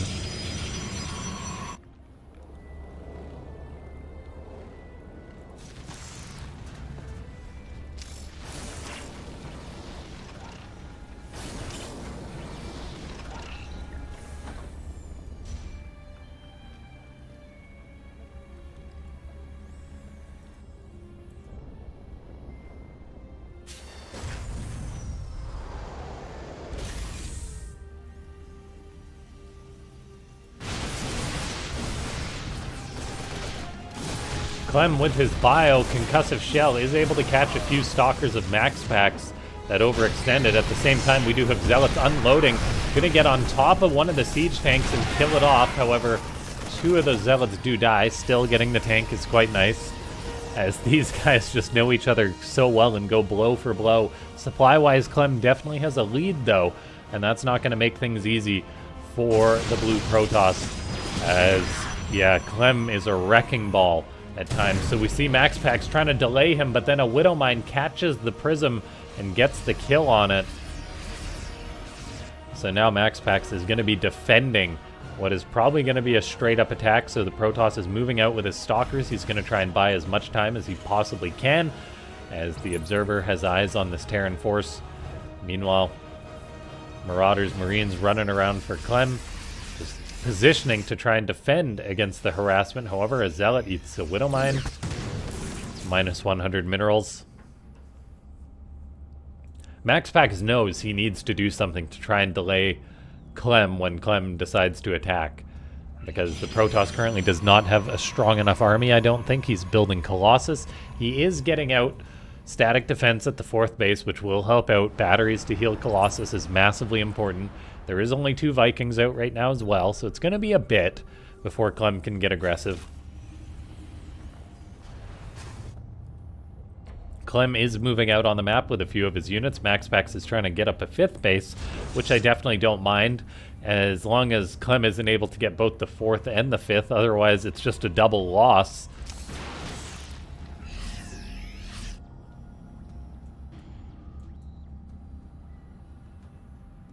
Stalker baiting out a Widow Mine, gets the kill. Clem pulls back with the bio, doesn't grab the easy 5th base.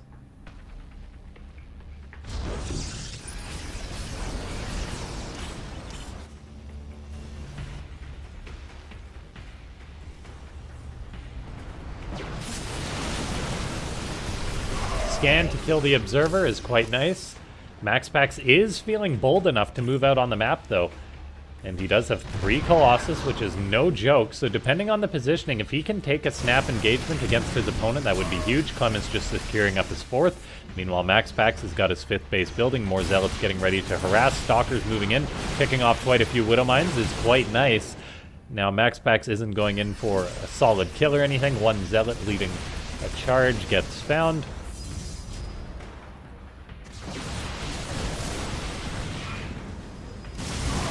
Clem stepping out against Max Pax, eating some big Colossus swipes. Stalkers are doing their best to zone right now. The Terran is taking whatever he can get. A few snipes, killing off some Zealots.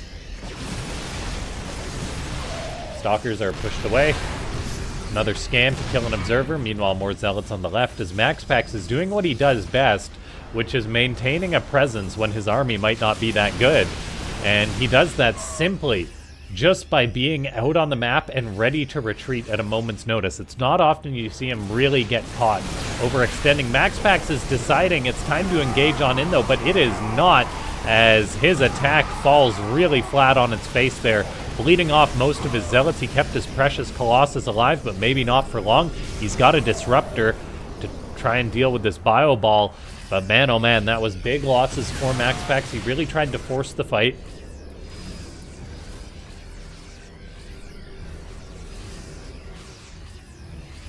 Clem has a good number of Vikings to deal with the Colossus. I wouldn't mind to see Max Pax fire up another Colossus or 2. if he has the supply at any point in time, because I feel like Clem might ease off the Vikings a little bit if he kills the Colossus, then a trade happens. So we'll see, but disruptors are starting to be tossed on out to try and zone this army. MaxPax realizes how dire of a situation this is. He's going to have to blink to try and save his Colossus. He loses 2 of them, though. That is very painful. And Clem chases MaxPax away. MaxPax is maxed out. He's building yet another Nexus. He's got an incredible amount of bases, going up to 6 bases already when Clem is just securing up his 5th.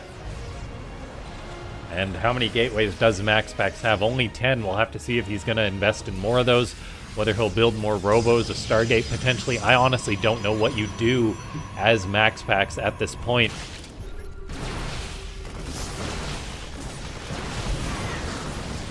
Stalkers are out on the map as MaxPax tries to maintain his positioning, just, I guess, trying to look for a good fight against Clem, maybe hope Clem splits up his army. I mean, gone are the days that you can really rely on disruptor connections as the Protoss, although MaxPax will still take whatever he can get. He does get a few solid connections, throwing out more and more. Zealots coming from the left. MaxPax is deciding to pounce, and he does that. The bio of Clem is quite stimmed, and those are some big losses for the Terran. The Colossus do get killed by the Vikings. Clem retreats to this planetary fortress, but MaxPax has seized the momentum, tosses out another Disruptor Nova. That bio is incredibly overstimmed. Still, though, no major Disruptor connections. MaxPax warps in 10 more Zealots, as he does have a nice bank. He's building even more gateways, which is good to see. We'll have to wait and see if another Nexus gets built anytime soon by the Blue Protoss. MaxPax is looking for an angle right now. Just so many darn Zealots, just looking to trade them out against Clem to catch the Terran out of position, because that's really what matters. He doesn't want to fight on a planetary, but he does want to fight if the opportunity presents itself.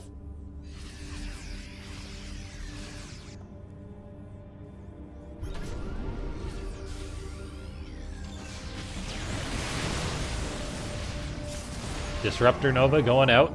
Clem's army is quite split up right now. It really is just this one main army for MaxPax. He wants to engage on in. Clem is kind of ready for it, tossing down mass EMPs. Ghosts get deleted by disruptors. There's another big disruptor connection. MaxPax is getting some really good trades with these Novas, and he's deciding now's the time to go for it. That bunker has survived this whole game. It's going to go down now, though. Disruptors zoning out the bio on the left as MaxPax takes the bold step into Clem's natural. How many disruptors does he have? Apparently enough that he can keep on tossing the Novas out. Clem is in a bit of trouble right now, and more Zealots are coming on in as MaxPax is bullying the Terran opponent. Clem is trading out as well as he can. He's going to have 3-3 done soon, which will drastically improve his fortunes. Vikings take to the skies as the Colossus shows on up. Clem is splitting against disruptors. He's producing bio on the high ground. MaxPax is looking for a kill, though, and Clem is in quite a bit of trouble, losing 19 workers. Bio is fighting from the high ground. Liberators are being produced as a countermeasure to all this ground force from MaxPax. I mean, Zealots don't deal with Liberators, nor do Disruptors. It's really just all on the Stalkers, and that could potentially set Clem up for a good fight, but his army just seems to have been thinned out so much. There's the reinforcements finally coming in. Mass Disruptors setting up. Stalkers have to try and take care of all the Liberators. They're doing what they can. Clem has got 3-3 on the bio. It's cutting through most of MaxPax's army. However, in come more Zealots from behind, but the Liberators are getting some big shots off, really helping out. And now MaxPax has to retreat the way of a planetary fortress. Clem barely survives there. He has got more supply than his opponent. However, MaxPax has got a very scary bank. 2,500 minerals in the bank. He can go for some huge warpins and potentially keep this fight going if he wants to. However, Clem is stepping out. Big EMPs hit the Stalkers, and he is just looking to chase MaxPax home. However, the reinforcement potential for MaxPax is there, as he does have so much money in the bank. 13 Stalkers warp in at once, and boom, MaxPax takes the supply lead. Clem has to reestablish his base, reestablish his economy at his natural and his third base. He's doing a good job of that, dropping lots of mules. He's got another command center done. He will want to take another base as soon as possible. He's got to be careful and to respect the remax potential of MaxPax, but it seems both players are staying alive for now, neither dying. These two know each other so darn well. It's massively incredible how good these players are. Clem taking to the map, matching his opponent in supplies, making more ghosts. Liberators sieging up on a base, gonna potentially give the Red Terran a good fight. So we see MaxPax maybe looking for a counterattack. Instead, it looks like he is gonna try and fight the army of Clem. Liberators are repositioning. The main army has been found. There is 3 Colossus in the army. Clem's got to respect these. He's only got 2 Vikings. Yeah, the 3 Colossus are, I mean, very scary right now. There's also mass DTs made for MaxPax. These are not in his army. They are planetary fortress killers, and that is exactly what MaxPax is looking for with this. There's 1 Widowmine there. Is there an SCV pull in time to repair? No, there isn't. The planetary does fall. That is a huge blow to the economy of Clem. So that's really going to put pressure on the Terran to take a darn good fight, but that is easier said than done. MaxPax has burned through his bank. He's going to lose a Nexus. However, he has secured the 6 o'clock base. I guess more like 5 o'clock, whatever you want to call it. Anyway, now we're seeing a big fight. Liberators sieging up on the ramp. Mass Zealots are going down. Both players taking blows to their economies. More of a blow to Clem's economy as he has no choice but to lift off his CCs. He's got SCVs pre-pulled on this planetary because he knows those DTs are looking for damage. But still, Clem, he's got to move out. Forces a recall on the DTs. Still, though, to try and come back economically in this match, it's not an easy position for the Red Terran. His mining has been really disrupted. He's going to have orbitals. That means MaxPax will be able to strike again with the DTs. There's a prism out on the map. A turret will get some shots off on it, but it will not kill it. Clem sees it, and the Terran is just hunkering down for now. The effectiveness of MaxPax is just next level, though. His economy is doing fine. He's just about maxed out. Clem has to lift off his command center so he can potentially take a good fight. He is cutting through a lot of those stalkers still, though. Zealots and DTs inside the main base of Clem. Reinforcements doing what they can. Vikings gonna land to try and handle this. You want to shut this kind of thing down as quick as you can as Clem, but look at this. MaxPax is non-stop with his harassment, taking out the natural base. Well, not taking it out, but forcing it to be abandoned. And as a Terran, you cannot focus on a push while your main base is in shambles. Still, though, Clem is the best of the best. He's going to try and make a move while also dealing with that harassment. Liberators are set up en masse to defend this place. That is a really smart move by Clem. He's re-landing the natural. He's trying to re-land the 3rd. Despite the mass DT presence, the Terran is barely mining as MaxPax really takes an income lead despite the 2 players having even trades. That really bodes well for MaxPax. Army supplies are down for both players. Clem really is down in supply, mainly from the blow to his economy, though. MaxPax is coming on in more DTs. Is Clem ready to respond to this? The answer is not really. The Liberators are only set up at the 4th base, nothing at the natural, nothing at the 3rd. A scan goes down as Clem is like, oh man, again, Vikings are landed despite... Well, actually, no. Vikings are landed because there's no Colossus left for MaxPax. Reinforcements trying to deal with these DTs. Clem scanning to actually clean them up. We have a bit of a base race taking place right now as Clem finds the 2 freshest bases of MaxPax, it seems, or at least the most fresh one. Mass Zealots are pushing on in. The planetary falls. Clem is not mining too much at this point in the game. Vikings, Marauders pushing on in. A big disruptor connection hits some of those units, but the disruptor will pay for that with its life. More disruptors are being made for MaxPax. Clem's army is downright scary, though. The Terran player is retreating to his main base. He's got no economy left. Just the bio in his main base is really all that Clem has, and he's got to try and take the game. We have DTs being a nuisance. There is still scan potential for Clem here, though. He's got his main base. He can land the CCs in there as well. And it's all or nothing for the Red Terran. Army supply 131 to 112. Keep in mind, not all the Clem supply is there, though. But in goes MaxPax up the ramp. Going to lose a stalker. Every unit matters. And that's why these disruptors are so lethal as Clem eats some big disruptor shots. He's a master at mitigating the damage of those, though, as some last-minute splits do help him out.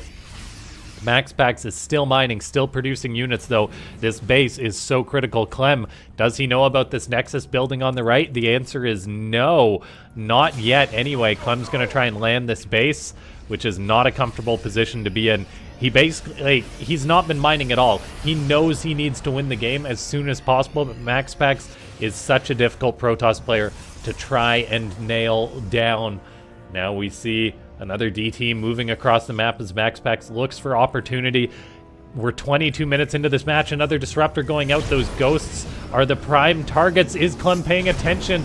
Yes, he is. Just at the last second, the Terran player knows he needs to kill MaxPax. He's got Medivacs to heal up this bio. Nothing else, though. Can he go up the ramp with his ghost, get the EMPs he needs while dodging what is 6 disruptors? More Colossus are being made by MaxPax, realizing the Vikings are gone. Clem, just time is not on his side, and it hasn't been for the past couple minutes. We do have the Vikings landed down here, a Liberator allowing the Red Terran to mine more. He's actually got a command center. He's floating it to where MaxPax has this hidden base in the bottom right. That is actually going to be such a good scout for Clem. Clem is pushing up the ramp, looking to take an opportunity against MaxPax EMPs to kill the Nexus.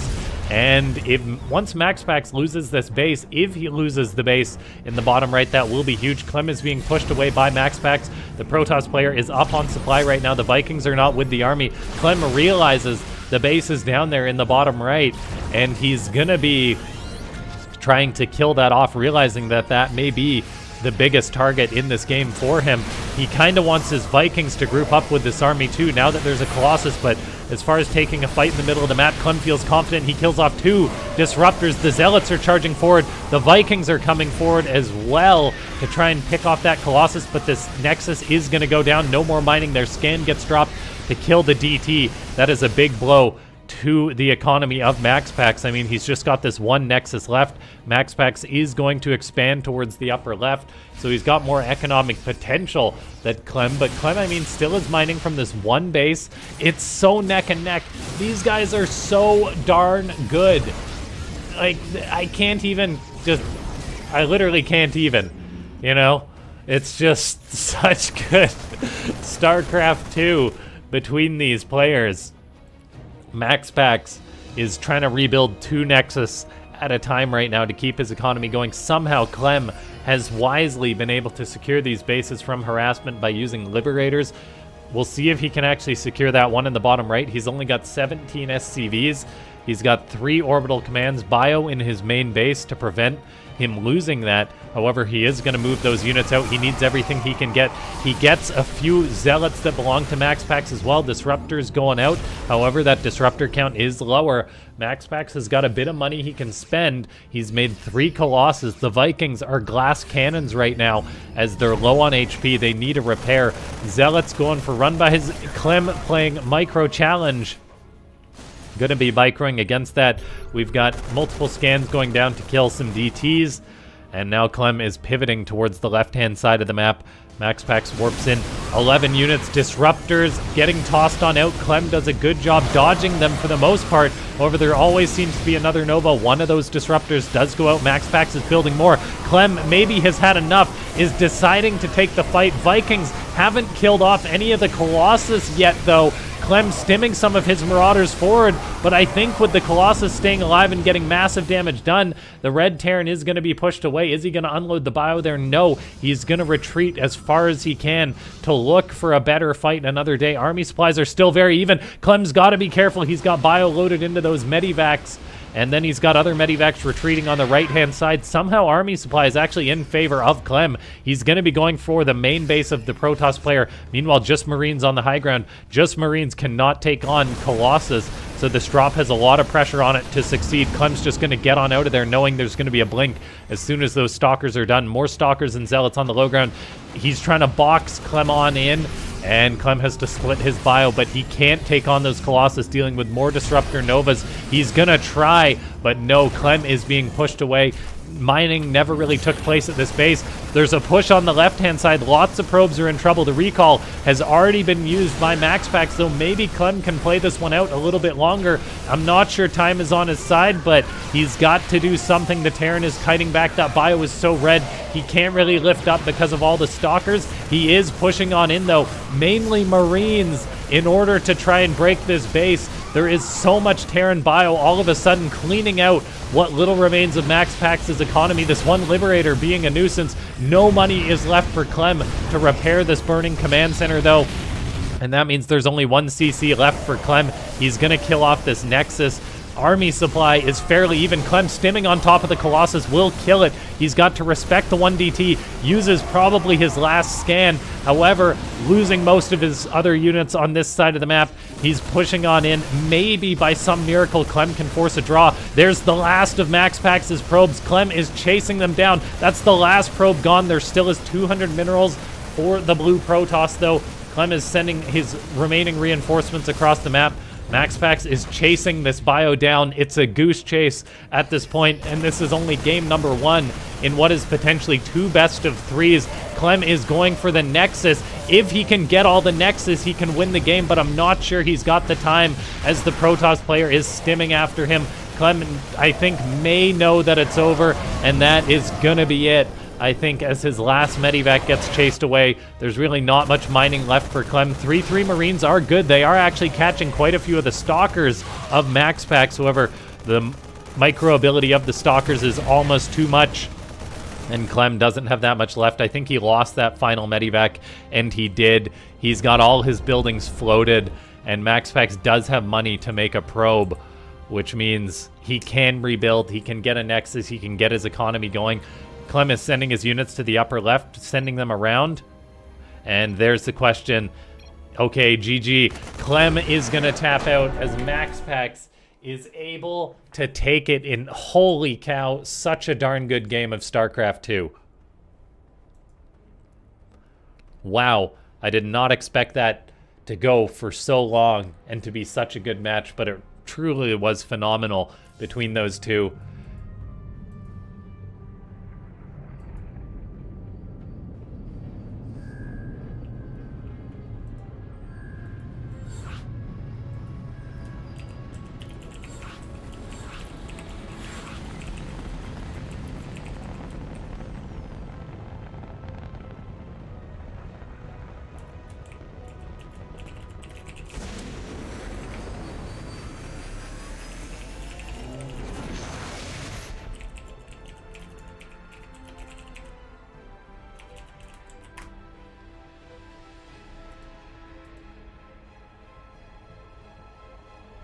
That was ridiculously good.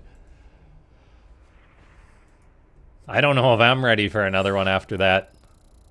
GG. Tom de M. Welcome to the chat. Thanks so much to everyone for clicking that like button. If you've enjoyed this cast, yeah, all I'll say is leave a comment, leave a like, consider checking out my non-bot content, as I know a lot of you guys are bot viewers, but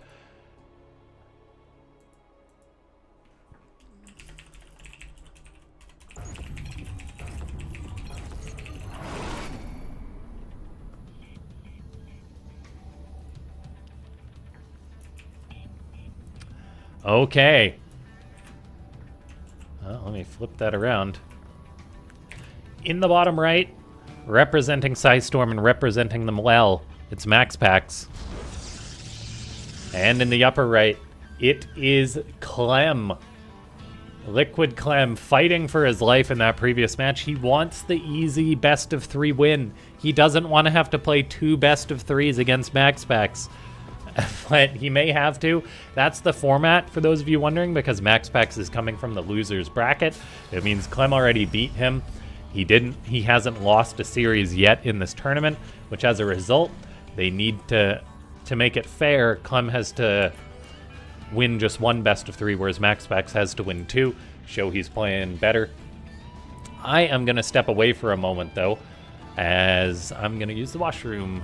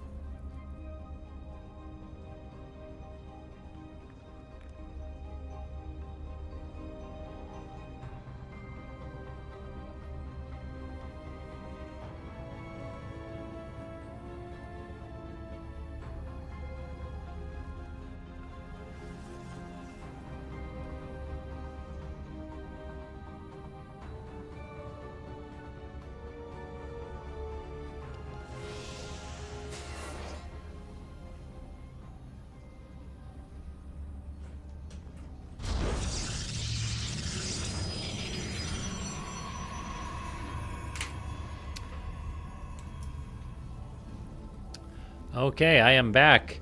Did you guys like that little ride as I put the desk up? I have been sitting for too long. I wasn't sure I was going to cast the whole stream, but we've been live for 5 hours.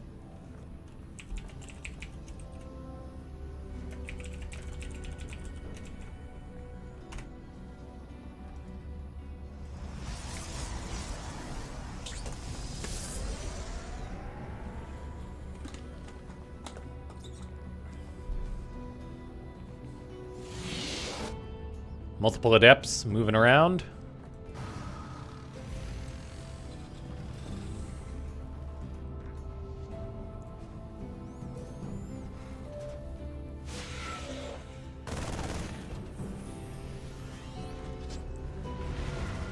I'm getting bullied a little bit. The Terran player. Gonna be going for a Banshee or a Raven as he's doing his 1-1-1. Meanwhile, the Hellion bullying Max Pax a little bit. No units have died so far this game. It is uncomfortable for Clem to be constantly getting shaded at by adepts, though.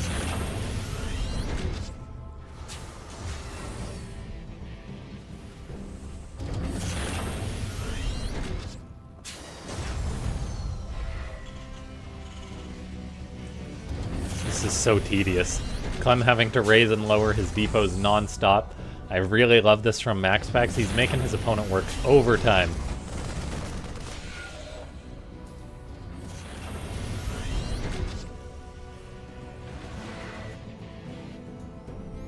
Hellion scouts the third base of Max Pax by Clem.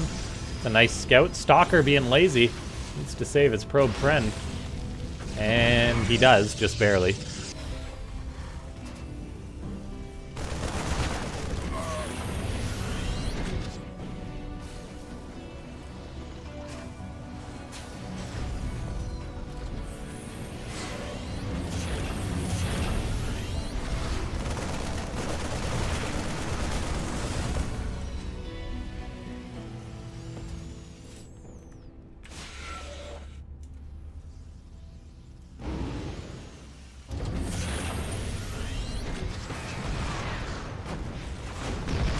Adept does complete the shade and gets nuked, so both of those are out of the picture. Clem has built his 2 extra barracks, so he's got that stim building, soon to be combat shield. Meanwhile, Max Pax does have his stalkers getting ready to move out on the map. And we'll see whether Max Pax is going to be able to take the 2-0. As he's got his observer ready to move on in. Clem has a tank, 2 tanks, a bunker at the front, so plenty of bulk for Clem, as he's been making Marines pretty much non-stop in order to defend against this. And we see the very cool wall. It really is incredible. Little things like adding a supply depot to the right-hand side so it can be part of the wall to prevent that stalker shenanigans. Meanwhile, we had a Raven move out that I guess just was caught or barely escaped aggression. Max Pax not even trying to get aggressive. He's got 2 observers on his opponent's side of the map, which seems a little bit risky. He probably wants to reposition one, as all it takes is that Raven to give vision to kill them. Max Pax is getting outcharged Colossus, so we could be in for a bit of a repeat of the previous match.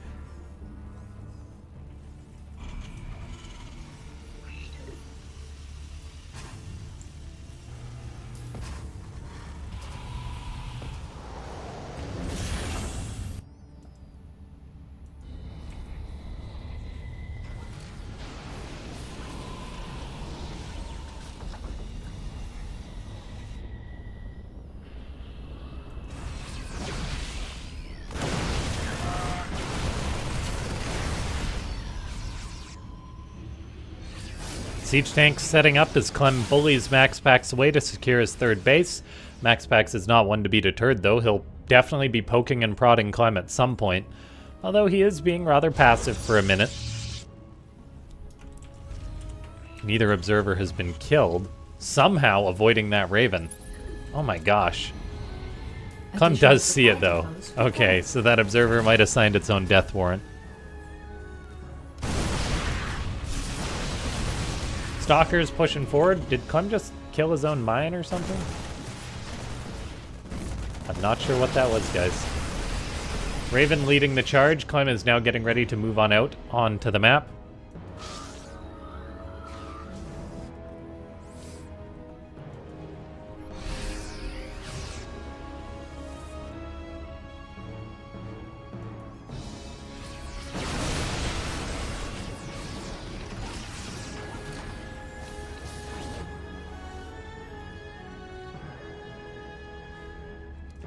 Multiple Vikings are being produced by Clem as he gets ready to deal with the Colossus stage of things.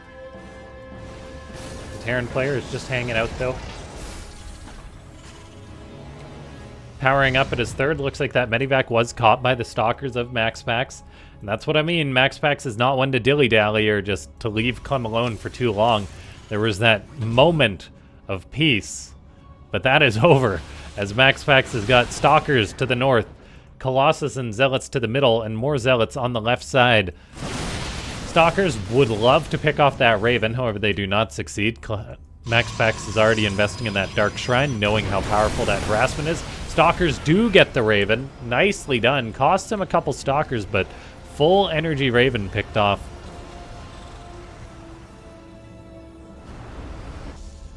MaxPax has already got his fourth done. He's investing in a fifth. Meanwhile, Clem still is building his fourth base on location, so the Protoss' economy is quite strong right now. We've got 2-1 upgrades on the way for MaxPax. Meanwhile, Clem also researching his 2-1, although he'll have a short upgrade lead with his 1-1 already being done.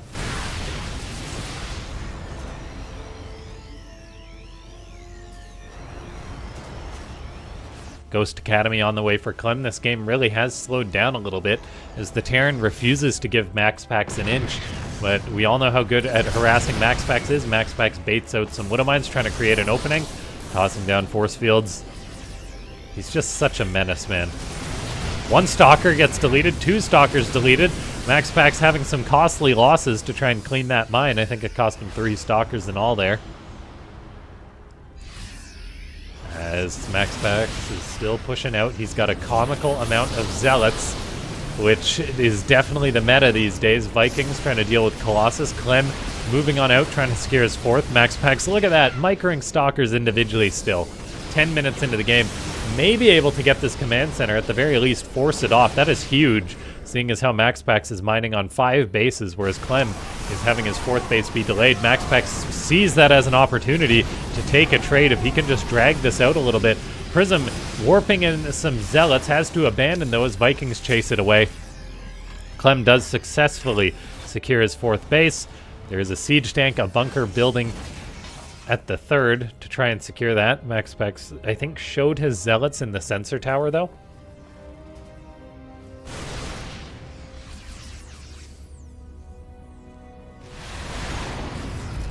Vikings kill off what I believe was the Prism. Zealots move on in. Is there another Prism for MaxPax? The answer is no. So reinforcing from this position won't be as easy. MaxPax still has his Zealots on the left side. He's been unsuccessful in breaking Clem, which means his bank has been climbing as he hasn't been trading out maybe as much as he'd like. That planetary is set up, ready to be repaired. And now we see MaxPax be pushed away. 3-2 upgrades are on the way for the Protoss. Same thing for the Terran. Terran will have a slight upgrade lead now that 2-2's done. And oh, this could be a good opportunity for MaxPax as he moves on in. Clem has to reposition. His Vikings do come in at a beautiful angle. Disruptor helps zone everything out. Clem having to micro everything away. Colossus almost gets volleyed down though, but yeah, look at this. Clem is so darn difficult to break, and it really speaks to his confidence that he is not letting MaxPax, well, push on in. Like, he's happy staying alive, just playing this defensive style, and then eventually he'll be confident enough to move out. MaxPax is being bullied back, pushed away, force fields, trying to save himself. Loses 2 high-value Colossus, though, and there's simply so many Vikings for the Terran. And with EMP and Bio, Clem is in a very commanding position right now, chasing MaxPax away. 1 Disruptor is not enough to take the fight that MaxPax needs. That is going to be big supply losses for the blue Protoss, and there's simply not enough stuff to make this fight go the way of MaxPax. More Zealot reinforcements do come on in, but Clem really sees the opportunity, killed the Colossus, and then there's just nothing left for MaxPax. He may have to recall those Stalkers. He does. MaxPax can reinforce massively in the form of, well, a bunch of Zealots, Stalkers, Disruptors. One Nova goes out. It's going to be a grand connection for that Disruptor. Probably the best Disruptor connection I've seen all day. As that really helps MaxPax as Clem drops about 20 supply there. Still, things aren't terrible for MaxPax. I mean, he's got up his 5th base. Clem is only on 4. I'd love to see the Protoss get up another Nexus. Look at that. He's just so on point.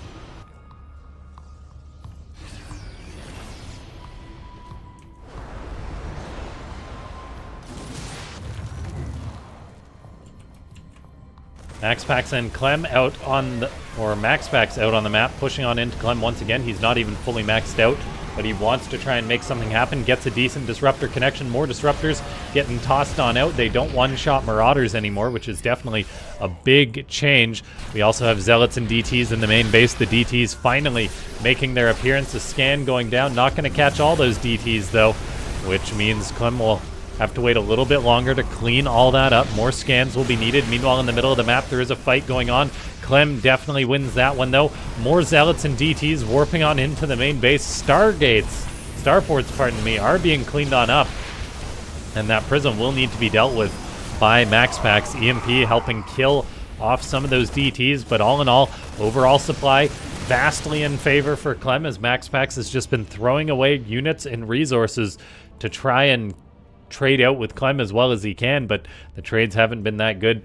We do have many Stalkers out for MaxPax, which could be good here. Is there going to be a Zealot warp-in to support this? Because with, I think, 10 Zealots, this could be a fight that MaxPax takes. Stalkers are blinking forward after this army. There's no more pylons there. A few Zealots did get warped on in. Clem is trying to push on in and take this Nexus. I think, yeah, just a few more Zealots could have helped out MaxPax, but I think the warp-in was a little bit late. Maybe the gateways were on cooldown. However, more Zealots do get finally warped on in, but I think that went from an opportunity in which MaxPax would have been able to take a good fight. It just went to an opportunity that MaxPax is able to hold the line.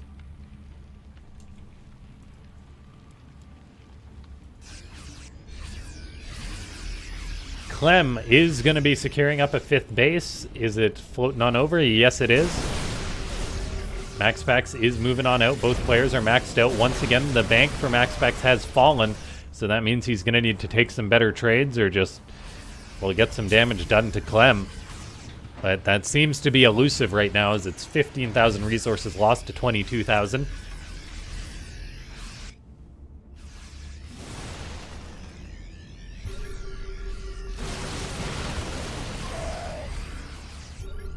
Scans galore getting dropped by the Terran. A big Zealot run-by moving on in. And they are just going to trade on out with some of this bio, but then have to run on out. Meanwhile, Stalkers and Disruptors trying to make openings. Clem has to micro non-stop. He's so darn fast. Both these players with incredibly high APM. Oh, that's a cool overhead thing right there. Sorry, I was trying to find the APM graph. It's one of these. Anyway, not important. MaxPax is trying to push on in. Meanwhile, Clem is going for an attack on the right side, so it's going to be a Nexus for a command center potentially. And the command center will fall. Colossus are getting taken on out. MaxPax may be more focused on trying to defend his main than to micro this army, which I think will hurt him a little bit. Supply-wise, though, things are not bad for the Protoss. He's warped in a lot more Zealots, and it looks like he is just going to embrace the base trade. As I say that, though, he turns around. Clem scores 2 bases for one of his own losses, floating over a command center now, so he will still be on 5 bases. Then 5 against 5 is going to be very darn good for the Terran. So we'll see if MaxPax rebuilds these bases or what, as he has yet to do that, maybe just focused on the fight. But at some point, you got to realize this game is not going to end yet. Clem taking the 5th, though, is definitely really nice for him. Getting Liberators set up to deal with DTs and Zealot harassment already is huge. We do have a command center building for Clem, so he's ready to keep those expansions rolling. Meanwhile, MaxPax is just expanding now to take a 5th. So he will be down on economy. And seeing as how he hasn't been trading as well as he needs to all game, things are going to have to turn around for the blue Protoss in some way. Whether he can take a good fight or not remains to be seen. There is Vikings en masse to counter the Colossus. They've got +2 ship weapons. Meanwhile, Clem is looking to take an engagement, gets a good volley off on one of the Colossus. MaxPax's army is looking quite scary, though, so the Terran really has to respect this, as a lot of Clem's supply is on the north side. Vikings are also still lurking around, looking for whatever they can get. Colossus are being chased away despite Stalkers trying to save them. Clem is now pushing on out, looking to put his boot on the neck of MaxPax, as all this Terran bio is so darn scary. Disruptors being made en masse by MaxPax. Clem is looking to set up a good concave. The Vikings trying to force the Colossus away, and so far they are getting some good damage done. Only 2 Colossus remain, and there's more Vikings in the back, so I think the Colossus are not a factor anymore. Clem is stimming on in, however the choke point could really compromise things. He's still going for it, though. No more Disruptor Novas to force the Terran army back at its most vulnerable position, going through the choke.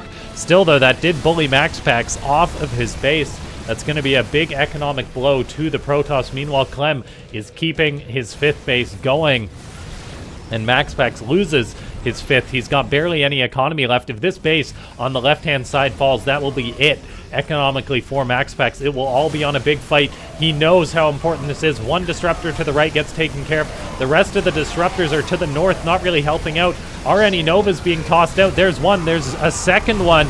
Getting some decent connections, but all the bio stays alive. Well, the bio powers through it. Did not all stay alive there. Yeah, well done by Clem, tying it up, and the next match could potentially be our last, so we'll see whether he's going to be able to bring it back.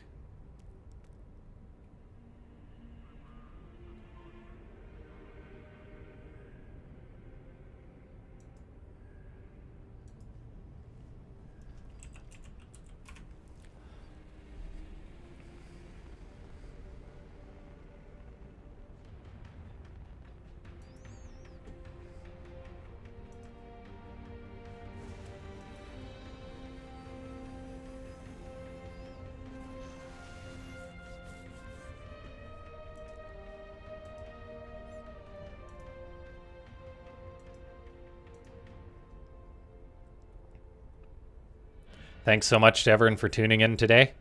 I know I'm not a usual caster for these online cups, but I like to make an appearance every now and then, and I may start streaming regularly. We'll see.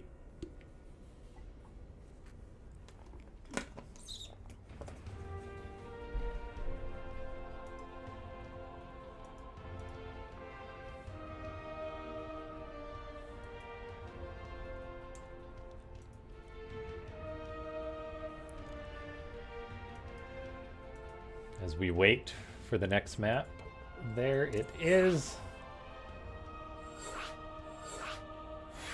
Oof, I feel like I almost missed the bus there. So they didn't post it in the general chat. So I'm like, I gotta join off them. Don't leave without me. Yeah, I might see if there's any more StarCraft 2 that I can potentially cast.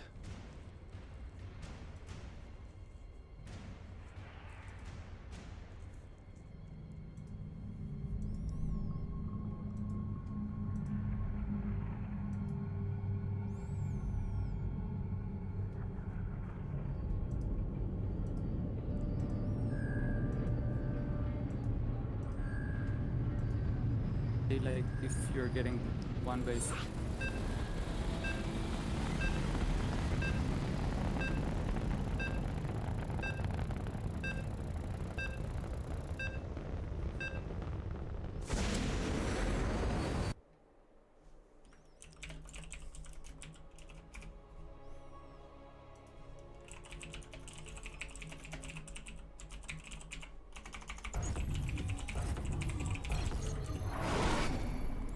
Okay, and here we are into the final match of this best of 3. Whether it's the final match of the day or not remains to be seen. As MaxPax and Clem, we could have a repeat of whatever this is if MaxPax is the one who takes this. He's got to be feeling a little bit of pressure, but he's the online cup king. It's just a routine run-of-the-mill cup. I doubt he's being too hard on himself. I did not expect to be casting for so darn long today, though. But it's just like, we had so many good games, and the format of this is amazing. So, here we are on Ultra Love.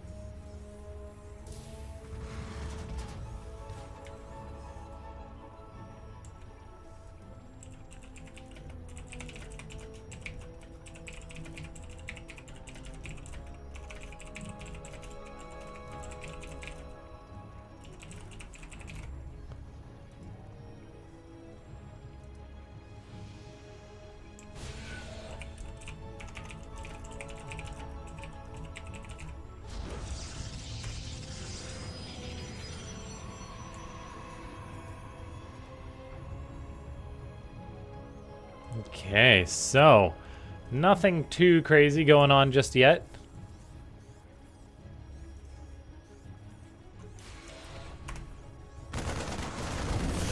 Depp does try and poke up that ramp. That is a thing of Ultra Love. You gotta deal with the high ground. Clem tries to catch it. Catch her, I guess.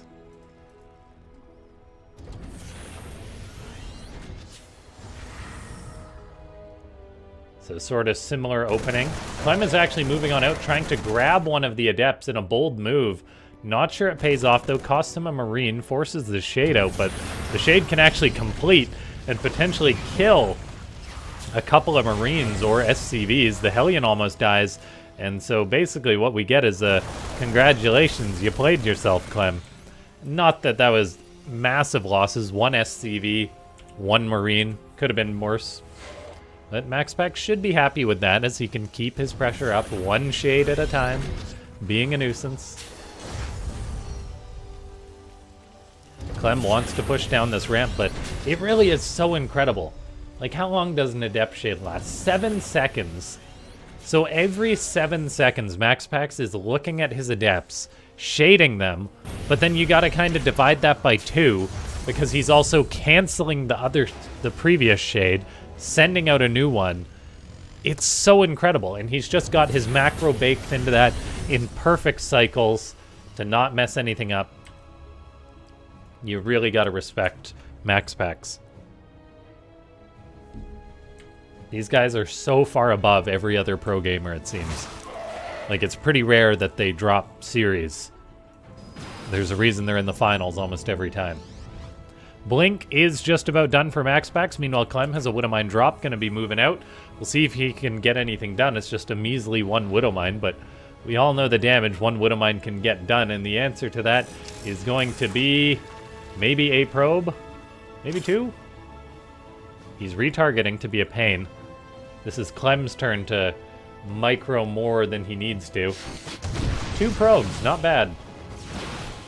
The mine does die, though. Meanwhile, we have a Hellion at the 3rd base of MaxPax, or where the 3rd base would be. as the Protoss player is looking to get aggressive. It's 4-gate blink. Gonna be trying to break the front of Clem. There is 2 tanks in the main. Nothing at this bunker. Just the rest of the Marines trying to help on out. So MaxPax is gonna trade out, target down the Marines outside of the bunker, target down the SCVs. I'm not sure if that was worth it though. I mean, he did kill a good number of Marines, but it did cost him Stalkers, cost him HP and shields.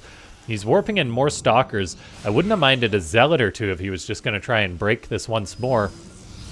But in goes MaxPax. He may have the Stalkers he needs to volley down the bunker. We shall see. He's actually just going to bypass the bunker, go into the main and go for the throat. SCVs are pulled. Auto turrets putting out lots of damage. The tank does perish, but the bunker stays alive.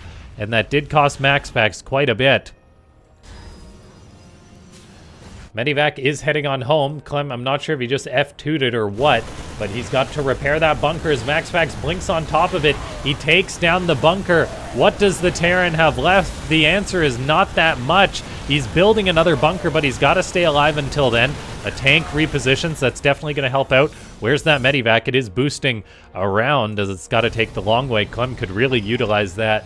As MaxPax is now looking to go further in. There is a 2-deep tank line, though. That's going to help out tremendously for the Terran. That bunker does finish up. However, that other tank is going to need to be shuffled forward. Now Marines pile into the bunker. SCVs repair it. Clem is fighting to stay alive. MaxPax is trying to go for the kill.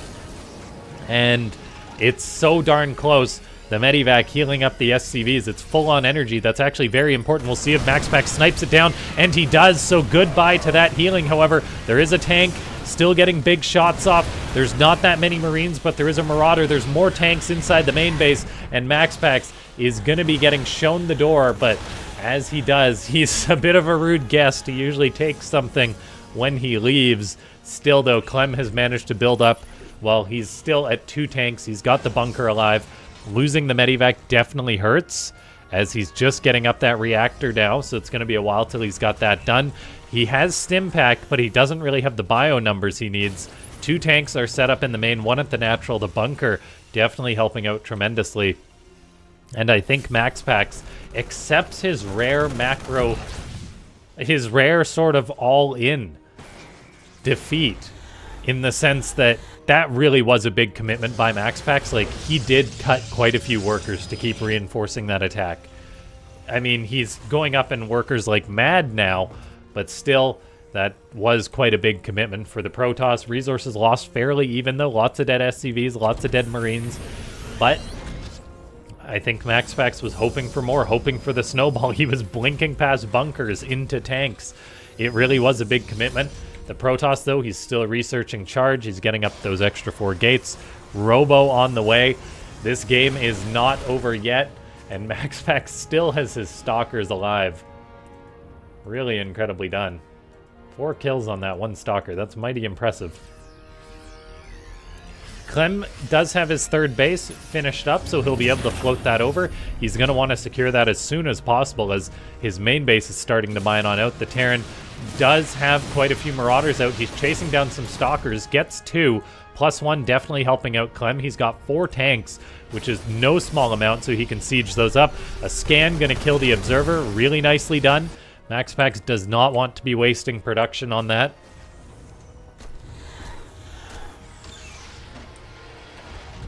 The Prism is still hanging out, waiting for an opportunity. The bunker is present for Clem, though, which could actually be big. And a Marine is moving out. It's going to find the Prism and the Zealots.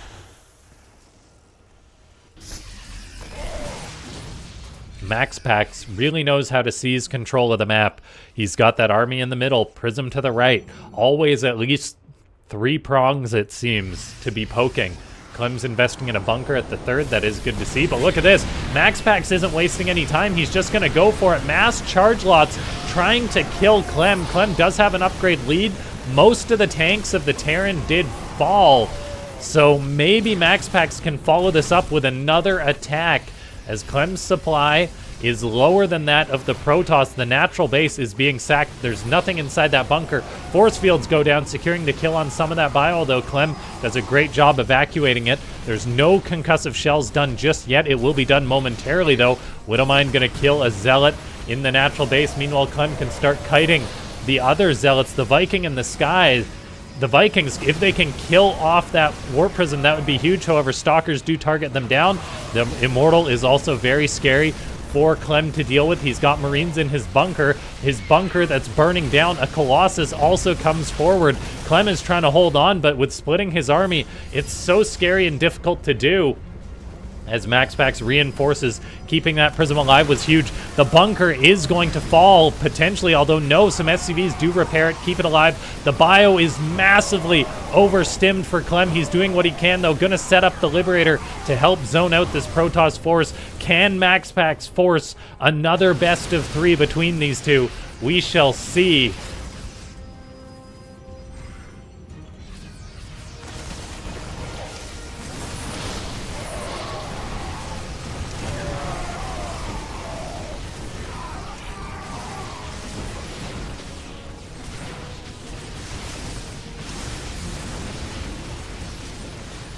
Marauders holding the line for now. Army supply is neck and neck, 48-48, 50-50. We got to keep in mind, though, that the Terran's army supply is misleading because that's always tied up in production, whereas Protoss Warpins, I mean, most Protoss supply is there and present. We see MaxPax spinning around towards the third base of Clem.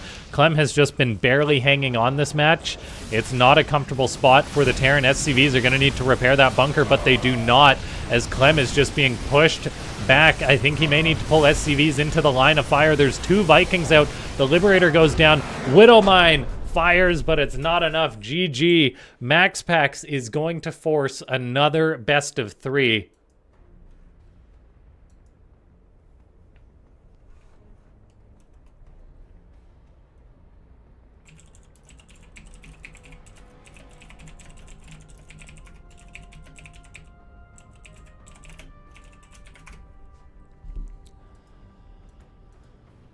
Okay.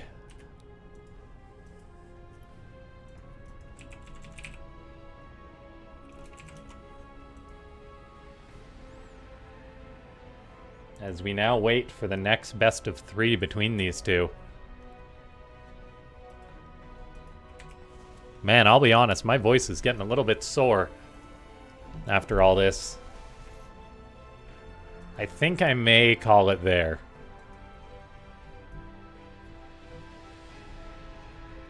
With MaxPax showing us it's a good fight. I might just watch the finals because I got a meeting to go to in an hour and a half. Gotta get some food in me. Haven't eaten. I've been casting all day. Only 3 people watching on Twitch. So yeah, I think I'm gonna end the stream there, guys. Thanks so much for tuning on in. It's been a good one, that's for sure. For some reason that YouTube member thing is just a % bar. Anyway, not important right now. I will see you guys next time. Thanks so much for tuning on in. Big thanks to everyone that sponsors the prize pool for this event, all the casters out there. And I'll look for some other stuff to cast that is maybe more open and has less coverage, I'll say, as I think that would be a good way to go. I'll see you guys next time. Thanks for watching. Bye-bye.